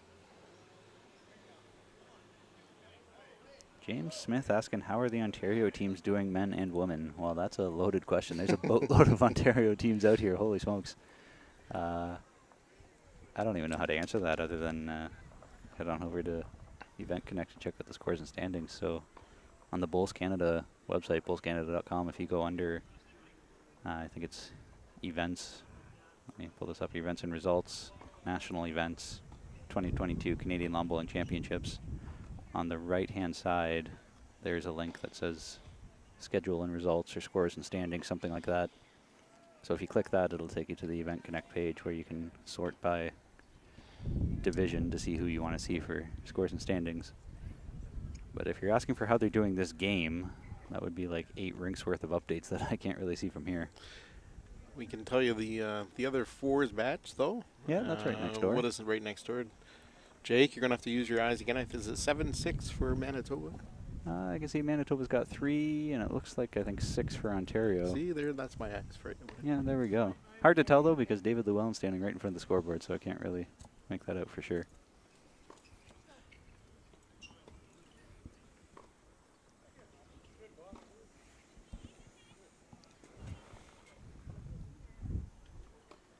But James, if you're in the area, come on down to the Burlington Lawn Bowling Club. We got one more round after this, and then tomorrow's finals day. Yeah, after this round, we should pretty much see who's got any battle left in the last round and see who's going on for tomorrow. Just out of curiosity, Jake, if there's any tiebreakers? So that'll probably start at 9 a.m., I would think, because that's when we've had start times all week. So I'd imagine we'll stick with that 9 a.m. start time. So tiebreakers at 9, but it's tricky to say when the finals will be after that, because sometimes we have 2 tiebreakers. If there's a 3-way tie for second, for example, then we need to have a couple rounds of tiebreakers. So that can be time-consuming, to say the least, because the team that just played a tiebreaker needs a bit of a break before they're out there playing another one. And then, of course, you need a bit of a break again before you can start the finals. So definitely a full day of bowls here tomorrow at the Burlington Lawn Bowling Club. Come on out. Free admission. James Smith saying, I'm watching the men's fours just now. Yeah, absolutely on the air. And hey guys, Gary's name pronunciation is not boot, but it's butt, as in kick butt, Buttineau. So Gary Buttineau, okay. I apologize about that. I did make a note that I may have pronounced it wrong. Well, I've known him for years, and I could have sworn that's how he introduced himself to me way back in like 2003. So maybe he's changed the pronunciation, or maybe my memory is just so terrible and he didn't care to correct me. Gary Buttineau, okay. I will make point of that. Yeah, I'll need to talk to him after the game to see what gives.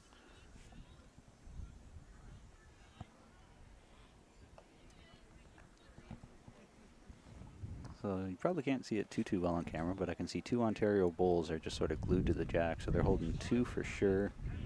But, you know, it could almost be 3rd and 4th from what I can see from this angle, so they're holding a bundle.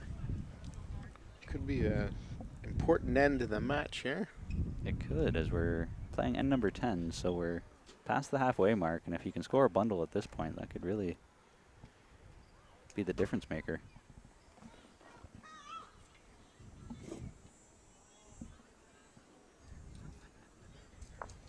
Carter crashed on a bull in front, but it was a Saskatchewan bull that he pumped into the head, so that might have helped their cause, actually. That's probably Saskatchewan's closest bull now that he just pumped in. So two in a measure for Ontario right now, maybe 3. Vince is checking to see if that bull's out of bounds or not, and I guess he says it's okay.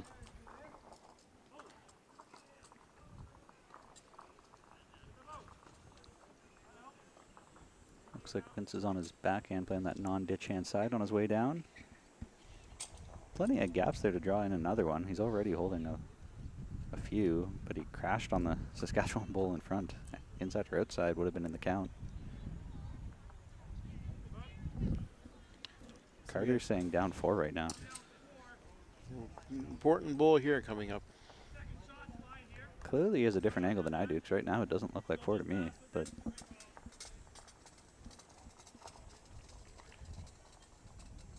this is some interesting weight. It's through weight. Still looking at it. Look at that. What a bowl. One shot Carter Watson at the moment. Great shot.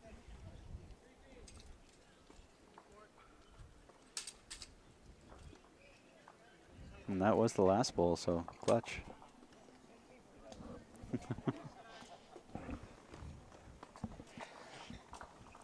What a shot there by Saskatchewan. That'll make it 8-all after 10. Just when you thought you might have someone break this game open, Carter says not today. No, it's been like that since the get-go, and we're in for a good finish here, I think.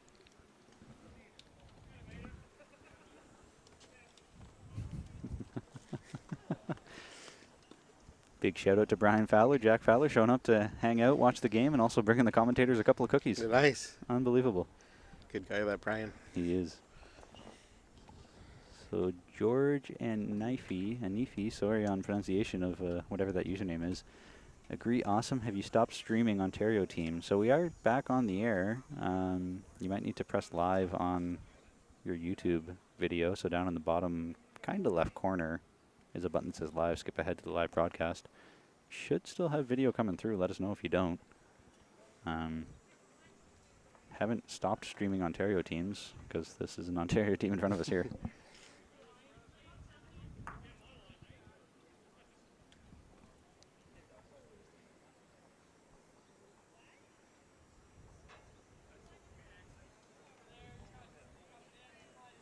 Downside with 4s, though, no matter where you put the camera, there's always people in front of it, so down at this end is just difficult to make out.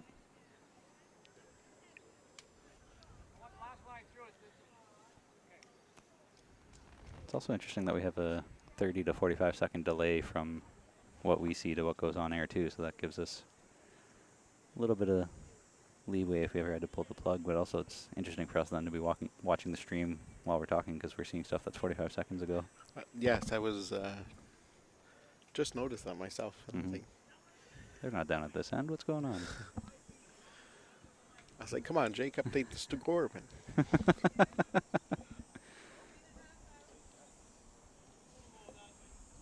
So do you know if it's been Saskatchewan playing short the whole game, if that's been their go-to? Yes, I think so, and I think we've kind of seen throughout the game is Ontario, when they're coming back towards the clubhouse, is just lengthening up the end a bit. So I think that Saskatchewan is playing a little bit shorter. I'm a big fan of short ends myself, so I applaud that strategy. Me as well. It's frustrating to play that T-to-T stuff because then when there's no bulls anywhere near, it just doesn't look good either.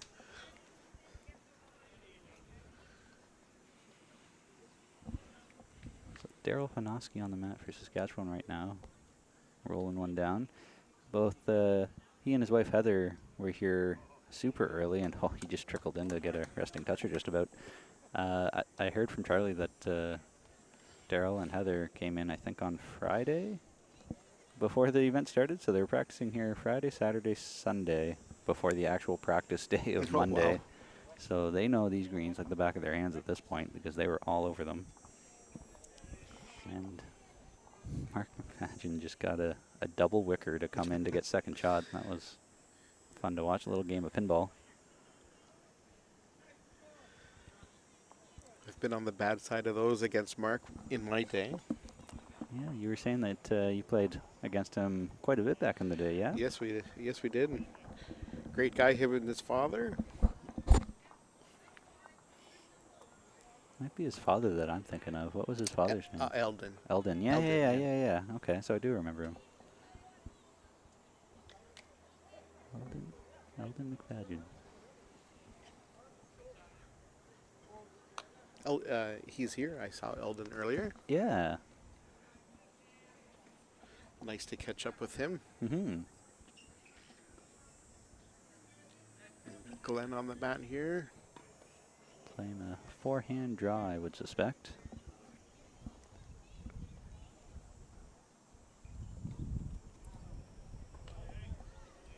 Just on the outside, coming around back for a position bowl.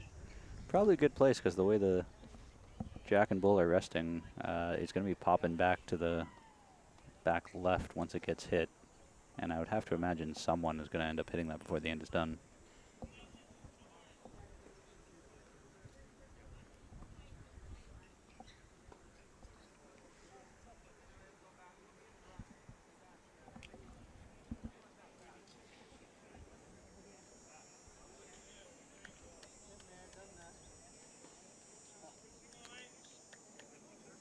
Not quite there as Brandon rolled one down only about jack high. I think he probably wanted an extra 3 or 4 feet on that just to get it past the jack.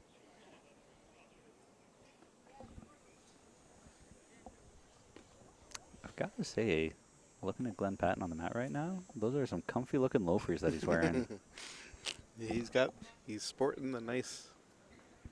Oh, he's liking this one, chasing it. Running after this guy. Bang. That's a strange result. Took out the top bowl, didn't touch the actual shot or jack, and just rolled off beside it.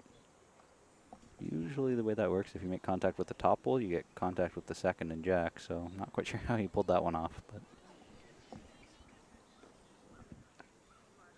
it's interesting to watch him chase the bull down too, though.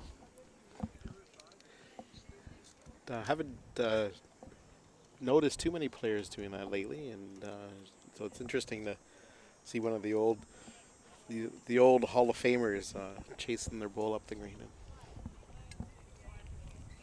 Has he made his way into the Ontario Hall of Fame yet? I know that was something that started 2-3 years ago, something like that, so relatively new. I'm not sure on that, so I don't want to say for sure, but definitely if he's not, would be a great candidate for that. Absolutely, for sure. Absolutely. He's been here enough times, I would imagine, to be worthy of contention.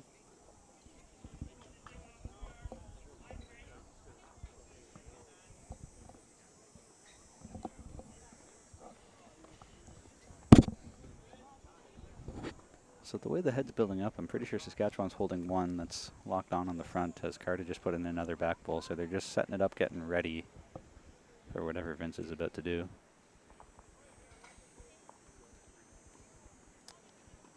Vince doesn't usually shy away from a weight shot.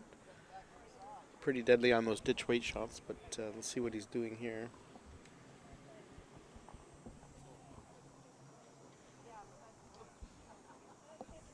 He's in the ballpark. Got it. Chipped the jack right back sideways into that back left corner. So now down 2 signals Mark. So Saskatchewan's holding 2 now after they were building that up. Mark Singer asking for Nova Scotia A, Sask B men's 4 score. I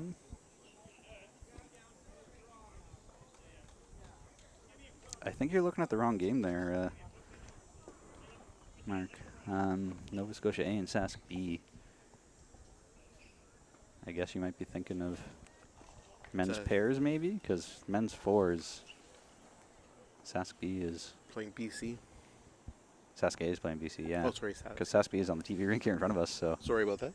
Sask A is against BC. So, yeah, I'm not quite sure what discipline you're asking for there. Mark, if you want to clarify, I'll see if I can see it. Have you ever seen a bull removed for not beating it down the green? Oh, so have you ever seen someone remove a bull because the player didn't beat the bull down the green? I have not seen a bull actually been removed in my day. I have seen a player being warned for that by an umpire, but I haven't seen a bull being removed. It'd be a very interesting call by the umpire, but Yeah, I agree. I've seen many warnings in my day, but usually you get a warning before it actually gets removed. But if you've been warned and you still don't beat it down, then that's, you know, kind of your own fault, I guess. But no, I've never actually seen it removed. PK, have you? Is there a specific scenario you're thinking of where it happened to you, maybe?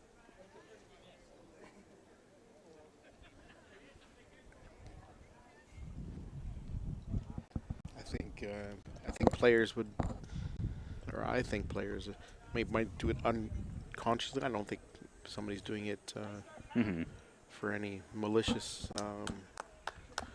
ways, but I think they're just not thinking about the rule at the time. And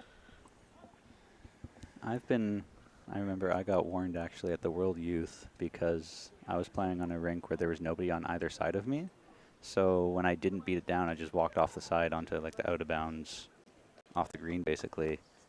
And I got warned that, you know, just because you're off the green doesn't excuse you from still having to beat your bull down there. You still need to beat it, which I kind of argued with a little bit to be like, if I'm completely off the green, it shouldn't matter because I'm not even on the field of play anymore. But but I guess that rule is still applicable even if you're not on the playing surface. So lesson learned the hard way that you still need to beat your bull down.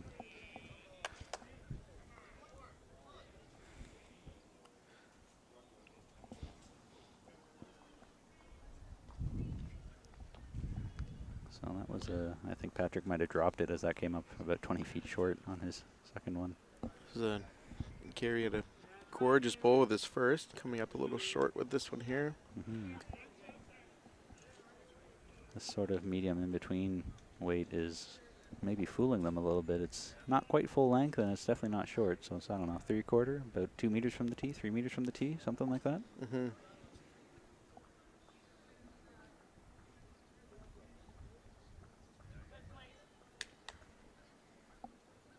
Nova Scotia A versus Alberta men's fours is what you're looking at. So that's way down on rink 8. That's Pat Bird versus Braden Campbell.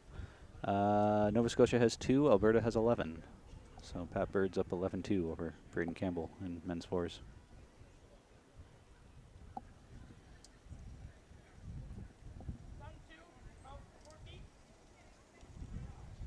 The rink next door to them is women's fours, where I can see Jean Roney is up, looks like 13-12 over BC's Mary Wright.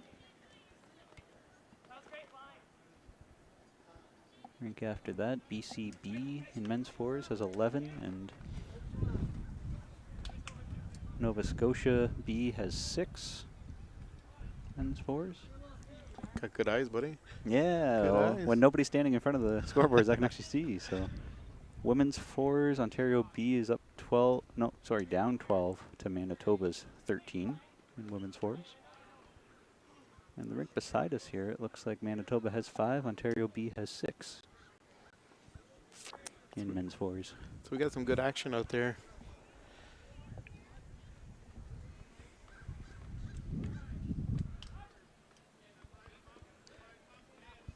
Saskatchewan slowly building up the back here. Yeah, I can see a couple of receivers down by the tee, so I wouldn't be surprised if Vince, yeah, you just saw there that Glenn had his foot right between those two greens, saying, I want to split those.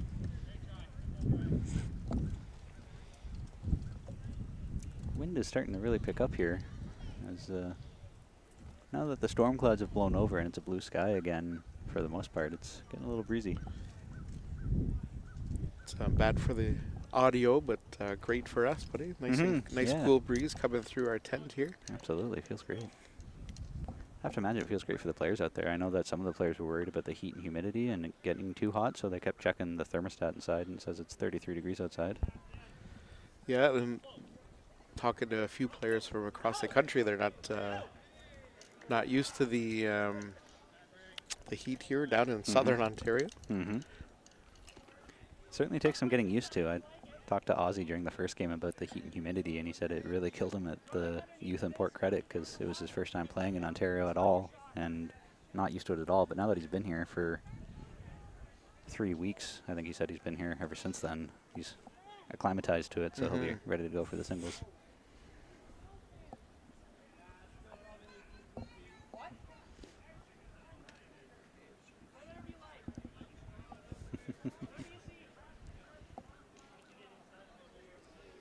Interesting call from Carter. Just play whatever you like, whatever you see. Definitely a little cluttered up front here. Gonna navigate through those. Yeah, that's going to be tough. Do you know who Dave Austin is down at Windsor? Do I? Yeah. I'm very good friends with Dave Austin. Yes, he's a good friend of Don Caswell. He's on here watching, saying dynamic duo on the mic. Keep up the great work, guys. He's enjoying the anecdotes. Very good. Nice to have you with us, Dave. We'll try. Dave is instrumental in building the Windsor Club up to what it is. That club is booming now. They are. So Saskatchewan just pumping in Ontario there. So it looks like Ontario's holding 2 now.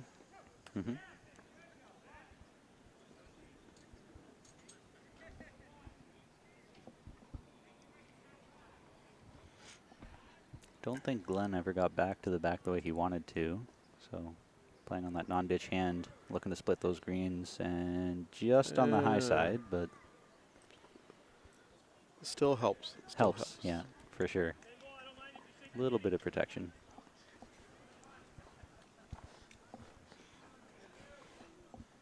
Fox Cubes, what a username. What's the score of Ontario B versus Manitoba? That's the rink next door. It is still 6-5, Ontario B over Manitoba. Assuming you're talking about the men's force game next door, I'm not sure if there's any other discipline of Ontario B versus Manitoba. That actually could be what's going on in women's fours as well, actually. In which case, 12-13. So in women's fours, Manitoba's up 13-12 over Ontario.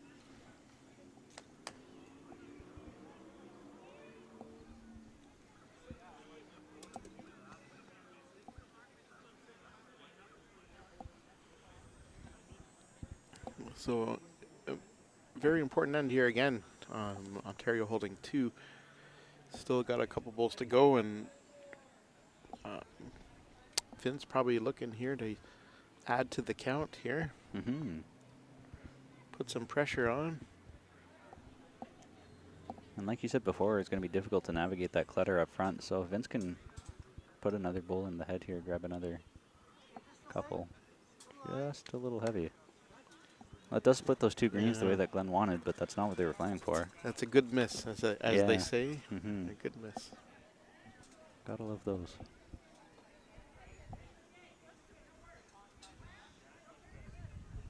So I think Brandon's just calling for a cold draw here. I don't see anything super aggressive, but never mind.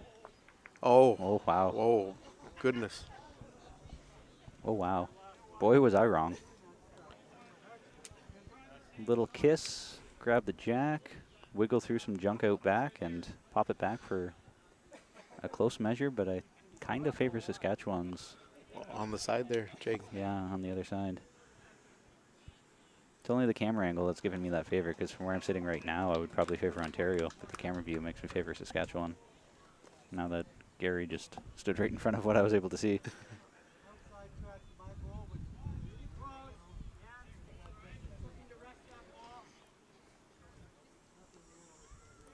So anything with about a 2-foot radius will get you shot. As he's pushing the jack through. Oh, got some action over there. A couple greens away. Saskatchewan versus BC. They're having some fun.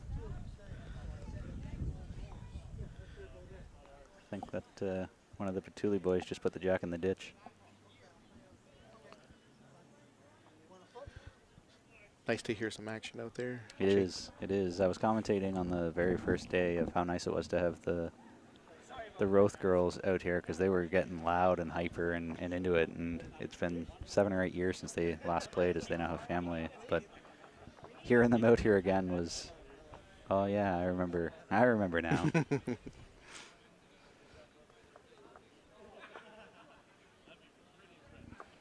Yeah, we're looking forward to coming your way, Dave. So in September 11 to 18, I guess, we'll have a couple of championships down at the Windsor Lawn Bowling Club. So I'll break some news that we shortened the para event a little bit. So now it's September 11 to 14 instead. We had fewer registrants than we thought, so we've shaved off a few days there. So 11 to 14, we'll bring the para bowlers down, and then 14 to 18, we'll have the mixed pairs. So we're going to be taking advantage of Windsor's beautiful greens for a good week.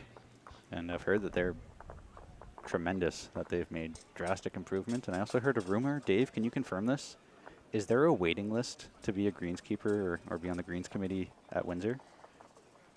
Someone told me a rumor that there's a wait list if you want to help work on the greens at Windsor. And I thought, my goodness, that's the best problem in the world to have. I've never heard of that.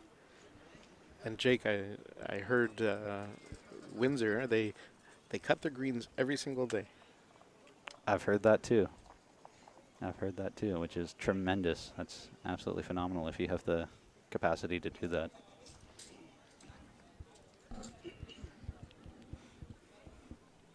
So Dave, we're putting you on the spot to spill some of Windsor's secrets. I'm not a professional greenskeeper by any means, but I heard that the more you cut, the smoother they get without the rolling, a little bit more, a little bit less tracky, and I think that's a testament to Windsor. I think they've done that, and the result has been great. I've spent the past couple of years working with the University of Guelph Turfgrass Institute, so from taking a 12-week course to then also working with their staff to write a new greens manual for us to publish and sell, which should be coming out soon. Once I finally stop traveling for championships, I'll be able to actually get that posted. But I've learned a lot about how much I don't know about greens, and the two head honchos there that were talking to me said that even if cutting grass is actually kind of harmful because it's a living organism and you're basically cutting it. So, you know, if you were to cut an insect or an animal in half, that's probably not the greatest thing to their health.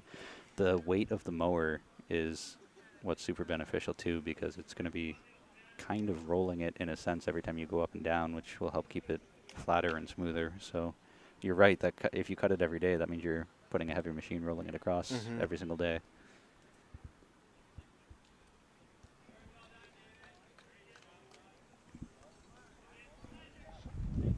So no surprise here, Saskatchewan with the jack goes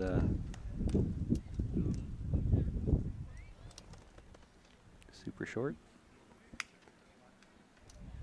Sorry, Ontario, that played the jack, rolled it super short.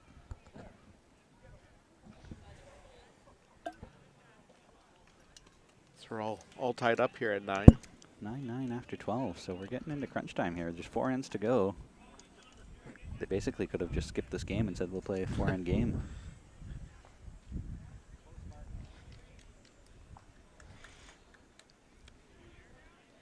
What do we have a preview on who's up next on the TV rink? That's a great question. Let me pull that up and we'll find out. I'm pretty sure it's men's pairs. I think it's a Quebec, because we haven't had Quebec on here yet, and I'm pretty sure that they're on the TV rink today. Yeah, Quebec versus BCA. Very good.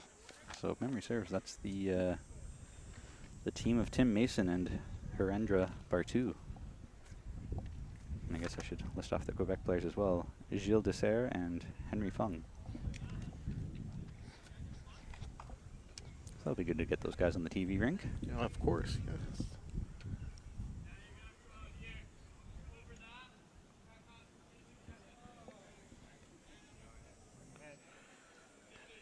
Need to get David James on the chat later on. He can help us out with. Yeah, I wonder when he's going to be his coming rated down players, because yeah. he's playing in the singles, I believe. So he might be on his way down here soon. Oh, is he going to be in the singles? That's yeah, great. yeah. Looking at BCA in men's pairs, they're 4-3-1, while Quebec is 1-7. So BCA, Tim and Hren are looking to force their way up to the top of the ladder board by getting a couple of wins. So they're must wins for them.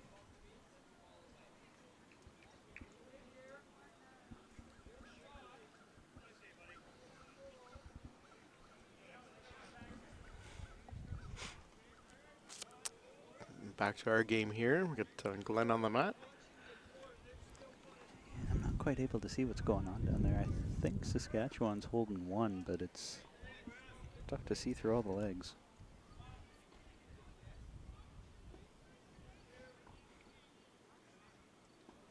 Glenn is on the forehand. Looks like a draw to me.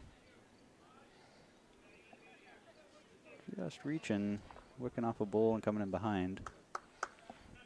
Rubbing that Ontario bowl over might have been enough to make the difference. As Brandon Watson's playing on his backhand on this ditch hand side. I guess it's a forehand for him because he's a lefty, but to us normal folks who are righties, it would be a backhand. Nah, I shouldn't say that word. Right-handers aren't normal. I think left-handers people have a pretty good advantage to be able to do things a little bit differently.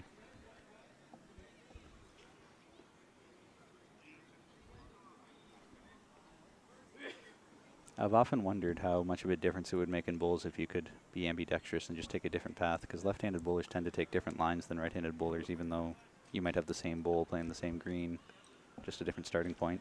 That'd be very interesting to see.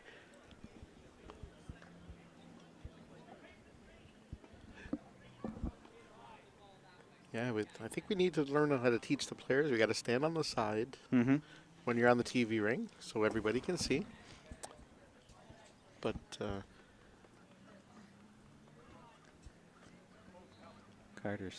Brandon's throwing a little bit of weight. Just past the jack. You can see it there now with one bull right beside it. I think that's the Ontario bull, so they're holding one. DJ, hey boys, do what I can. Peace out sign. there he is. Dave Austin saying it's lucky to have 10 to 12 members working regularly on our greens. No threat to Ted Merritt, the head greenskeeper's job, as long as he wants it. I didn't know that Ted was the head greenskeeper because he's also chair of the host organizing committee for the mixed pairs pair event. Well, co-chair with him and Maureen. But so that means Ted's looking after running an event, well, two events really, that have been growing exponentially, and then also head greenskeeper. That's wild. Where does he find time to do anything else? I'm looking forward to it, Jake. I'm trying to get my way down to Windsor to watch some of the para and the mixed pairs. We have somebody from Heritage in the parables. in the parables, Louise. Louise McLean, yeah. She is amazing, Yeah. amazing player. She's working with Leanne Franklin, so I've been having many emails back and forth with Leanne to let her know what to do, how to do it, and what the dates are and everything else. So it's interesting with the para. This is the first time we've done it, and so we were working with Canadian Blind Sport on, what are some good practices that we should be doing, and they recommended that a coach and a director should be different people, because when you're a director, you're just that person's eyes, but when you're a coach, you can talk to them about strategy and tactics and other things.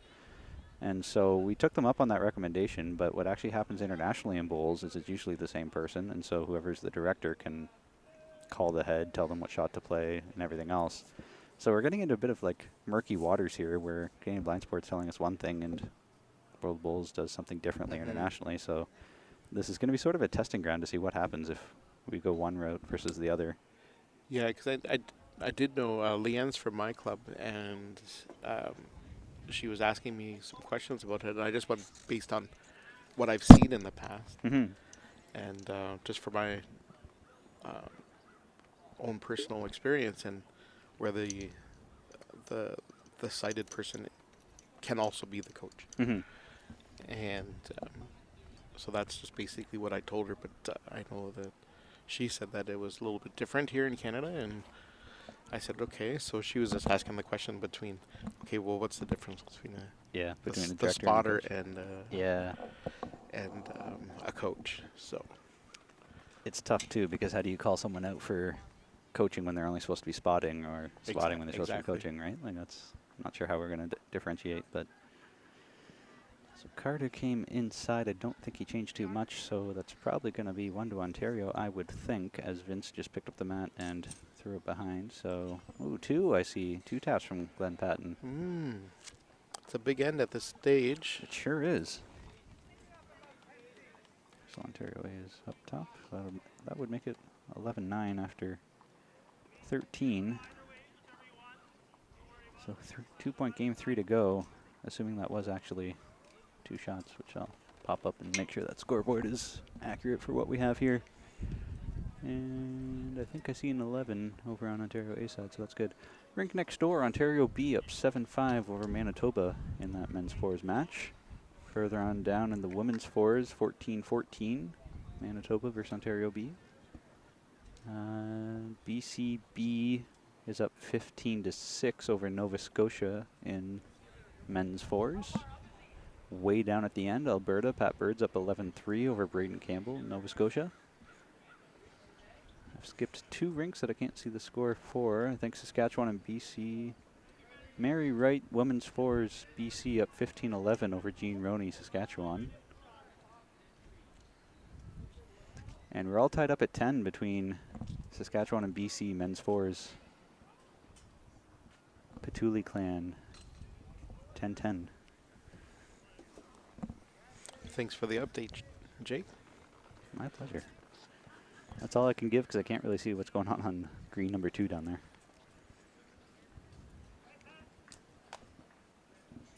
Once again, once Ontario gets the jack, pulling it up real short. Opening bull from Gary is coming up well short though. That's a 6-foot, 8-foot short bull. Plenty of space to draw around that. We got this one rose bush in the way. I think we're going to get them to cut her down. It's right in the way. It is right in the way.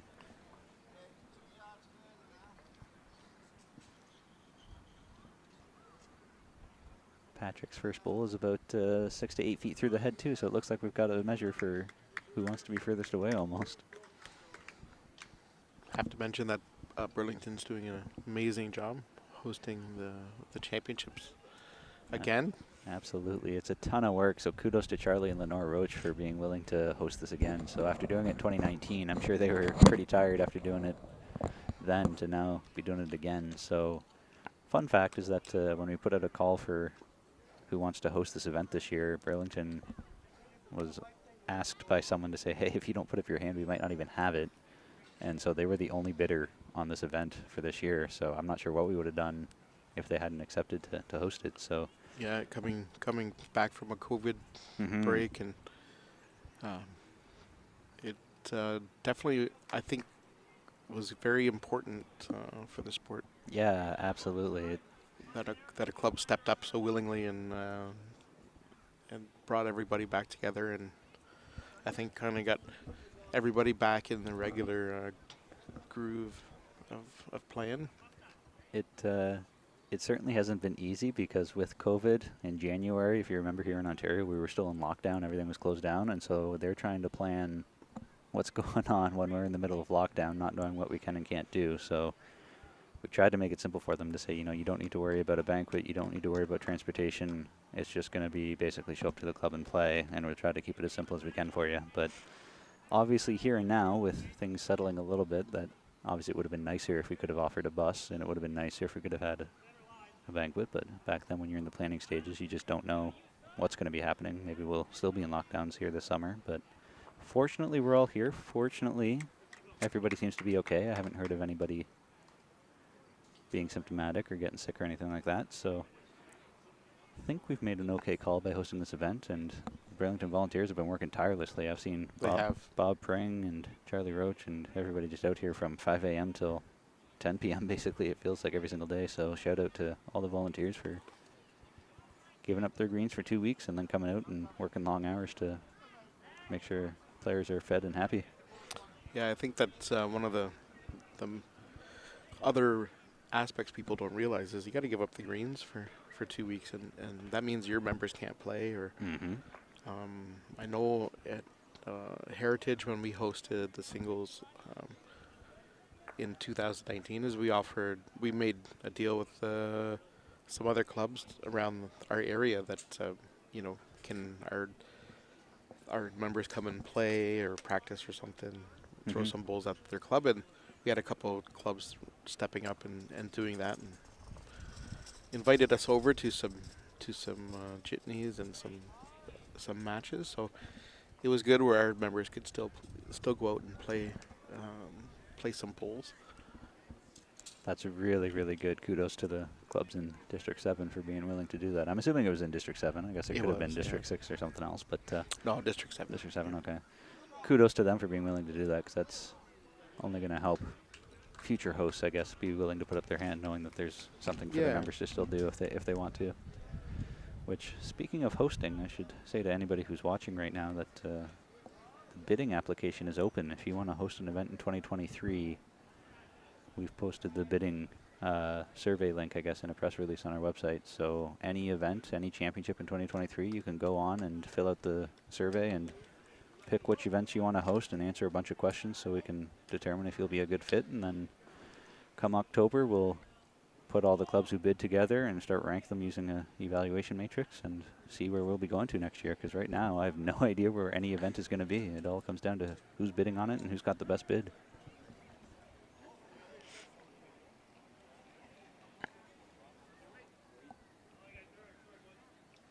I've heard rumors that the youth is a popular one to be bid on. I've heard a lot of clubs are showing interest in that, but I haven't heard much about the majors or the senior triples or anything else. So start talking to your board, start talking to your club if you're interested, because that'll probably be around October 1st. We'll have the deadline to start making our decisions. I guess that's just under a month and a half to think it over. Jake, is there any are the championships set to be in any different spot, or is it just an open It's process? just an open process Yep. now. It used to be that we had a calendar like that, but we got into problems where a lot of the smaller provinces just couldn't host. And so then we'd be going back to bigger provinces, asking them to host 2 or 3 or swapping future years. So then the whole calendar process just kind of fell apart once 3 or 4 or 5 of the smaller provinces couldn't host anything anyway. So And I've always said, like, what can these bigger clubs do to give back to the sport? Because these bigger clubs have a lot more luxuries than some of the smaller clubs in different provinces. I think what they could do to give back to the sport is to keep these championships going and put their name into host. Yes, it's a lot of work, I understand, and but hosting events is there's a chance to make your club even stronger, but also the chance to keep our sport going from coast to coast. something that I like to talk about is the legacy benefits of hosting. And so from just this event this week, I know that Burlington gained 2 new members just from seeing all of the provincial flags and colors out here. People walked through the gate and said, how do I join? How do I sign up? So they got 2 members just from having us here. But then I think of other clubs and what they've gained. And so I think your club got internet for hosting the singles that you didn't have before, or We got did. hardwired in? Yeah, so when Heritage hosted the singles in 19, we ended up getting internet, some sound systems,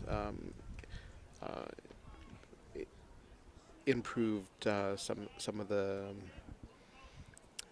exterior of the club. So we did get some stuff that we are still using to this day, obviously, that were a benefit of the championships. And we actually got a grant this year from City of Kitchener for hosting provincials and stuff like that. So hosting events, there is some money out there in grants and there's different things you can use the grants for that will provide a legacy to the games and just keep building our sport. I know the Windsor Club, when they're hosting the Mixed Pairs Para, they're also getting internet installed, and so they've been working with the city for the past year on that, so they're going to be getting internet, which will be around well after we're gone, so that's another club that's getting some legacy upgrades. And then Burlington, when they hosted in 2019, I think they got a new sound system as well as you, so they made some upgrades as well. When we were at Port Credit for the youth, we connected Rob with Tourism Mississauga, and so the tourism board there gave him a good chunk of change because of all the hotel nights coming in. So tourism industry is alive and well if you're bringing in people into town, so you can get a good chunk of change that way too. We also made a similar deal in Kitchener for a hotel, and where the city and the clubs, or sorry, the hotels actually gave money back to our club for hotel nights. Right. And from hosting the provincial singles and then from WOBA and stuff like that, and the Bill Becker tournament, we were able to get some money back from the hotel nights, and the city thanked us for all that that tourism. That is wonderful that you were able to do that, which is shocking too, because the discount that you had at the hotel for WOBA was already tremendously cheap compared to elsewhere. It was a hell of a deal. But what I was super impressed by is that we stayed at that Radisson for the outdoor singles, and I found the beds to be a little hard, but when we came back, they had upgraded everything, so the beds and pillows were super comfy, and I was very happy to be there. And I was like, ah, yes, this is way better than it was, so we'll be happy to stay there again.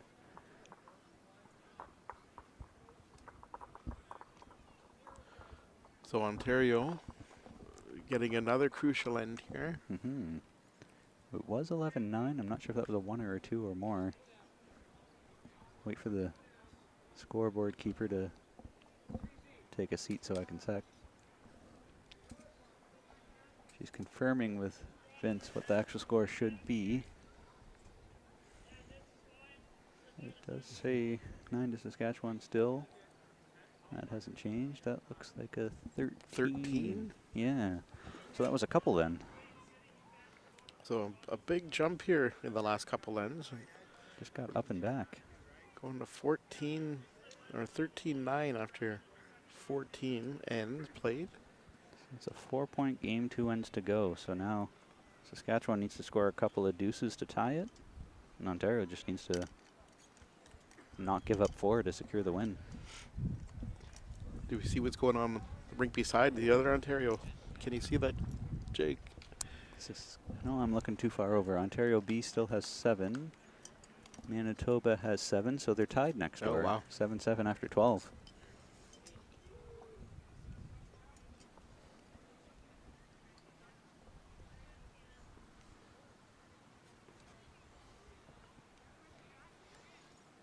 I think another legacy of hosting in 2019, Burlington here installed some bleacher type stands right in front of the clubhouse, and I love looking over and seeing those kind of full, just because you can fit so many more people by having 3 or 4 rows there instead of just the one single row of chairs. So we've got more spectators here now than they could have accommodated before.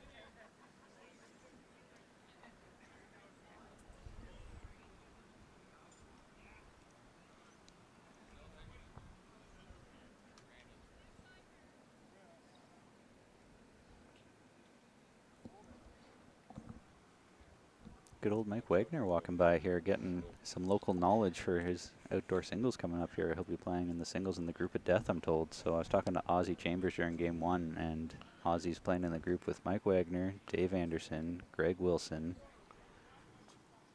I'm missing 2, and I can't remember who they were, but even just those 3 names right off the hop, I was like, that's a pretty good start. Yeah, Mike's from Heritage, and battled with Mike, or battled against Mike and battled with him, and he's a unbelievably steady player, I tell you.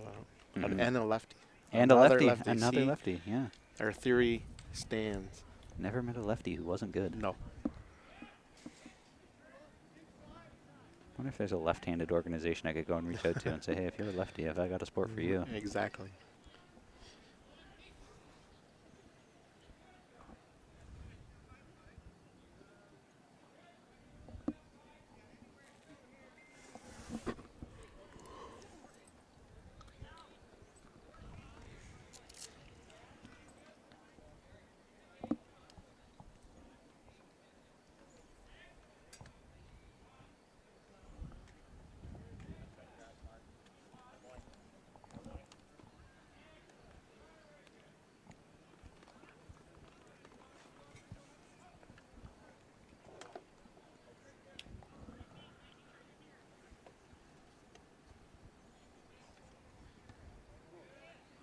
hard to tell through all the legs down here, but it looks to me like it's a couple of Ontario bulls around the jack.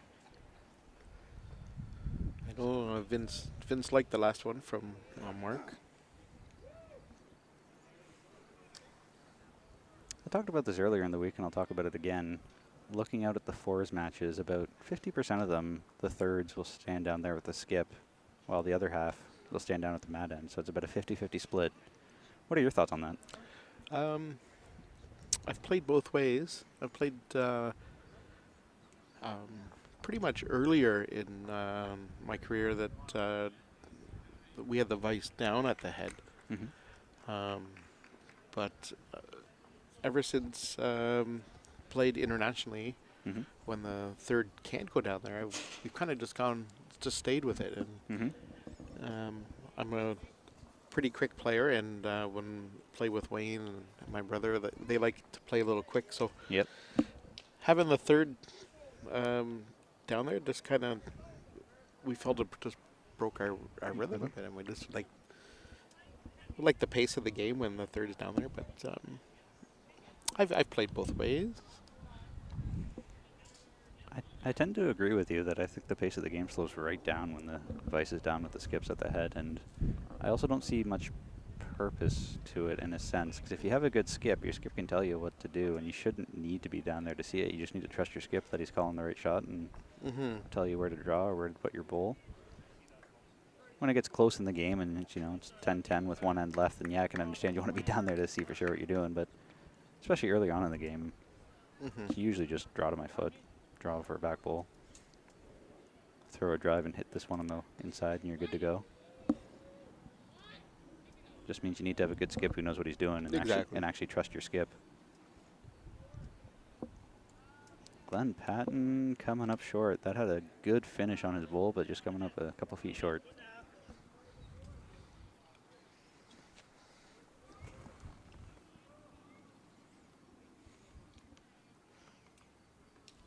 Both teams out there, pretty quiet teams. They really are. I haven't really heard a whole lot of talking or anything. It's just quiet whispers. And I don't even mean the cheering. I haven't heard much instruction like from the vice or the skip. Yeah. And it's like probably one of the most quiet games I've ever listened to. Yeah. Yeah.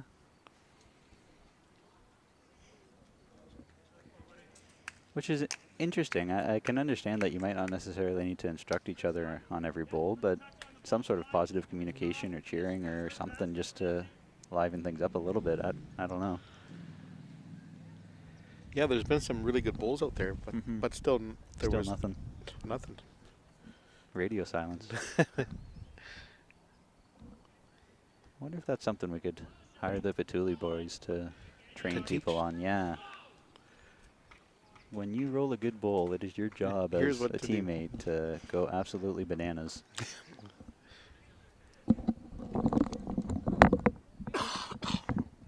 I think that we need that in the sport, a little bit more live action cheering, a little bit more rowdiness. I know that this is sort of akin to golf where you have the quiet claps and you don't want to disturb someone on the mat, but I think that's just sort of something we need to learn to outgrow, where I think so. As a player you need to learn to avoid the distractions. When I think of other sports, and like basketball, for example, if you're at the free throw line, everyone's trying to distract you and you just have to zone it out and shoot your shot. Bowl should be the same. Everyone should be able to distract you and you just have to zone it out and bowl your shot. I remember doing some training sessions with the national team a while back, and some of the sports psychologists, David Scott and Ryan Hamilton, teaching us how to play with distraction and having actually people on the green distracting us. Oh, good. And getting right in your way, right in your face, and as you're trying to bowl, and it was quite interesting on the exercise, and it really helped, like not worry about if the person's walking up the green or if somebody's walking in behind it. It doesn't. It really helped to kind of zone that out. Yeah, that stuff kind of drives me nuts when I hear people get pissed off because someone's walking behind the green. Because I'm thinking, you're not even on the field to play. So if you're distracted by that, or cheering or something. Yeah.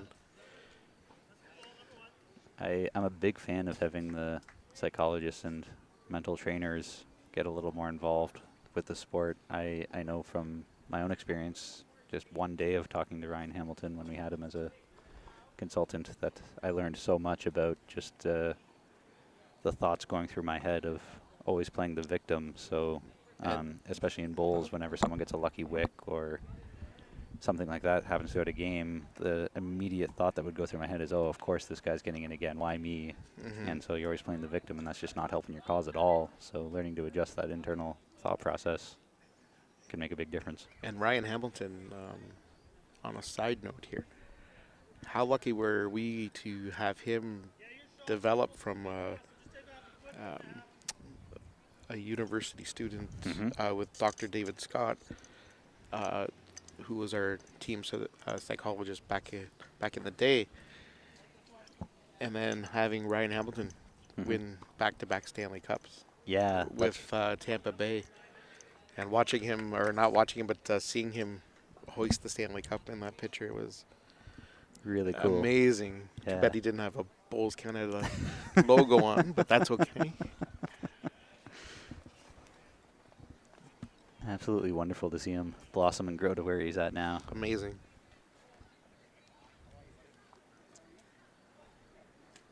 Carter came up fairly short there, which is kind of surprising because Saskatchewan's down, so they need a bunch. They did count here, though. I think they got a pair, which keeps them alive.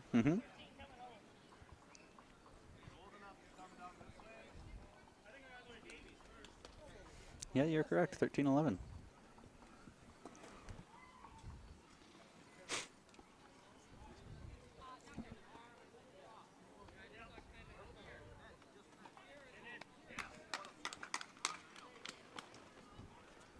So Ryan Hamilton moved on to bigger and better things with hockey.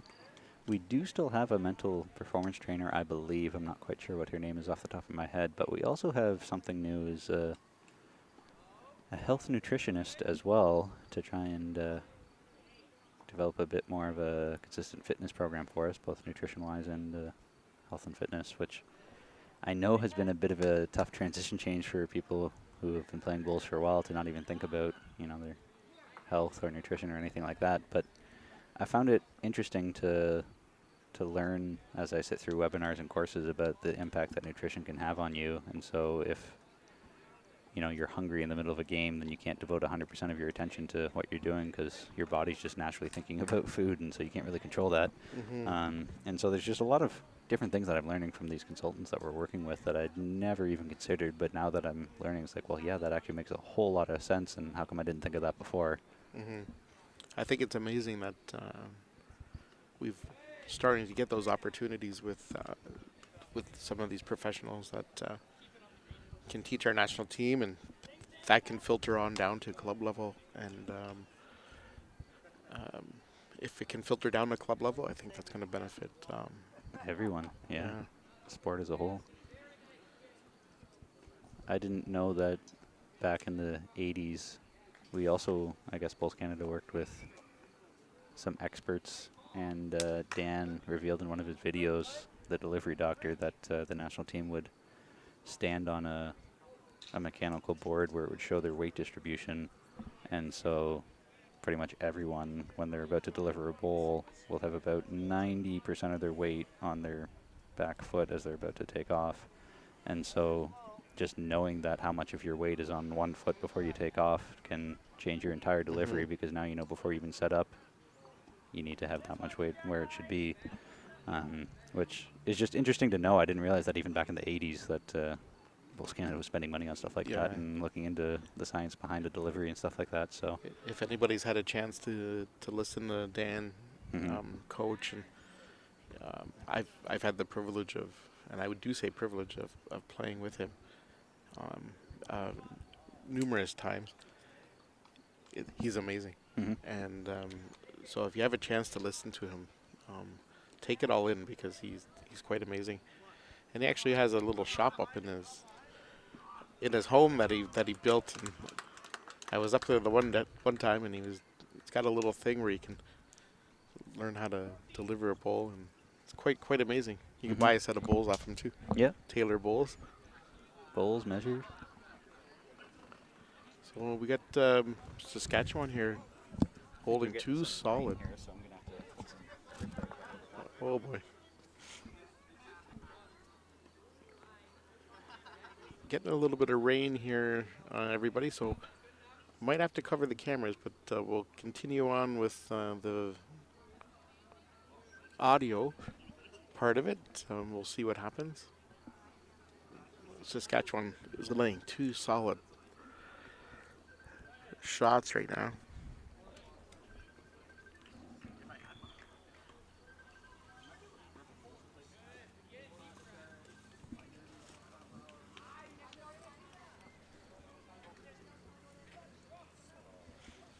So Ontario 2 up in the game. Last end. 2 down in the head, and we had some weight by Mark, and came up narrow.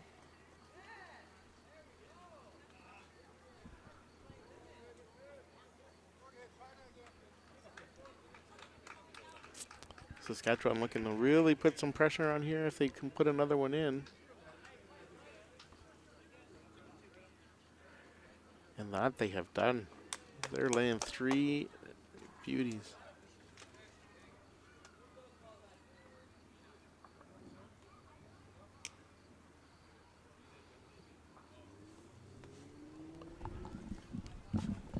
So Saskatchewan, Jake, really putting some pressure on. 3 beauties. Yeah, no kidding. Holy smokes. Going to Vice Bowls here. We've got some rain coming out, so I went and put a garbage bag over top of the camera, but ripped a hole in it so that way we can still see, because this is a good game. I want to be able to see the end of it.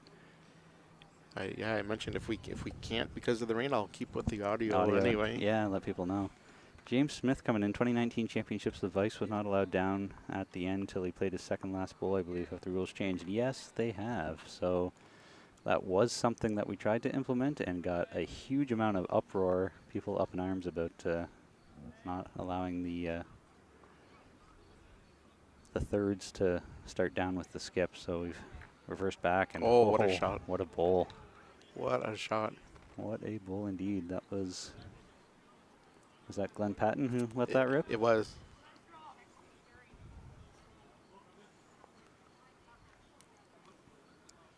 So yeah, so the rules have changed since 2019. The conditions of play tend to get tinkered with quite a bit, actually. Every time something bad happens or something doesn't really make sense happens, we should tinker with it a little bit, and it'll be the umpire committee and the development committee who go back and forth on what works and what doesn't work.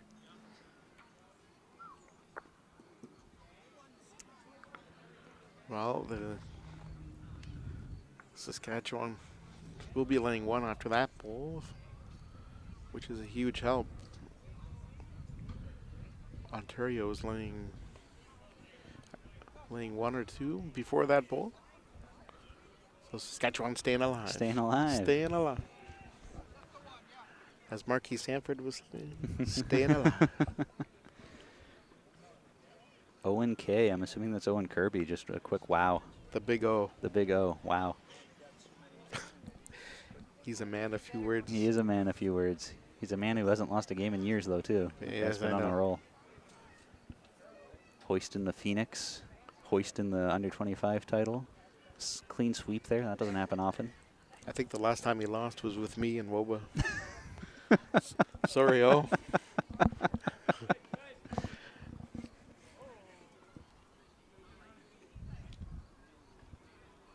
Ooh, coming up the line here.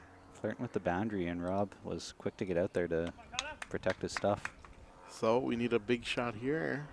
Saskatchewan needs to almost make this one count if they want to win. Yeah.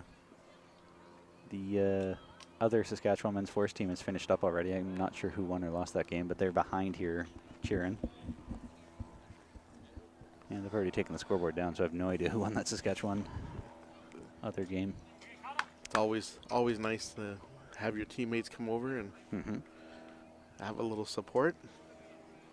Got a nice little crowd watching the end of this game. Yeah, we really do.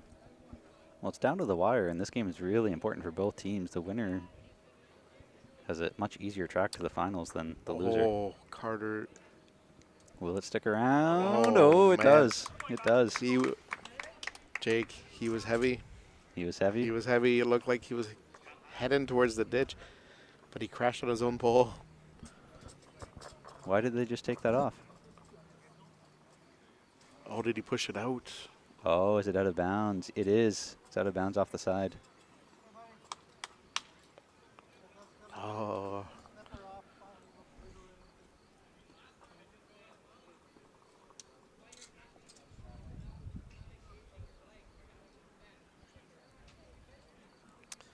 Well, the only good thing is he's made himself a better one than he was. Mm-hmm. So he still has the tie left to look at. Don't know if a tie helps him or hurts him. Yeah, it's going to be tough. Those dreaded ties, though, they can go either way at the end of the week. They can.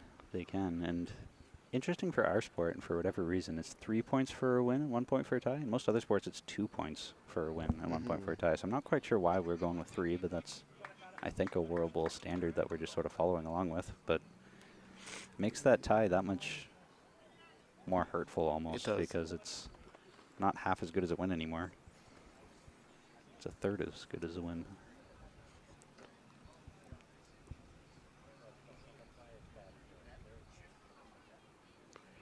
So I think Saskatchewan here is looking for a way to win the match. I think they really need to win this match for the standings, because they're talking about kind of splitting their one bowl in and then rolling in on the other side to hold 3. That's what they're looking at. Interesting. Interesting. So he doesn't want to tie, he just said. Well, it's interesting to me, too, because Saskatchewan B is 5-1-1 going into this, and they're in second place.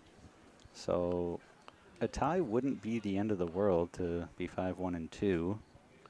Definitely not. I guess it depends if BCA and Nova Scotia A won their games. But I think I would play the much safer draw and just go for the tie, but that's just me. So they're having a team decision here. What do we want to do? Do we want to go for the tie, or do we want to go for the win? What would you do in this situation? Well, obviously, I would definitely be looking at our team manager to probably is what they're doing now. So they're going over to Davy Kalem. Probably what I would have done as well, to think about, do we need the win here, or can a tie be as good as a win? And if a tie could be as good as win, obviously you're just drawing, but if you really need to win that game, and at 5-1-2, I don't know. Do they really need? Yeah. Do they really need it? And another thing I'm looking at here too is that they have one more game after this, right? So they're 5-1-1. If they went 5-1-2, they could still very easily force a tiebreaker, and tiebreakers are played on the green. So plus minus doesn't even really matter at all. It's, you get to play a tiebreaker on the green. So if you take the tie, win your next game, and force a tiebreaker, you still get a shot. And so I think I'd go for the draw here, because you have, what, 10 feet to draw? Whereas the shot they're looking at playing to try and win it here is not an easy shot. No, and I think the record, if they win the last game, and like to be 6-1-2 and not make the gold medal match, would be very unlucky. Yeah, you would have to be very unlucky. I would be very disappointed if you had one loss and didn't make the gold medal match. I tell you that. Could you imagine? That would drive me nuts. I lost one game the whole time and didn't make the gold. What they could be talking about here is because he's looking to play maybe a yard or bit on his front bowl, but if he missed his bowl, he would be drawing in for 2. Yeah, yeah. So, because he's got about 4 feet or so to the ditch, so he could be 4 feet over. If he missed his bowl, he'd still be counting. I'm not sure. I'm not sure what the talk is here. The horn is, I guess, not going to go because of the rain delay, so time limits are kind of out the window, but they've been talking here for quite a while. at some point you got to go down and roll that bowl. How does the time limit work, Jake? Do they have to? They get to finish this end though. Yeah, they'll get to finish Yeah. this end no matter what. No matter what, they'll get to finish this end.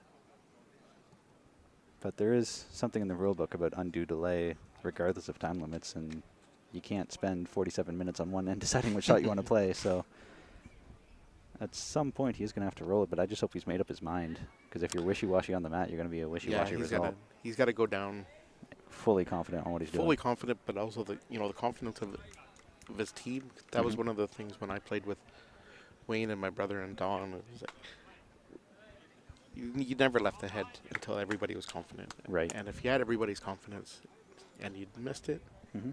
Then so be it. so be it. Yeah, go on to the next game or next end. But he is on the mat now, getting ready to play. Looks like he's playing the backhand draw. Maybe not. Oh, looks like he kind of flicked it at the He end. I'm did. not sure if that's a little bit of weight. That is maybe that yard through. Oh, look at this. Getting a little bit lucky. Oh, he. Will it Oh. stay on? Will it stay in bounds? It does.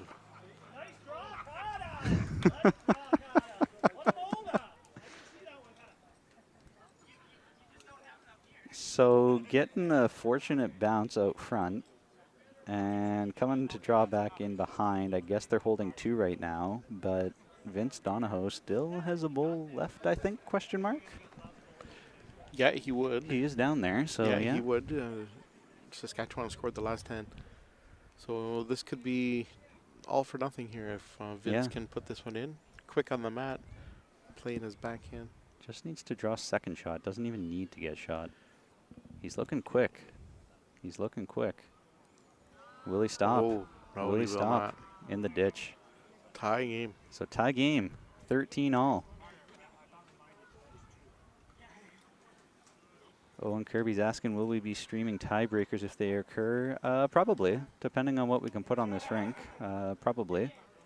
The tricky part, though, is that we don't want to put a tiebreaker match on the same rink as their gold medal match either. Like, we don't want to give them 2 games on the same rink in the same day.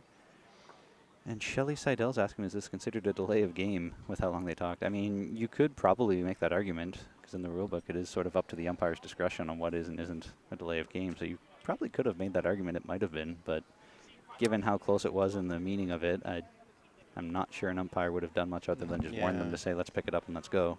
It definitely was a long break, though. Yeah, yeah, it But was. A but- meaningful one, though.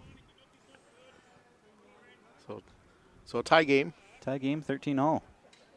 So that's it. That's all for this game. We will be streaming another one. That's the Quebec BCA men's pairs game. I'm not quite sure when we'll be starting with that one. I'd be guessing 5, but since the rain delay forced us back a little bit, that's a best guess. So stay tuned to our YouTube channel to see what time we'll be back for men's pairs. Thanks for commentating with me, Chris. Yeah, no problem at all. Hope to be. And we are live here at the 2022 Canadian Lawn Bowling Championship. I'm Alec, joined by Chris here, and today we have a good match here from BCA in Quebec. So on BCA here we have Tim Mason and Harendra Bartu, and for Quebec we have Gilles Dessert and Henry Fung. Chris, how are you today? Not bad. How are you? I'm doing very well. Other than hot. How are Yeah. you? It's hot out here. Yeah, very hot. We're out here in the blazing sun here.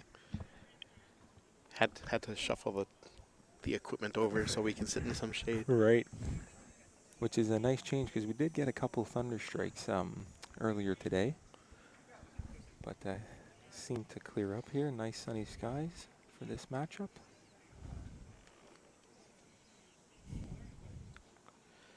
Oh, Tim's starting off with 2 pretty good bowls there. As these teams are taking no time here, delivering their bowls rapidly. This could be in for a quick game. Yeah. And I was informed that if BC does manage to take the win here over Quebec, they do secure that bronze medal game. So an important game for BC. Yeah, they don't want to lose this and then let some other teams win, and then Right. it could be a mess there for the 4th and 5th, and 3rd spot. Right. I don't think they can squeak up to be first or second, I don't think. No, I don't believe Yeah. so. It would really be for that bronze medal match.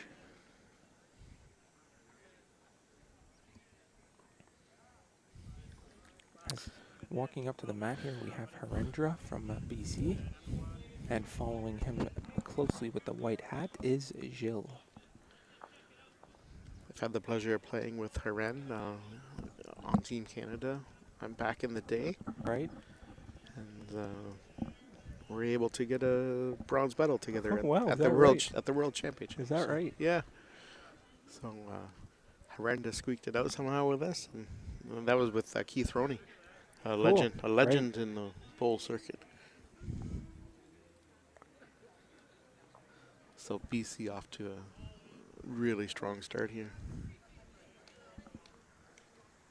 As it is a short jack here for the camera angle, I'm going to try to flip back and forth here to give us the best views.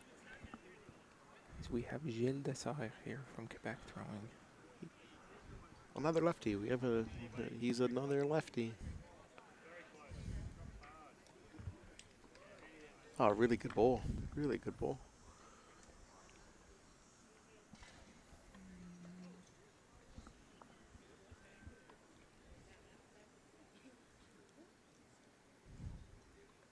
And have you been noticing anything peculiar here from this rink today, or has it been true?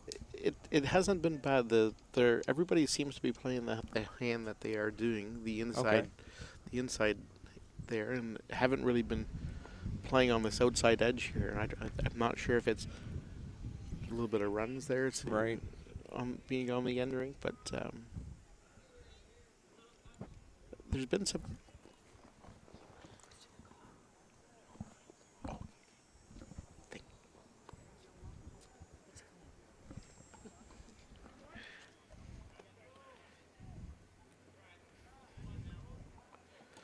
So Quebec's holding one.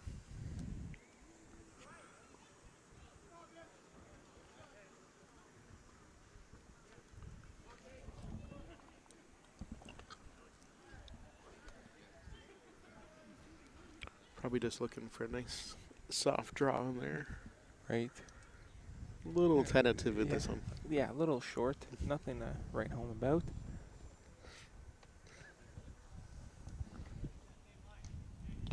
So one, And I believe, yes, one for Quebec. Quebec. As although BC did get to that fast and great start, Quebec still managed to take the end here.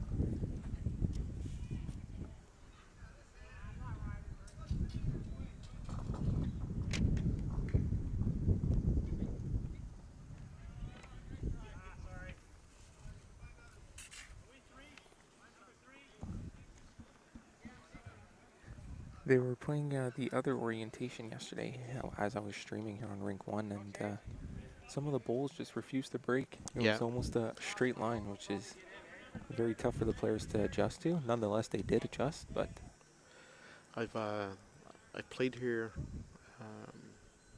many times over the years, and I have noticed playing across the green. right, It's a little bit trickier, It is, in yeah. my opinion. it did seem a lot trickier. Until you find it, and then once you find it, it's okay. As another short jack here. Quebec going short again.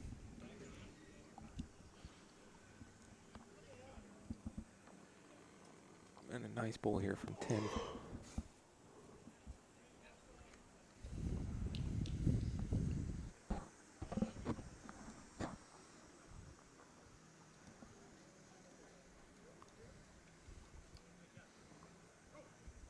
Just sneaking past here, there. The players are still going to that bit of a narrow line here from both teams. It's a good matching bowl by Tim. Always good to have a bowl back there. Right. Yeah, I've learned that rather quickly. Have you? Yeah. If you want to miss deep. Exactly. This looks not bad, not bad.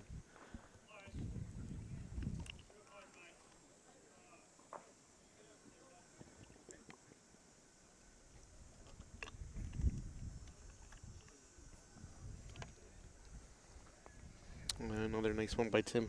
Good end by Tim.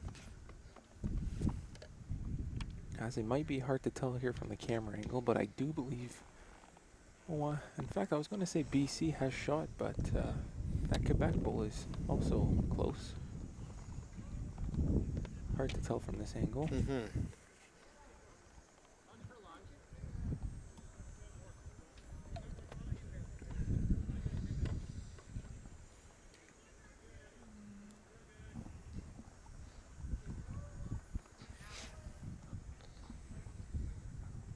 Yeah, so we did start a bit later here than usual. Usually the last game of the day does start at 4:30, but as we mentioned beforehand, we did have a thunder in the horizon, so we had to stop for half an hour, therefore pushing the schedule back half an hour. But now the skies have opened up and we'll be good to play here for 2.5 hours or at the end limit here. Yeah, it should be nice. It should be nice for the rest of the night. I noticed that the wind's going the other way. Right. And when it's coming off there, we should be pretty good for a while. Refreshing breeze as well. I'm sure it gets quite hot out there in the blazing sun on the green. It does indeed. Right.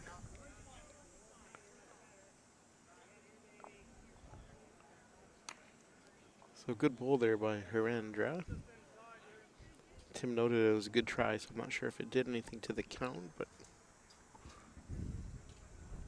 With the short jack and the camera being so far, it's hard to tell on the screen here, but and on my viewpoint here, I'm blocked by all Right. the bowls, so I can't see any. Right. Can't see where the jack is. as Gilles hits his own bowl here at the front. Here's Herendra with his last bowl. I think electing to go ditch side here. Oh, I was wrong. He did go for his backhand side here. Just hanging out there for him. Right. Didn't draw in, as I assume he wanted to.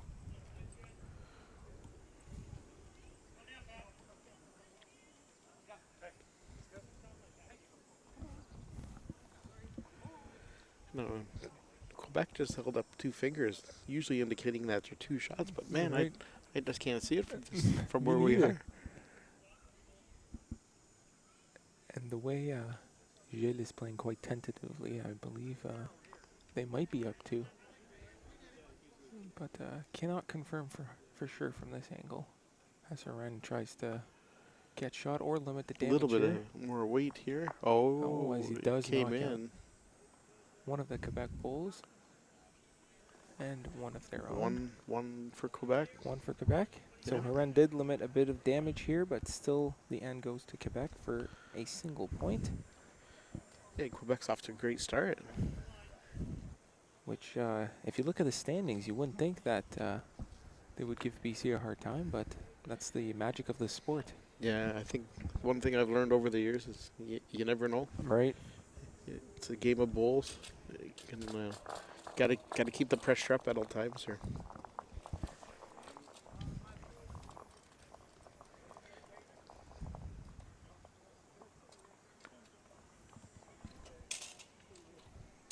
That's a bit of a longer jack here. Would be a bit of a better viewing for the camera angle.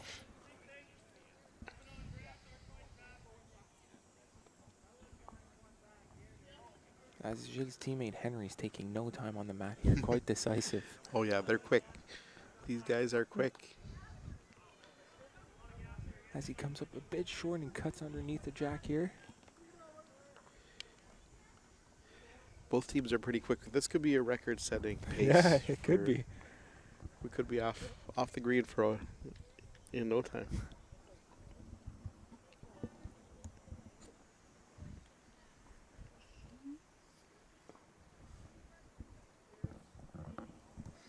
As Tim, I believe, did just throw the shot here. And as I say that, Henry's coming in very nicely here, and he throws a shot here Yeah. towards the jack. Very nice ball.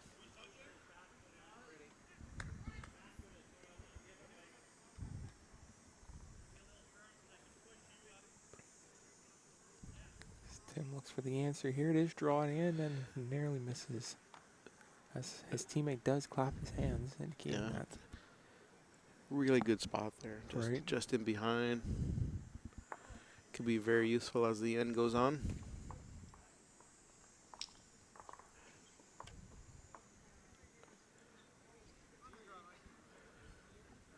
Not too bad, not too bad.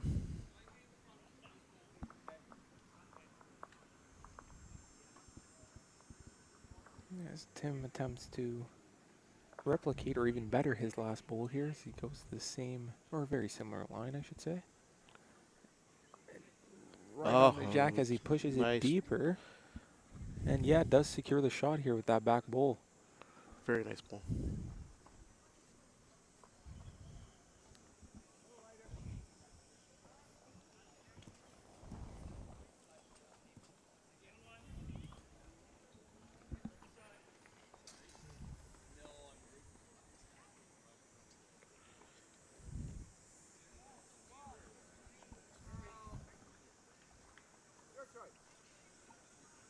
Now it did rain a bit here earlier on. It was only drizzles, but would that affect the green from this morning, or? Not Not- the amount that we got. Right. It wasn't enough to do anything. Right.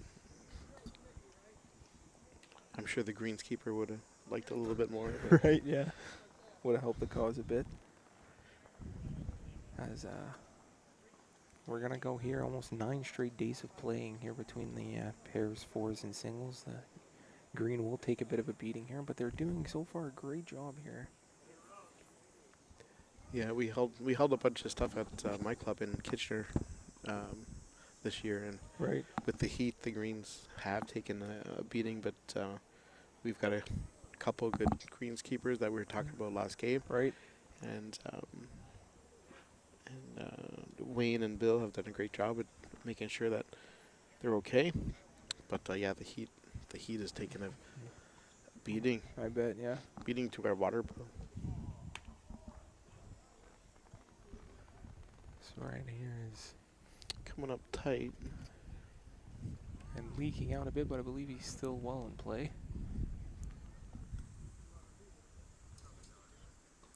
As both guys here are going for the ditch side. Pretty much follow him, eh? We'll be looking for here. He's gonna be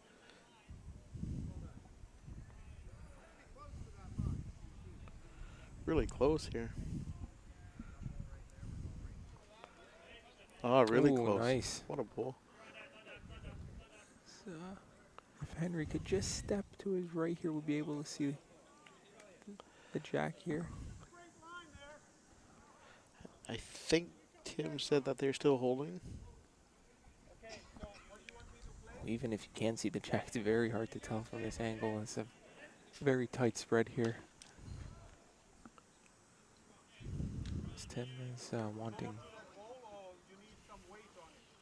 communication from PC here.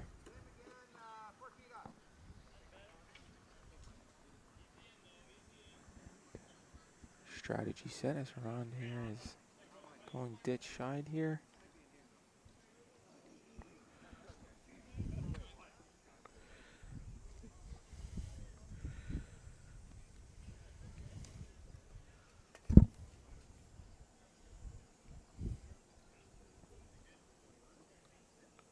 Now, just a draw in here would be possible, eh, Chris? From this Yeah, angle? I think so. The way it's set up, if they're one down, it'd actually be a little bit easier of a shot. Right, okay. So sometimes in these situations, I don't mind being down instead of up, Right. because I can maybe do something, or just like this here, As this is almost a perfect just like ball this from coming Jid. down. Oh, it just went a little too far. Great try though. As Gilles looks over here at the commentary box saying he thought he had it. Yeah, we thought he had We it too. thought, Yeah, yes, it looked very, very good.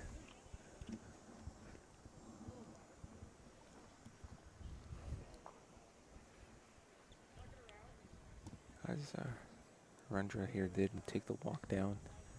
As from the mat here, you can't see much as the tight. It's a very tight spread around the jack. Very, very tough to see the holes, see the jack. He has made up his mind, I believe. He's walking slowly back here to the mat, still continuing conversation with his teammate Tim. Looks like they're going to take the one, You take it? which is what they're doing. Sometimes good play and don't want to give up the shot. Right. So Haran elects to not throw his final bowl here and take it to point for BC's first end victory here, bringing the score to 2-1 for Quebec. Sometimes it's good to get that first point on the board. Right. Yeah. Gets you a bit more comfortable here. You don't want the other team to build That too, right? too much momentum. and Right.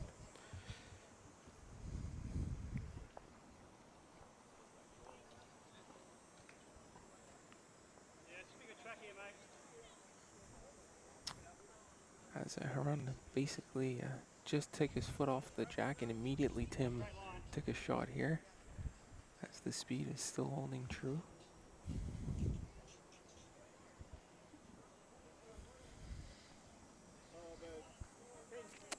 Both players coming up well short this Yeah. start this end.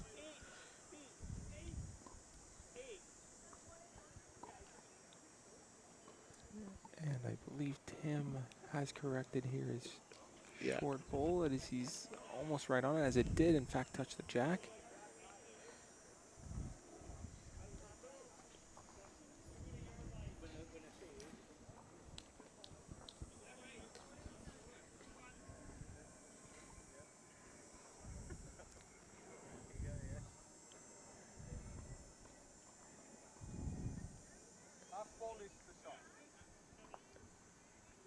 And as we have confirmation here that Quebec's Henry Fung did throw the shot on his last bowl here, as Tim attempts to change that up here, as he's drawing in quite nicely.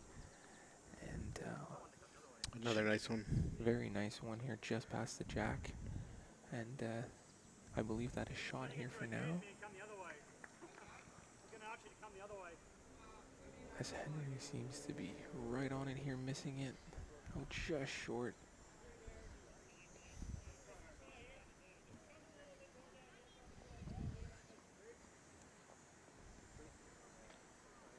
As Henry here is doing the bowler's measure, as I like to call it. Give a quick little check, Right. as you're not allowed to use any devices or anything except for your fingers. Oh, right. Okay. Yeah, so So you can only measure at the end? All the yeah, bowls that's are right. Okay. That's right. Yep. As soon as all the bowls are thrown. Interesting. Yep. So you can't see who shot, but if it's your fingers, you can. Right. So if you learn how to do that, Right. it could be a useful tool. So guys, we do have the chat going on YouTube. And we have it here where you can check it once in a while. If you have any questions, we can answer them for you. And another nice bowl. Very nice bowl here from BC's Harendra.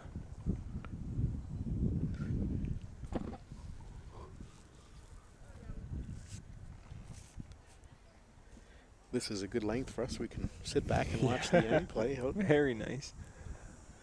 We should take note of this. Maybe they can put it there every time. Right, we should put in a special request here. Make our lives a bit easier.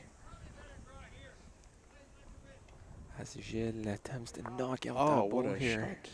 And he's done it. And he has done it. Gilles has been playing very well here early Yeah, on. and they're putting up a fight. Yeah, they are.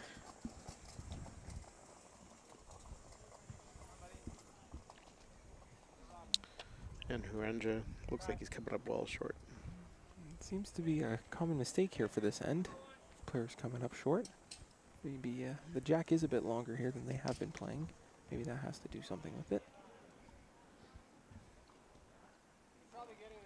As Gilles is throwing his second last bowl here.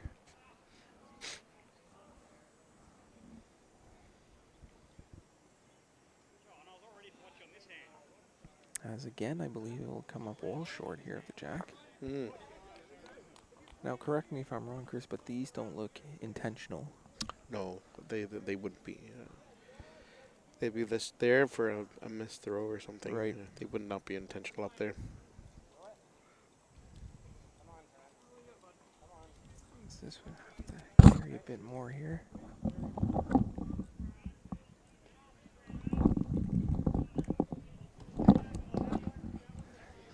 As Gilles' bowl is still a shot for now here. Looking to add on to the tally here with his last bowl.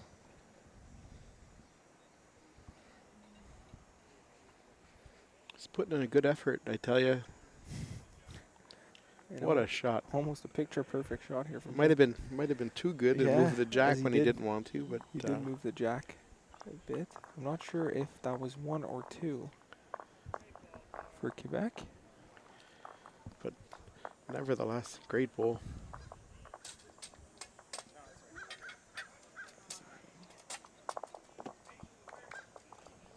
Is already here.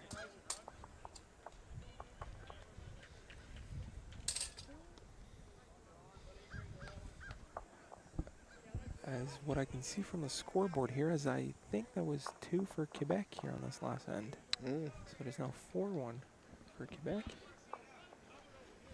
In that case, what a great last bowl. Yeah, very well. I thought I might have pushed the jack here towards Tim's bowl, but I thought so too, but apparently not. so on the rink beside us, if everybody is wondering, it's 2-1 Saskatchewan over Manitoba. After 3. And beside that, we have Nova Scotia. These are men's 4s against Alberta, or not Alberta, pardon me. Oh yes, Alberta. Alberta's men's 4, and that score after 2 ends is 2-1 for Alberta.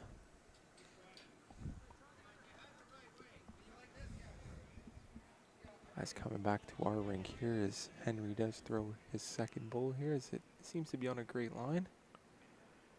And a great bowl. And a Great great bowl. bowl from Henry here. As Quebec is really playing well at the beginning here.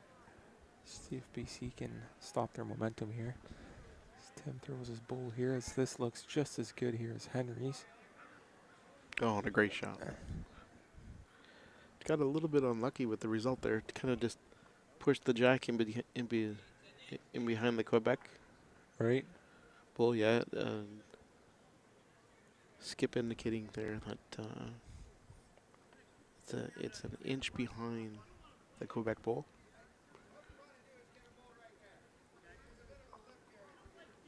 That's it. Another nice bowl. Yeah, it is another nice bowl.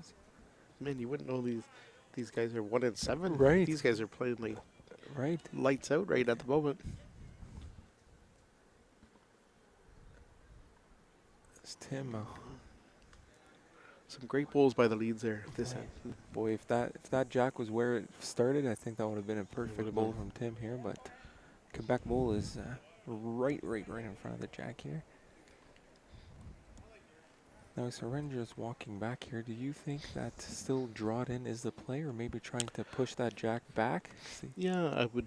If I was Herenda, you'd be playing you push the Tim's bowl onto the shot bowl, Right, which could push the jack back to the Tim's back bowl. right. That would really relocate where the head is and kind of flip who's shot here.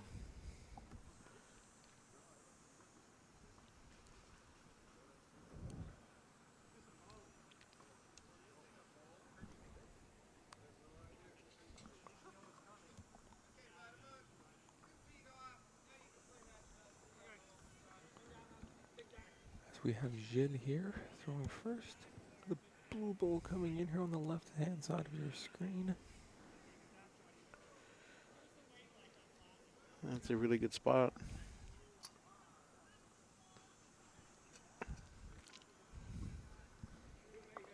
We will look at Horan's delivery here.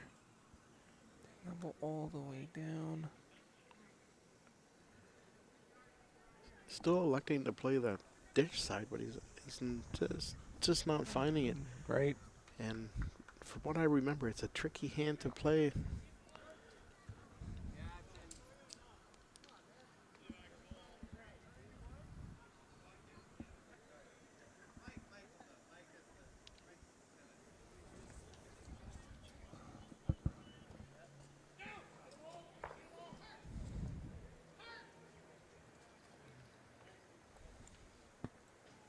Ajit here does go on the ditch side as well. A different hand than this previous ball as he, I believe, attempted to get position in the back there as he goes pretty deep. Azaran taking no time on the mat here. Gonna flip back to the other camera, see if we have a better angle than we had before. Oh, and what a nice try. As that did open up the jack here a bit for a nice draw on the ditch side. Yeah, he can play the almost the same shot as he did. So he gets onto the blue ball, squirt. He can spread the jack over a little bit and Right. hold a couple. We'll see what Gilles is going to do here.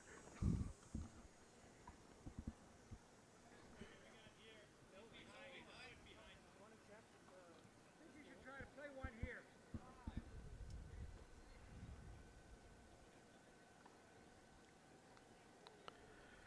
Wow, As what he a nice ball. did knock the jack over here. Really changed the angle on this, and I think Right. Quebec might be laying a couple anyway. That's the only ball we have there, right? As for those who are having trouble to see the jack, it is just on the left-hand side shoulder here of Tim from BC. As Jid's last ball did knock it over to his right. As Ron here is coming in. Oh, what a nice shot. Almost a picture-perfect ball as he has a hand clap Yep. from his teammate. And that as well secured the end here for BC as they make it a 4-2 game now. Yeah, that was a big shot because I know Quebec was holding at least one or two. Right, which would Maybe make a more. substantial lead as well.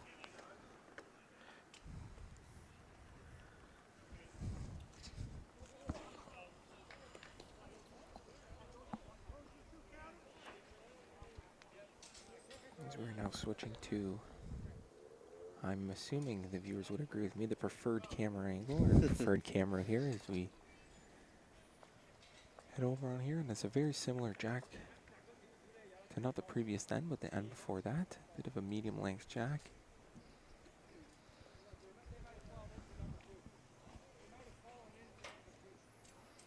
Tim coming up short and tight.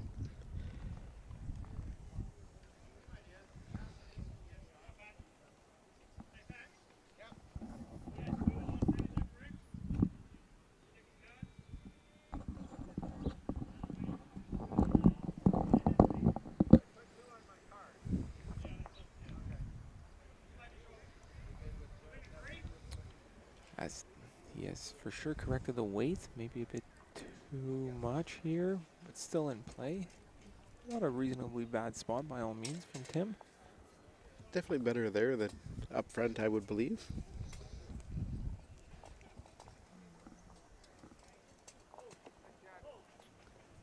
As here is Henry, and is almost a carbon copy of his first ball here. Coming up a bit short.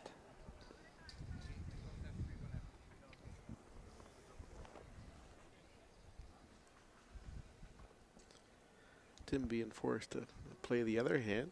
Right, as he has thrown for shot here for now. Confirmed by Harendra, his teammate.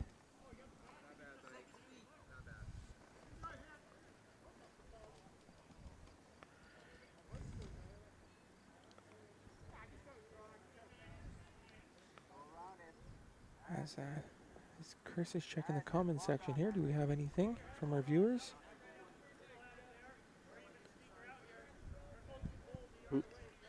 Until my battery runs out. Right.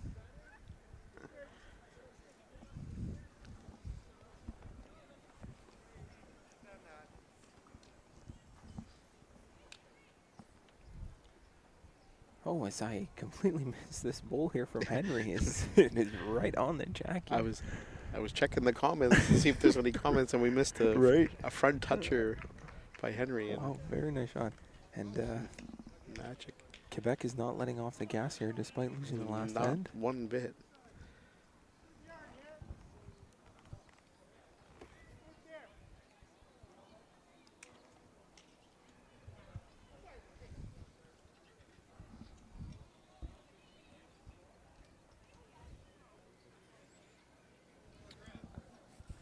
Herentra does put a bit more weight on here. Maybe trying to disperse. Just cutting across the head there. Right.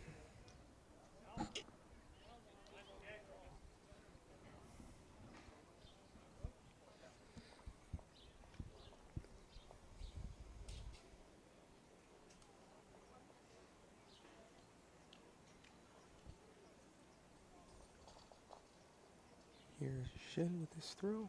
See if he's continue his hot streak here. This will be a bit too heavy here. Definitely a good spot, though. Yeah, how come?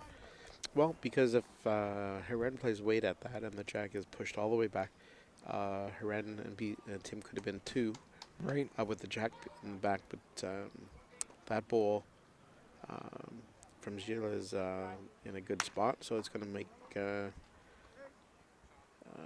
Herendra think about it a little bit. Right. And it also covers the tee in case at The the end is killed. Right. As I believe he is still going back there here. He is. He's piling them up back there. So definitely won't be any weight here by Heren. Yeah, an identical bowl here. Sitting at the exact same spot as his last bowl here. As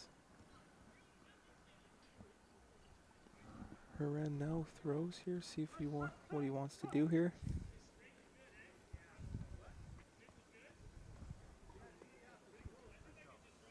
As he again Ooh, narrowly good try. misses here. Just inside again.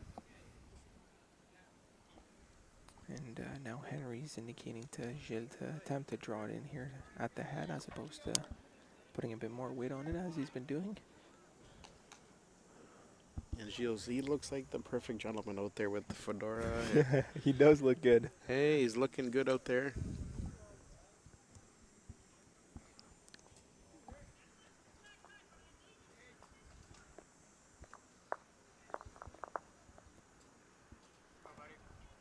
I am unsure if that was 2, 3, or just the 1 here for Quebec. I believe just the 1, but Yep. you never know. You'd be right.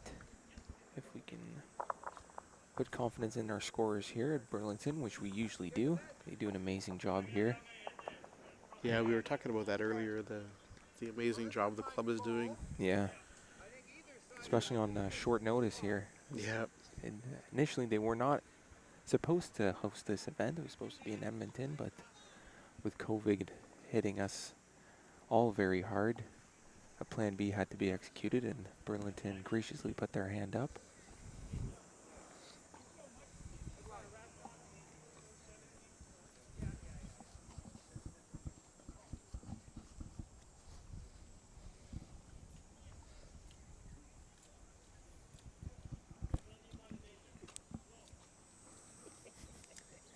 Speaking of the Burlington staff, Yeah. We had Bob Pring just walking by, bugging us. bugging us is a good word, yeah.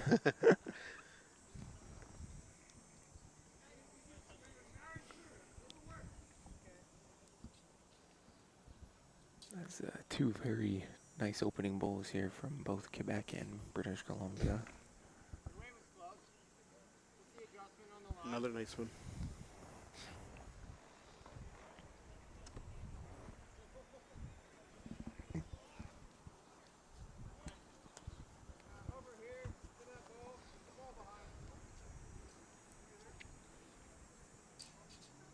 Tim narrowly misses the jack here, but does establish some back position as well. As Henry here goes, still sticking to that backhand here for him.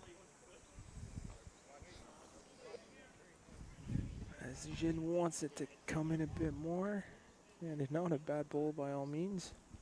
Coming up a bit short, but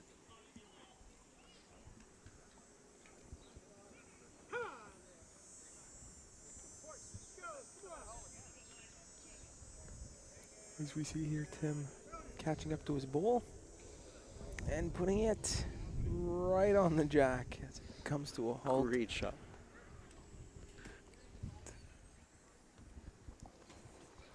And from our angle here, it did look like he did touch the jack, but no marking no chalk on the bowl, so he must be a couple inches short.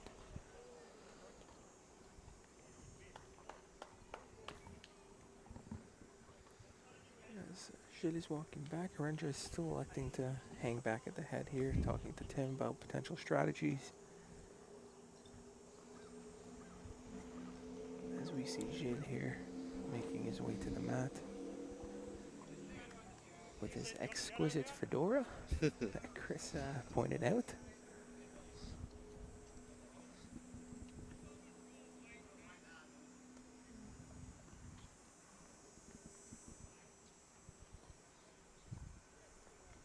Probably looking for a little bit of movement on the shot bowl. Kind of change things around a little bit. Right. Yeah, a little bit of weight here. As I thought he hit the bowl in front of the jack. That's what I thought too. Right. But I thought the same thing. it's hard to tell, But I didn't see the little weight ball move. right, right, exactly. The jack has disappeared. Yeah, honestly, you don't ladies and worry. gentlemen.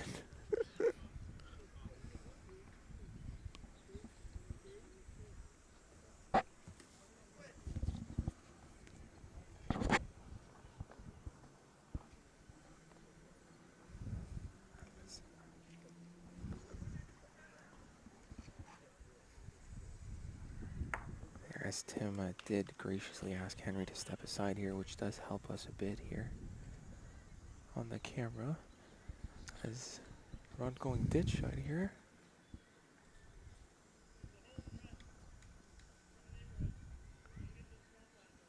So nothing really changed, I don't think, with that one. Nope, just putting it back there. Tim did like that ball.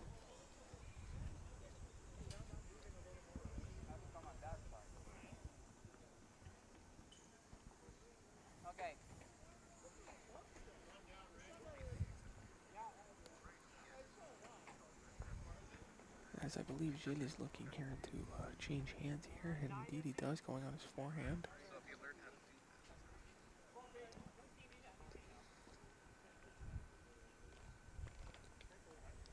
As, unfortunately, we're where Henry's. We're not able to see where that jack is, but very nice ball from Gilles here.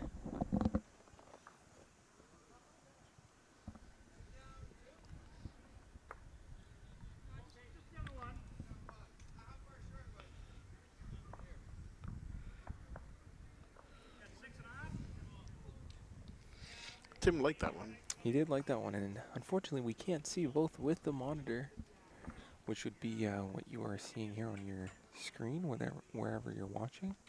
It's very hard to see, and from a broadcast booth too, we cannot see the jack, so we'll have to rely on the players here.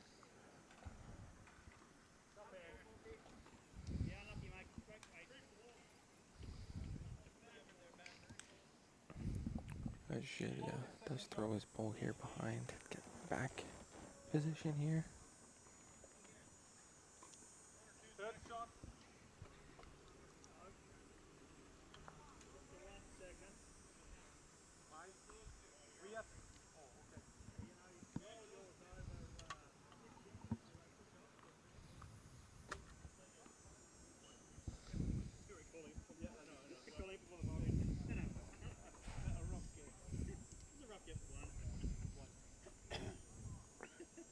Arendja coming up well tight on that one. Right.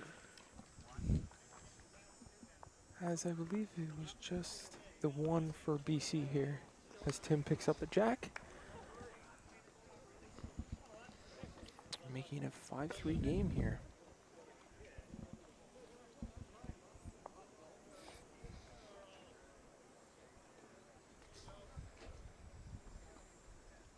Seventh end.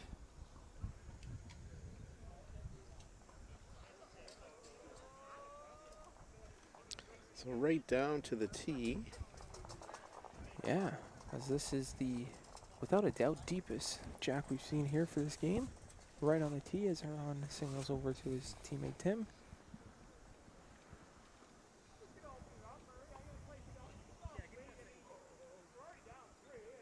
As Tim, Pretty decent first hole. yeah, very decent considering they have not been this deep yet.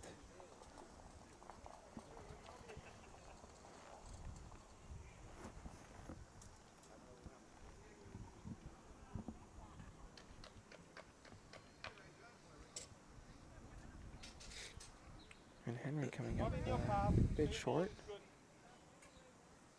As you do hear the communication here from Haran to Tim. And then that is from BC. And if you cannot see the shirts very well, the blue shirts are BC. And the white shirts are Quebec.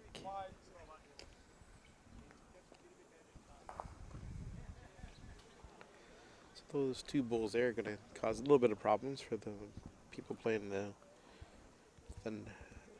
backhand coming up because getting a little cluttered out there. Right. And adding to that clutter is Henry here coming up short.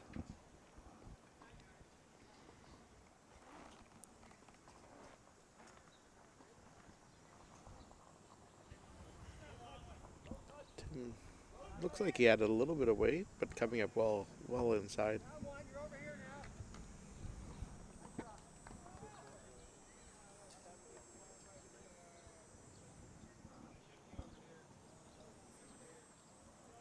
Henry here putting a much more weight than he has been as it does roll towards the dish, but it looks like stick it's it. going to stick. Sticking around out there if it doesn't fall over.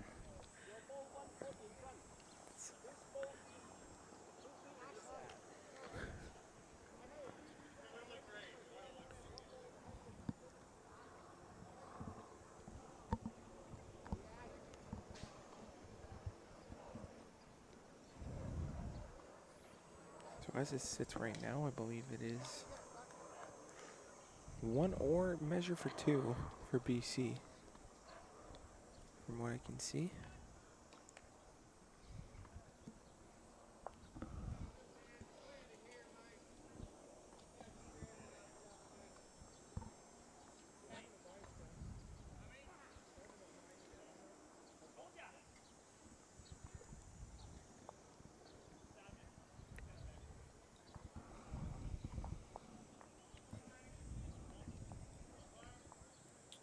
Here is Haran here from BC throwing. He's electing to go on his backhand side here. Assuming attempting to just putting it as close to the head as possible. And it just dies here in front of us. Yeah, I read. Got quite a few bowls out there. That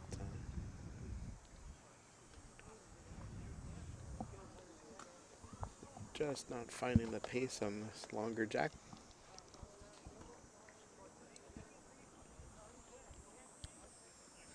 Speaking of pace, this seems to be a bit heavier here for this bowl of shid. Did cut inside though. Good weight, is it? Yeah, definitely. Jack high.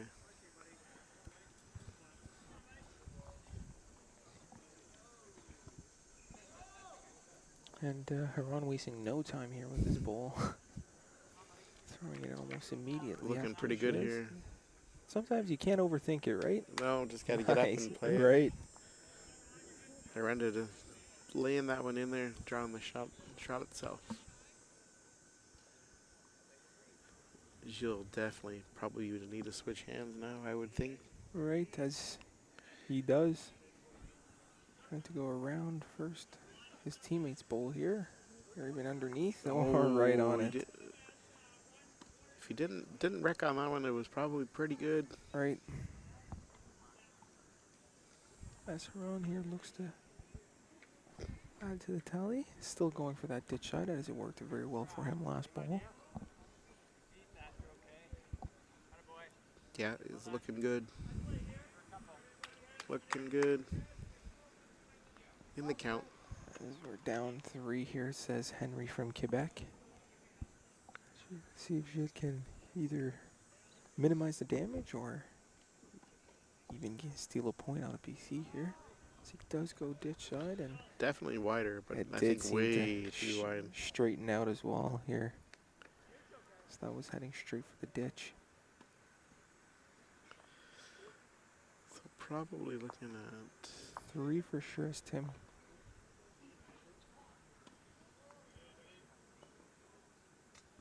as they do take out the measure here. Tim looking for the fourth here.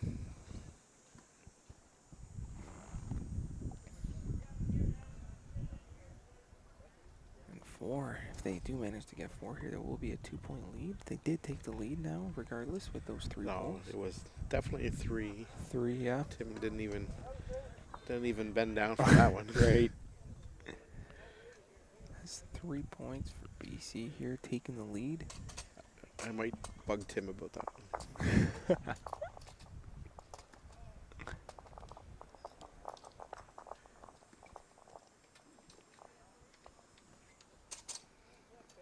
And we are now sitting 6-5 here for British Columbia after Quebec taking an early lead. This is the first lead from BC here. See if they can keep their momentum going.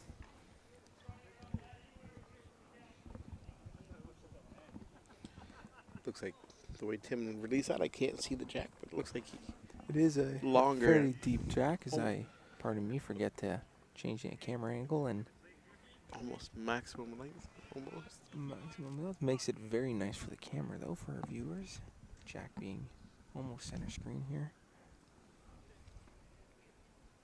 As this seems to be very heavy, but these greens have been slowing down almost on a dime here.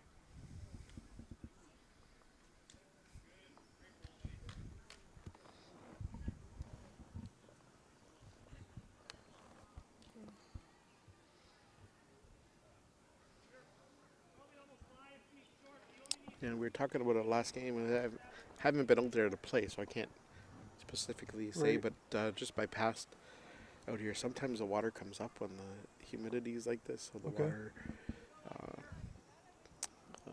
just in the ground kind of comes up. So sometimes when the humidity is out like this, it does get. Sometimes you get a little bit slowness out there. Right. Yeah. Okay.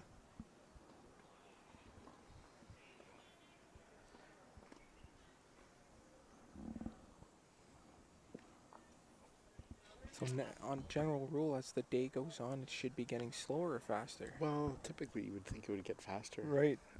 Just depending on the conditions. Right. And where you are. I know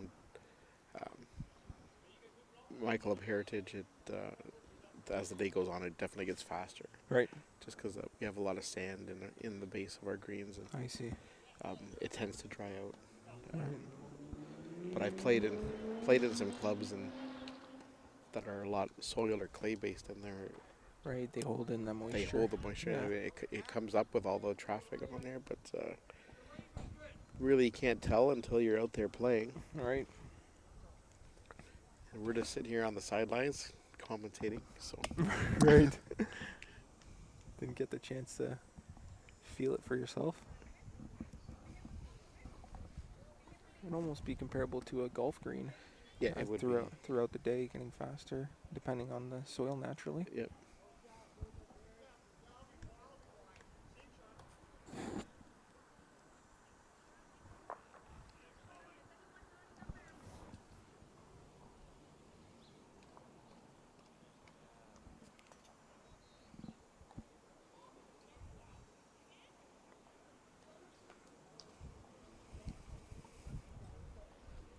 So we do have Harendra here going up first for BC here in the back half of the end.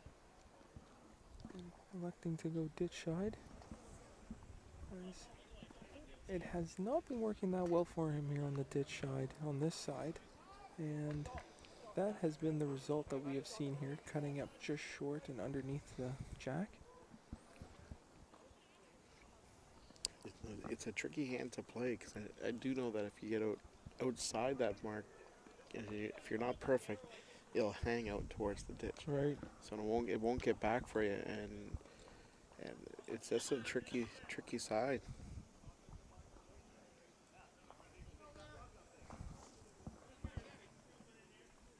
As Jid also going ditch side here, and very similar result as Haran. And Harendra right up on the mat, wasting Yeah. no time at all. I think he knew the mistake he had made on his last bowl and wanted to correct it rather quickly here. As a bit of a better result here. Does cut underneath, but a bit more weight here from Harendra.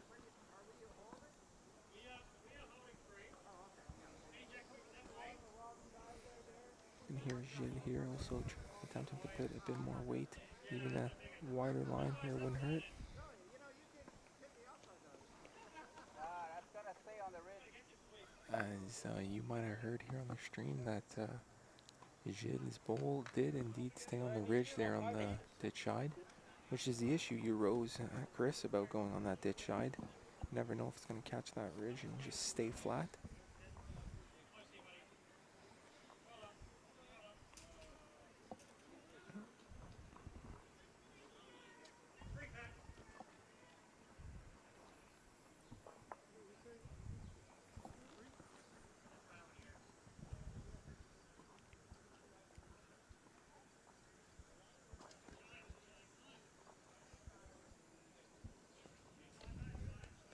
Here's Gilles here, not as wide of a line here, learning from his mistakes from the previous bowl. And it's just inside again.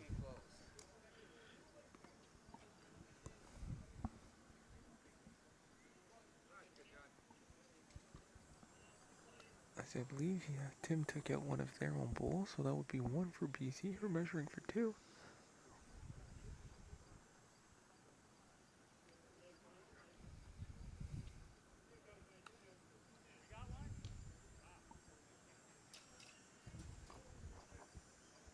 As Tim does signal over to Harandra that it is 2-4 BC here as Tim picks up the jack. So this is now 2 wins in a row here for BC. Yeah, they've got a bit of momentum, which I expected. Right. They're up there in the standings, contention or medal contention.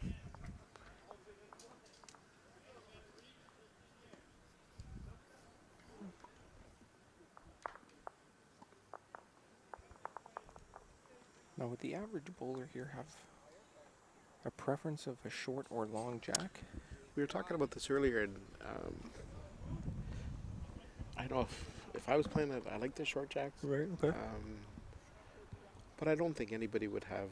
They would have their preference, but I think everybody at this level can play. Yeah, no play matter all where the jack play is. all the lengths. Yeah, Yeah. you would expect that. Right, you would expect it. But I think everybody's got their own preference of Right. what they like. And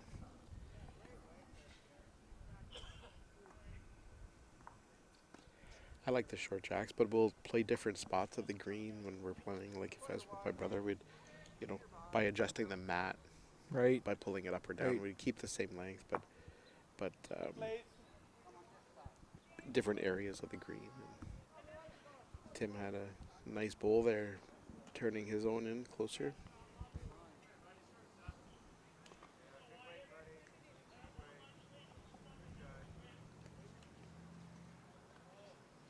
As Oh, Henry Henry responds just- with that, eh? Just laying it in there. Yeah, holding shot. Just Really nice bowl. as this has a bit more weight on it here, coming in hot. Oh, yeah. great shot by Tim. Some, Halving that bowl out. as he comes, Tim walking by, making some comments. as Henry attempts to duplicate his previous shot here, coming up just short. Oh, just needed that yard, and he would have. Nice try, Henry. As you might have heard Gilles here saying nice try, which it was a very valid attempt from Team Quebec. As both teams here are trying to cool down as much as they can, as we do have some nice cover here from the clouds. Nice break for these players. Definitely a hot day out there today for everybody. Right. Especially those who had 3 games today here. Mm-hmm. Talking about this yesterday with Lori, how it can easily be 12-hour days for these athletes here, which is not easy to keep concentrated for that long. Yeah, most definitely. Nonetheless, though, they're still capable of making shots like that one we just saw from Harandra. As Gilles assesses.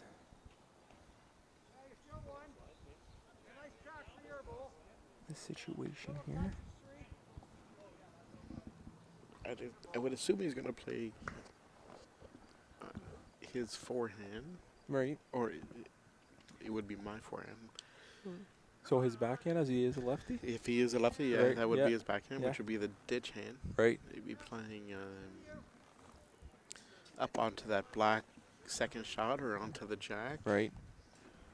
And that ditch shot has been proven difficult here to read for these players.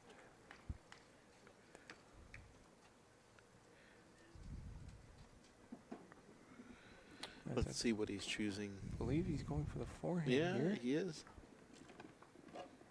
Yeah, and indeed he does. Staying away from that ditch shot Maybe for now. looking to push the blue one up. Maybe. As I don't not believe that'll make it to the head.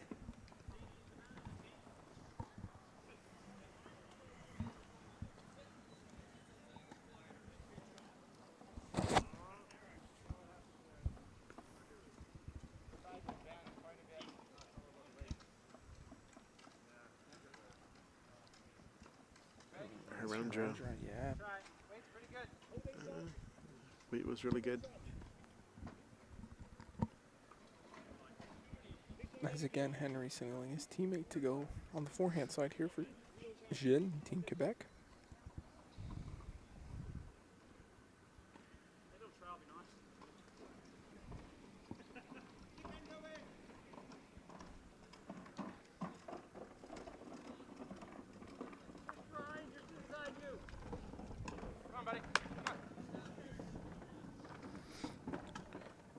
Tim would probably be really liking if Harendra can just touch the jack a little bit here. Right. Just to nibble it back. He'd be sitting about 4 or 5, but this one does not look like it's going to do Did it. seem like it did catch that ridge and Yeah. stayed straight. Good weight. And Henry's signaling that he's 2 down here to Gilles. And Gilles going ditch side here on the backhand, which is what Chris had advised here. And he almost made it. It just rolled out. If that would have hit it square, I Yeah. believe he would have had it It there. would've. Right. That's what I thought he would have played. Yeah. On his earlier, first bowl? but- Yeah, on his Right. first bowl, yeah. Right. But And with that shot from Gilles, stops the BC momentum here. yeah, nevertheless, a Oh very no, good it bowl. was. It was one for BC. Oh, 1 for BC, my Yep. mistake. As I should say, BC continues their momentum.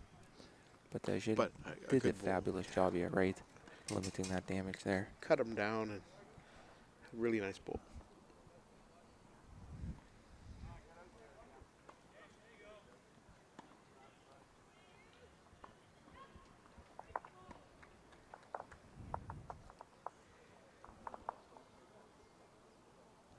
So we're hoping that everybody not doing anything tomorrow is going to come out and watch the championship rounds. Right? If you're in the area of Burlington, I advise you to come down, as Saturday will be finals day. It will be great atmosphere here at the club. What time are we starting? We're starting at 2 o'clock, I think? Supposed to be at Supposed. 2 p.m. That's assuming that all the tiebreaker matches do go the distance. And early afternoon start here for our bronze and gold medal games. It'll be a great day of bowls if anybody can come on out. Yep, 100%. Pitch, we're down 1. Kills it. We're down 1. I mean, you can play to here. And lucky if you're not familiar with bowls, you can still come down, as it is by province. So if you are in Ontario, originally from Saskatchewan, you can cheer for Saskatchewan, cheer for Ontario. It really doesn't matter. Absolutely.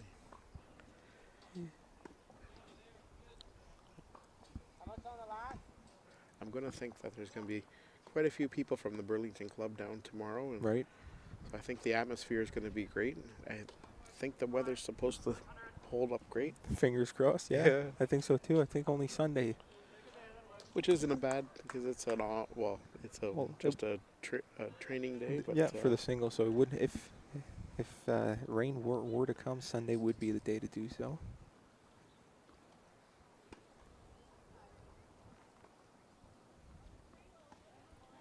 As I think the teams almost mutually agreed here to have longer jacks than the start, as I forgot to change the end here.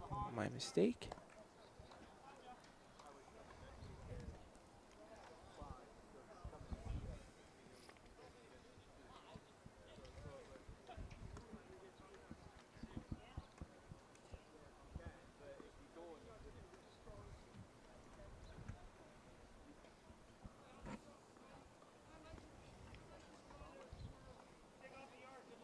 As if you are just joining us now, we are watching the men's pairs here. We have the Quebec team that comprises Gilles Dessart and Henry Fung. And we also have British Columbia A here from Tim Mason and Harendra Bartu. And Harendra from BC is the one throwing as I speak.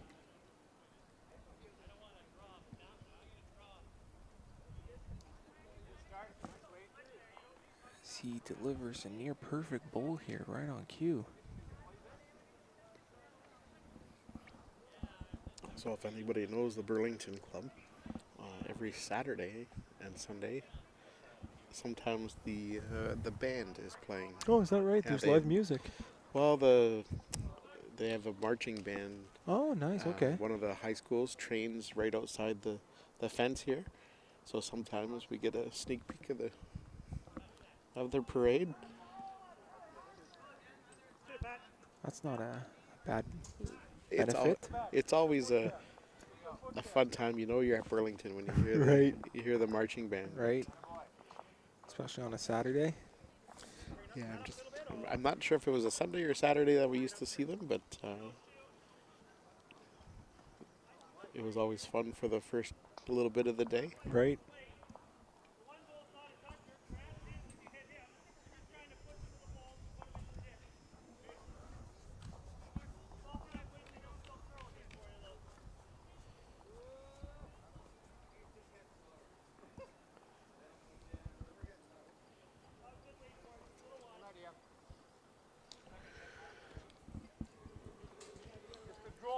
As Gilles throws it in nicely there, coming up just short. Stand there.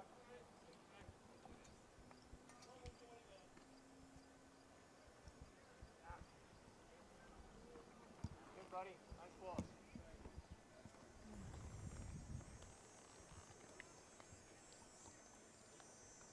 This is a nice ball from Harendra here, going up just deep, just behind the jack there.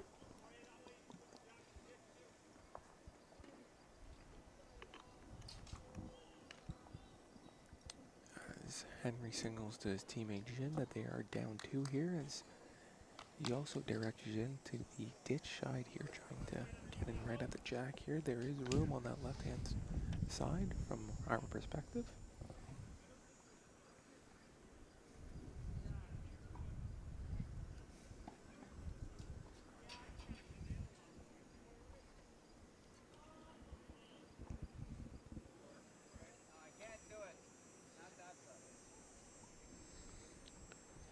Well, Gilles not liking that side over there. I don't blame him.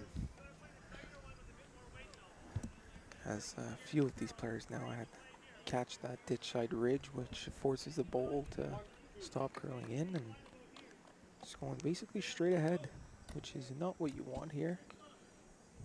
And It's just tough because if you cut it inside, it goes up narrow, and Right. it's very hard to find. You got to be perfect. right, And another nice full length one here, so we have a nice viewing angle. right. They're playing very camera friendly They are. bowl right now. In which one way. right. And it's also making our lives a bit easier here. Play being right in front of us. Tim off to a really good start here. A couple feet short. As he has been now for a few ends, being very consistent with that first bowl. As there's oddly raindrops now falling from the This is sky. very odd because the sun is brutally hot right now and sunshine. As the cameras will need to be covered here. As This is the oddest thing I've ever seen. wait, wait. Sorry, folks, we're going to have to cover the cameras. Yeah, so Because that one cloud in the sky is unusual rain delay there, Jake. We're back with Jake Schutnick. Yeah. Everybody, we're just changed up the booth a bit, but very odd rain delay when there was one cloud in the sky kind of opened up and Came pouring down. So looking at the scoreboard here, it's 11-7 after 12 for BC, Tim and Huron. Quebec was off to a really good start of this game, but Tim and Herendra have been battling back. This looks pretty good here from Huron coming in. Oh yeah, Shot drawn. that's a great shot. Beautiful toucher. Great shot. Saving the best for last, too. Last bowl. Unreal. Was it just one for BC there? I'm not sure how many he was sitting. Just flipped it around, so it was. He just drew it cold as the last. Nice shot. Love that.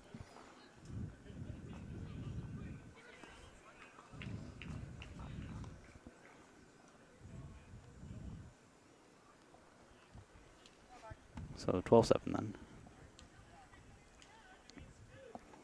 I love how quickly Tim lays the mat and rolls the jack and just bingo, let's go. Yeah, we were talking about that earlier, how quick both the players are, and actually both teams. Yeah. Yeah, it's the pace on this game is, we don't have to worry about any time limits this game. Yeah, you can say that again, just looking at how many ends here. The rink next door is 2 ends behind, and they're also playing pairs. That's Yeah. wild. Yep. That's wild.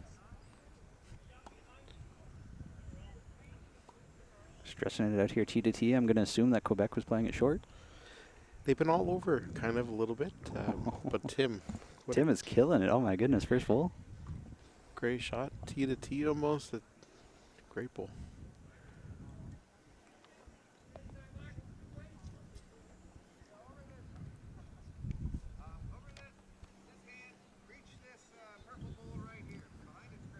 Looks like Henry was struggling to go T to T here. Wasn't quite used to that change up. Tim's just inside, which is beautiful. And look at this. This is another beauty. Laying another one in there. Very nice. Couple feet short. Flopping across too. Ooh, putting the pressure on. Looks like a little sprinkle of rain was enough to get Tim going to say, hey, let's do this. Let's put this game to bed. Yeah, doesn't want to be out here for too long and just wants to get her done because he's laying it perfect, almost a perfect end right now. He's chasing this one down. You must like it. He hesitated before chasing it down, though, so not sure if that means anything, but I'd be pretty happy with that. Not too bad at all. Line 3 for your skipper. Can't complain too much. Tim's a very popular player here, born in Ontario, but moved to BC. Mm-hmm. And got a lot of friends in the area, and they've come on out to watch him. A lot of his golfing buddies, I guess, have been popping in to see him. He's a well-connected guy. I remember in 2019 he had Glenn Howard come out to the Heritage Club.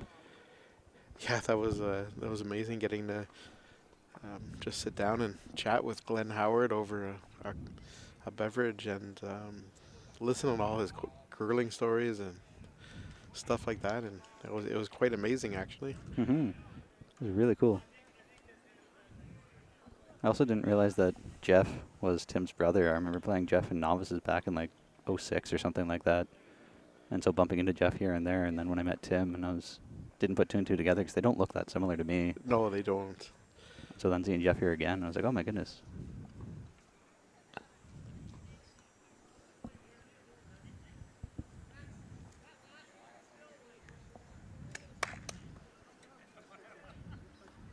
See if Huron can draw. I don't know if that bowl out front is going to be in anybody's draw line. Henry sort of dropped one short there, and it might just be a good marker for what you got to come inside of.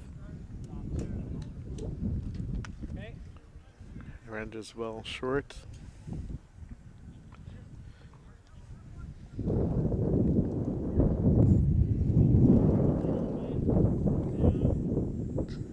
Wind is really picking up here now. Yeah, the wind is back after that little bit of rain. Gilles definitely has some weight here. Just on the inside line. That was good effort. He had good weight to do something there. But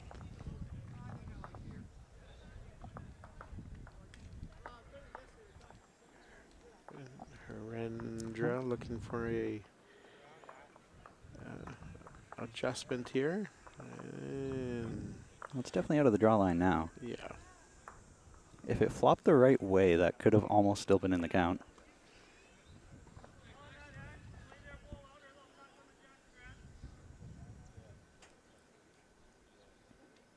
I've seen Gilles play a couple times before, but it's been a long time since I've seen him play, and it doesn't look like he's changed his stance or style or anything. He's No, still I very know. consistent. And we were talking about that we love the fedora. Absolutely. Yeah. It's just him in the front coming in that side. You, like I said, you get to hear your scoring.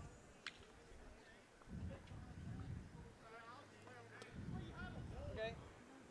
So Tim wanting Heren to come Okay, play here. the backhand, but Heren doesn't like it for some reason, wanting to play the other hand. As long as you have good weight, anything in here should be good. Anything Yeah. within 2 feet, 3 feet. Yikes. Oh my goodness. Yikes. And I think that's what Tim was scared of Yeah. there. Yeah. Okay, just strong into head. Coming down 3. Well, the bright side, I guess, is it was only one bowl pumped in, and it's not like you went from being up 3 to down 4 or Yeah, it something like wasn't- that. yeah, it So it's wasn't only like he squirt the jack out to yeah, a whole bunch of them, but still he was laying 3. yeah, unfortunate for sure, especially when Gilles been crashing everywhere, and there really wasn't a whole lot going on for Quebec that end. But Sometimes, I don't know. Just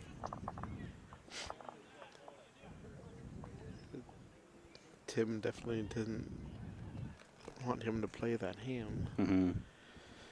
And sometimes it's Murphy's Law that if there's the one bowl What? out there, You get attracted to it. you're going to hit it. Yeah.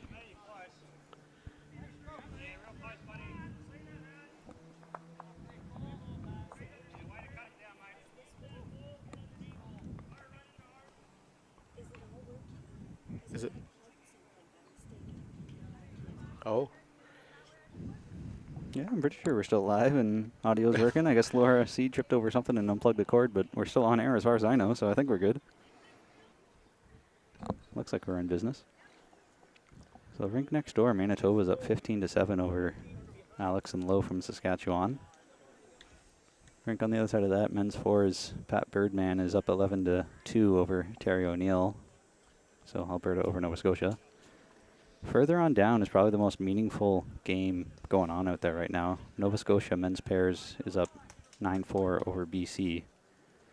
And that's a must-win game for them to try and force a tiebreak. Further on down, Greg and Derek from Alberta are up 11-5 over Ontario B. Ontario A is up 19-3 over Alberta B. Keith and Roy.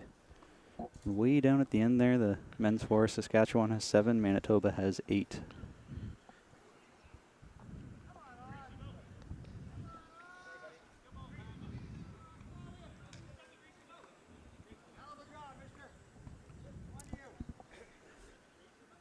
Looks like Tim's figured out the draw line here, as it looks like to me both bowls are coming right back to the center line. I'm not sure if that's what it shows on the camera, but yeah. Tim's been very consistent this game. Couple loose bowls, but nevertheless been pretty consistent. that is an interesting cluster from Henry Fung. All 3 bowls are like, that's a almost perfect caterpillar, but Yeah. it's unfortunate. I don't think that's really anywhere near the jack. They're all just 2 feet past behind.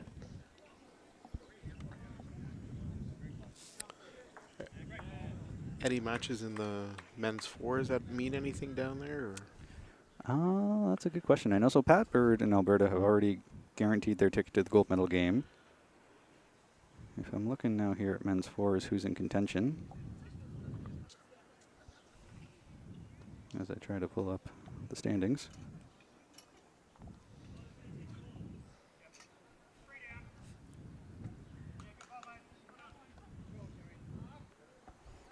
So Saskatchewan B, the Watson boys, are still currently in second place, but that's a must-win game for them to punch their ticket.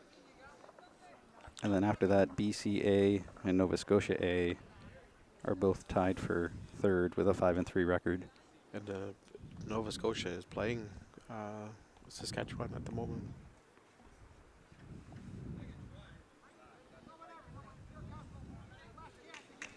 So that's a tough game. That's a tough game then.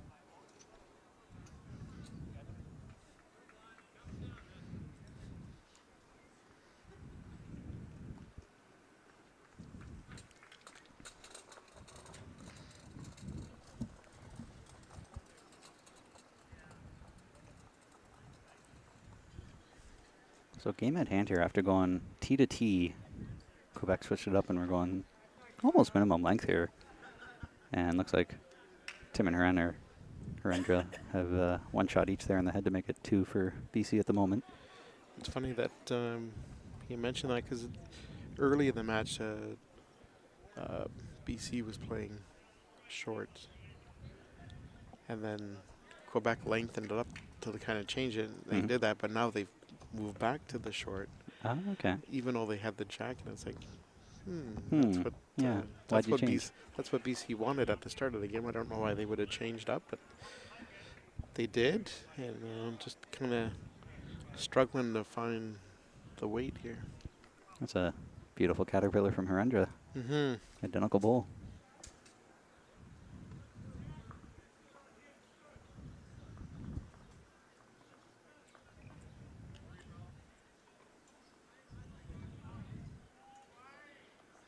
Just coming up a bit short.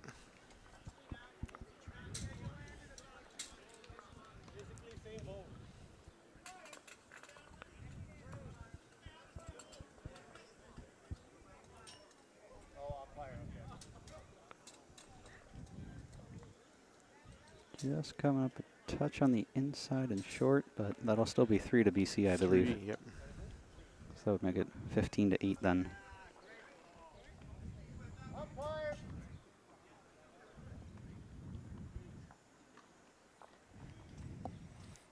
So 7-point game with 3 to go.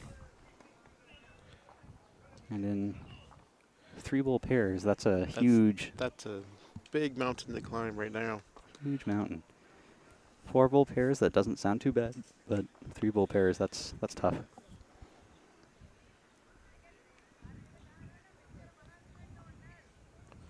So another jack on the tee here. Tim has brought the bat out just a little bit, but Yeah, just a touch. but he's put a not bad bowling to start. But Yeah, weight's probably 1.5 to 2 feet through.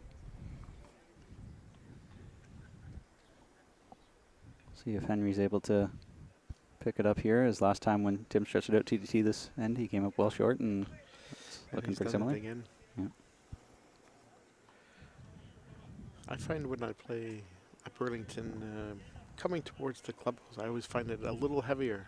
And I don't know if it's me or just in my head, but I find it a little heavier, and you got to make that a little bit of adjustment. But I'm a big fan just watching Tim's last bowl there that it didn't trickle into the ditch, so there's room to play at the ditch board. yeah, But, you know, it's a good question. I don't know if Burlington is uphill this way or if it's just in my head or what. it's just me, could be, but I know some clubs out there usually have a way that's a little bit heavier than the other, but And there's a shot drawn from Tim. Beautiful yeah, bowl. nice bowl. Beautiful bowl. The fun way of making a good head is to get the 2 position bowls first and then draw it with your last one, so your Exactly, first yeah. 2 look great. Henry's trying here, though. Look at this. What a shot! Saving his best for last 2. Yes, indeed. Flopping in behind. What do you think Harender's going to do at this now, though? Because that's going to be tough to draw off. You've only got 6 inches. Yeah, like Herenda's been trying to play this ditch side for most of the game. Has he? Yeah, and he's made a couple shots on it, but it's a very hard hand to play. But if I know Herenda, he might play a little bit of weight through the backhand just to hold it up underneath those bowls, maybe. That's what I was thinking too. Was can you play some weight on the backhand to try and grab the white or pick the bowl? Because Tim's got those 2 receivers there waiting. You can even get play a little bit more weight, and you get the jack and the bowl Jack and off bowl. that would move it off the tee. And if the jack went dead, he would go back to the tee, and you'd be laying a couple. I think that's probably a good idea, and he is doing that. Here we go. Hey, another close second. So he got rid of a little bit of clutter out front, Mhm. and another second shot, as Tim pointed out. Yeah, that's a pretty good result. That's a good miss, I think you said earlier in the Yeah. broadcast. It's a good miss.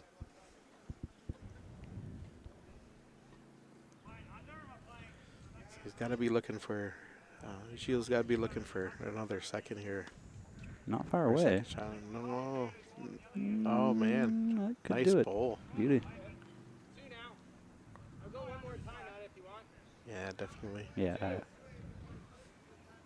I would for sure take another crack at this. 'Cause that's tough to outdraw.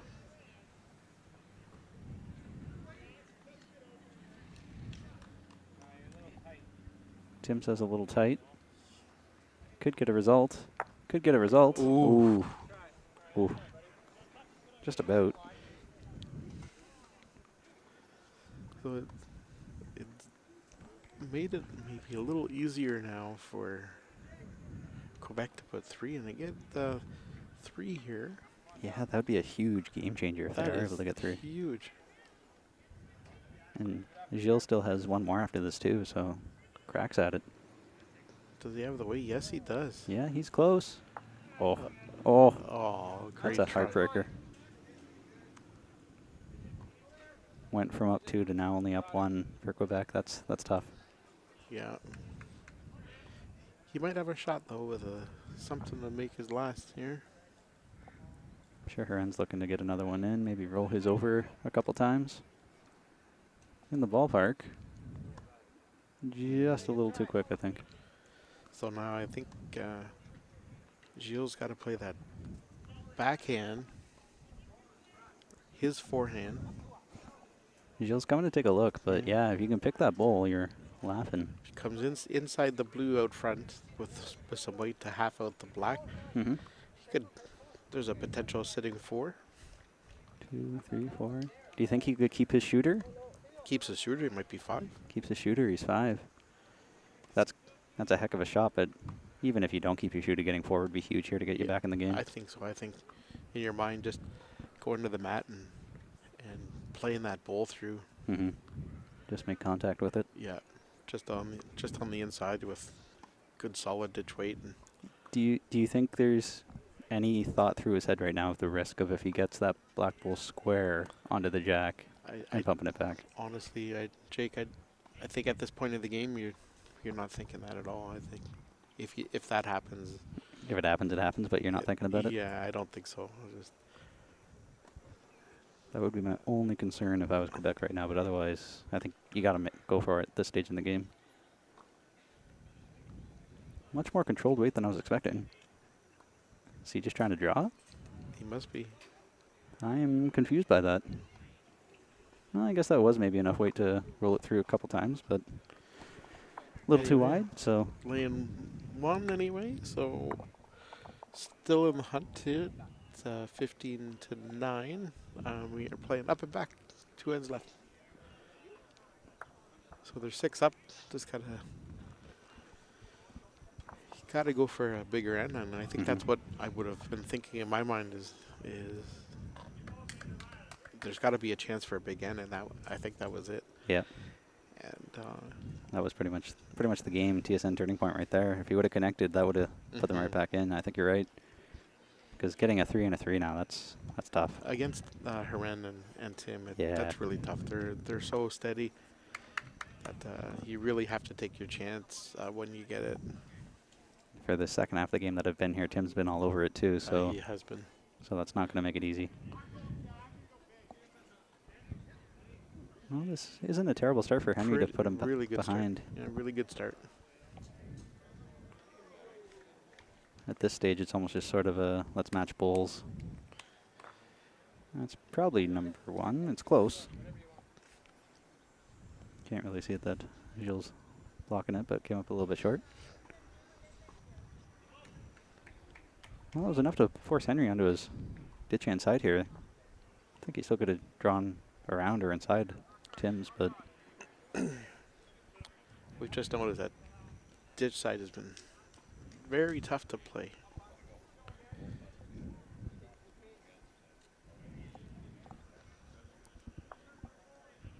Claire Day commented on that earlier today that the ditch hand side must be really tough, but I wasn't willing to listen to her because when I talked to some of the players, they said it was a good rink, so I assumed a good rink meant good both hands, but maybe not. It's not bad. You really have to nail the line. Right. But I mean, it is playable. But, by no means it's not unplayable. Mm-hmm. But everybody's been playing the other side. Other side's a little more reliable, I guess, yeah. Well, that worked out with an okay result there from Tim. I think he was looking to get a back bowl or promote his own, and he got it, so. So Holden's shot at this point, I think Herendra is probably looking for maybe something behind the jack to match two of Henry's, I would think. I would think that's what he would like to do. And match that one. Gilles being up first, I'm assuming he's going to play the ditch hand side and try to trail the jack back.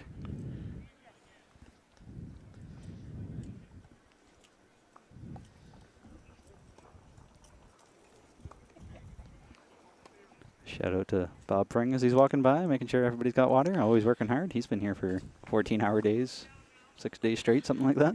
We've called out his name quite a bit as he's walking by, and he keeps bringing water out to everybody. So he's still working hard. But I think every time he walks by, we say his name. Yep. So. He's getting a lot of shout out. If he ever He rewatches is. this, he'll be happy, I'm sure.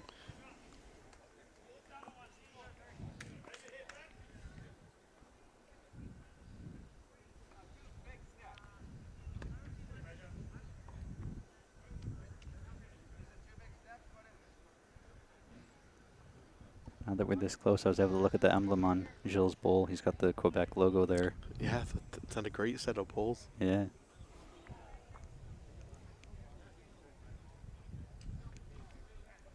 I think Herendra went to the washroom, so it might be a little bit before he gets back here. Alright. So, Well, we got a break. yeah, TV break. If I had a commercial, I'd play one. We can interview my brother on the way over. There we go. Absolutely. We get Ryan on the air. I think he might be leaving. Ah, okay.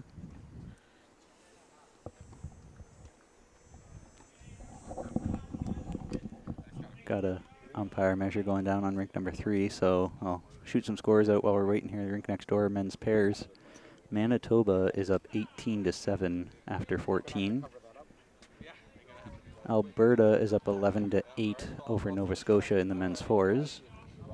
Nova Scotia is up 10-6, I think that is, over BC in men's pairs. Way down at the end, Saskatchewan's up 11-8 over Manitoba in men's fours. Ontario A is up 19-9 over Alberta in men's pairs.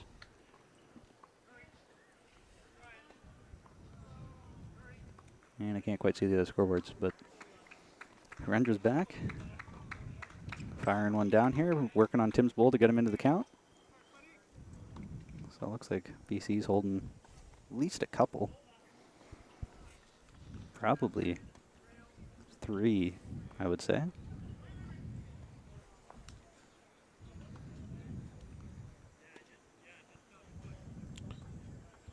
Still looking for a little movement on the jack, little trail. Gilles closer with this one. My goodness, is he close. Just cutting inside last second. Man. That's adding another one to the pocket, so that's It has indeed. It's another good miss, I guess.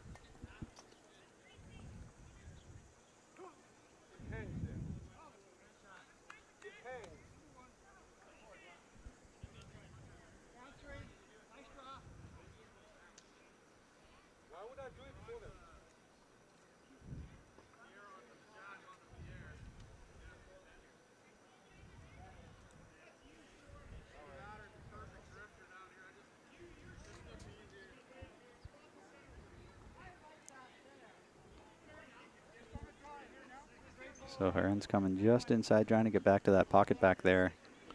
It's a good effort. I don't know if it's quite far enough to be able to cut it down, so the opportunity is still there for Gilles to trail it back for 4. Looks like he's got a trail for 4. This is a big shot here. He said it was a kind of a tricky hand to play, though, so we'll see if he's able to get it. He wasn't too far away with his last one, but I think he's gone a little too wide here. Yeah, well, that's what happens out there. He doesn't have the weight either. Yeah, didn't quite throw it, so BC's holding 2 right now. And they kind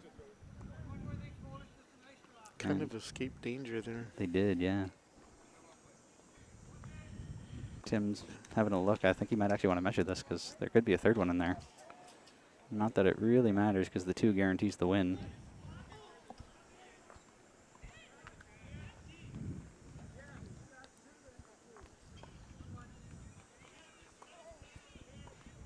Well, coming up to the final end here on the TV rink. Mm-hmm.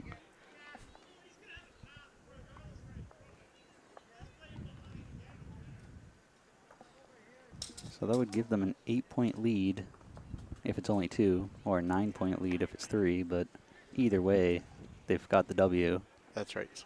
They've punched their ticket through to the bronze medal game at least.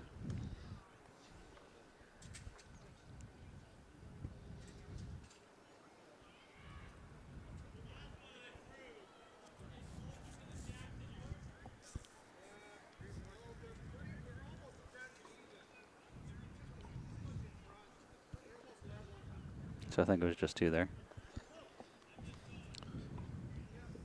So secures the win.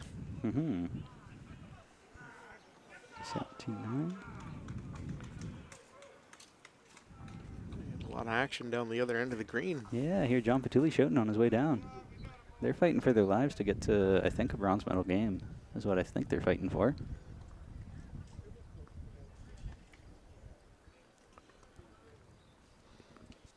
I've been watching this men's fours game on Rink 3 between Nova Scotia and Alberta, and they've had the mat at the hog line, it seems like the entire game. Yeah, yes. And yet it's 11-8 on the scoreboard, so that means either Nova Scotia's been doing it too, or Nova Scotia only scored a couple of huge ends, and it's been all Alberta ever since.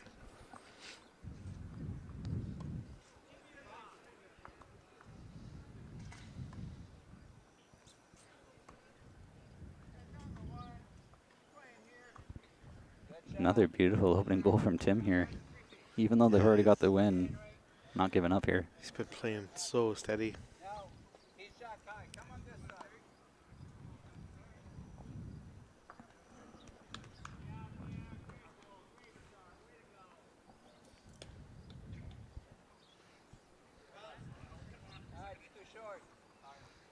I can see now on the rink number 2, Lowe's got the mat up the hog line too. I've learned that sometimes the most playable parts of a green are when you have the mat up to the hog line, because then you can avoid some of the worn down areas or funky lines. I've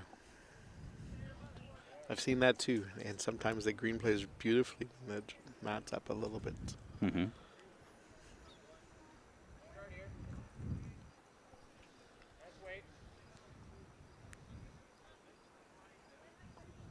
So Henry's trying here, but I think he's just inside. He'll hang on. Way at the back here. Not sure if you can see that on your screen, but Tim is probably, what, 6-8 inches from the ditch with his second, and Henry's about a foot from the ditch. And Tim's put in another beauty. Henry's last bull here. Is that some weight coming? Nope. Just a draw.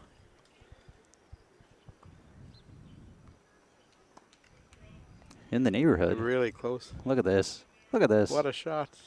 Saving the best for last. What a way to finish the game. We're just listening to Gilles, and he's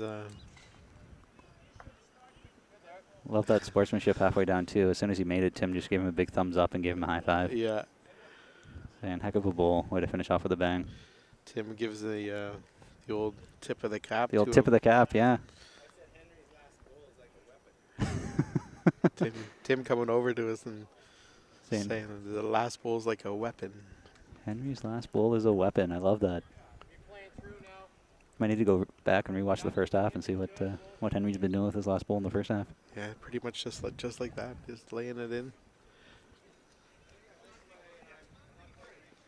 This reminds me of the last time we were coming this way and we were talking about will Heren throw some weight to pick Henry's bowl.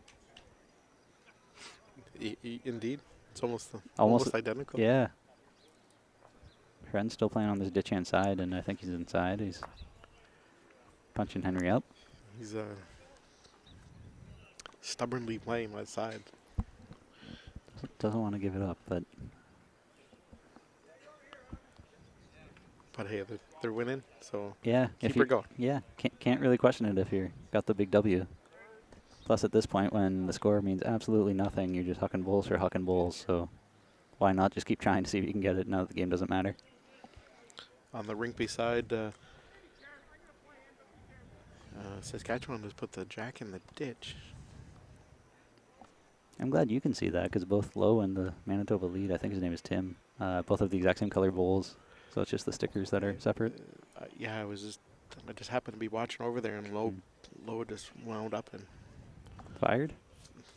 played an overweight shot. Got the one bowl and then the jack into the ditch. Great potential, Lowe does. I met him for the first time at the Youth Championships 2 weeks ago, and not surprisingly, he won the Sportsmanship Award there past 2 years in a row. So he's a great kid. Yeah. From what I've seen, I've only met him this week, but Heren switched hands there and somehow found a hole between jack and bull. So pretty close. I think this might be the first time all week I've seen actually jack and bull in the ditch to be able to see their markers. Look at Al Scott just drawing the ditch. look at that. Dynamite. Wild. Yeah, just so you know, we were talking about the game beside the TV rink. Just there. Some great action in the ditch. This could be close with Herendra. In the ballpark, he's got it. Oh, he's nice got shot. it. What a shot. Great ball. Picked it clean for 2. I don't think that's 3. Yeah, no, just 2.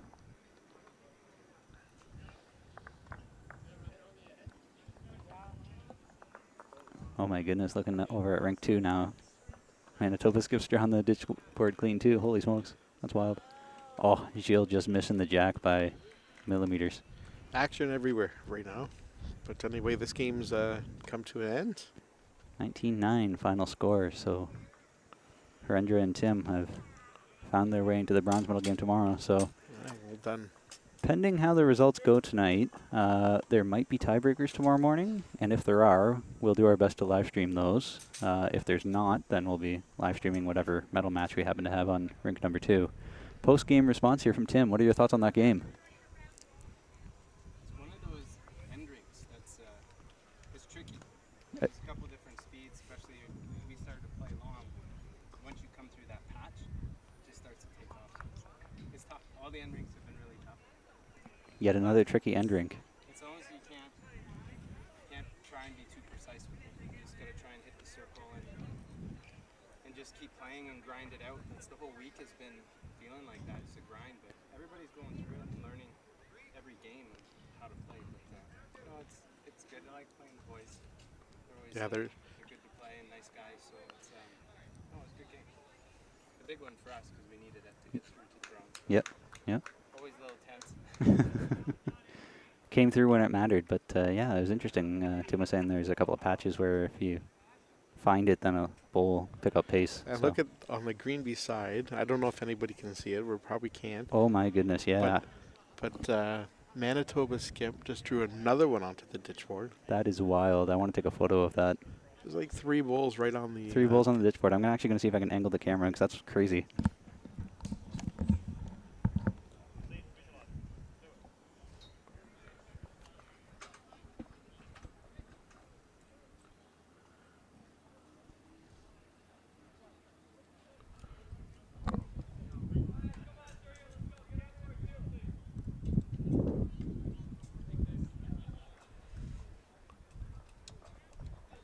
All right, we're going.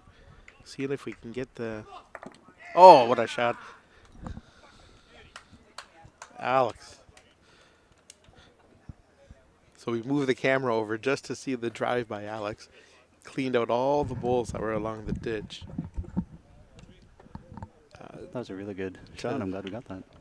To let Saskatchewan hold one on 2 or 3. A great shot. Little bonus content. Now everybody's standing in front. We'll wait for this last bowl from Manitoba before we call it quit for now. Gilles saying hi to the folks back home in Quebec if anybody's watching. Quick hello from Gilles. Wonderful guy.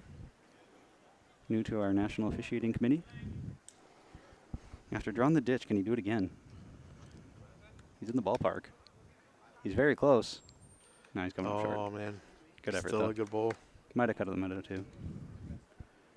Well, that's it. That's all. So we'll be back tomorrow morning for either tiebreakers or finals. 9 a.m. Have a good night, everyone.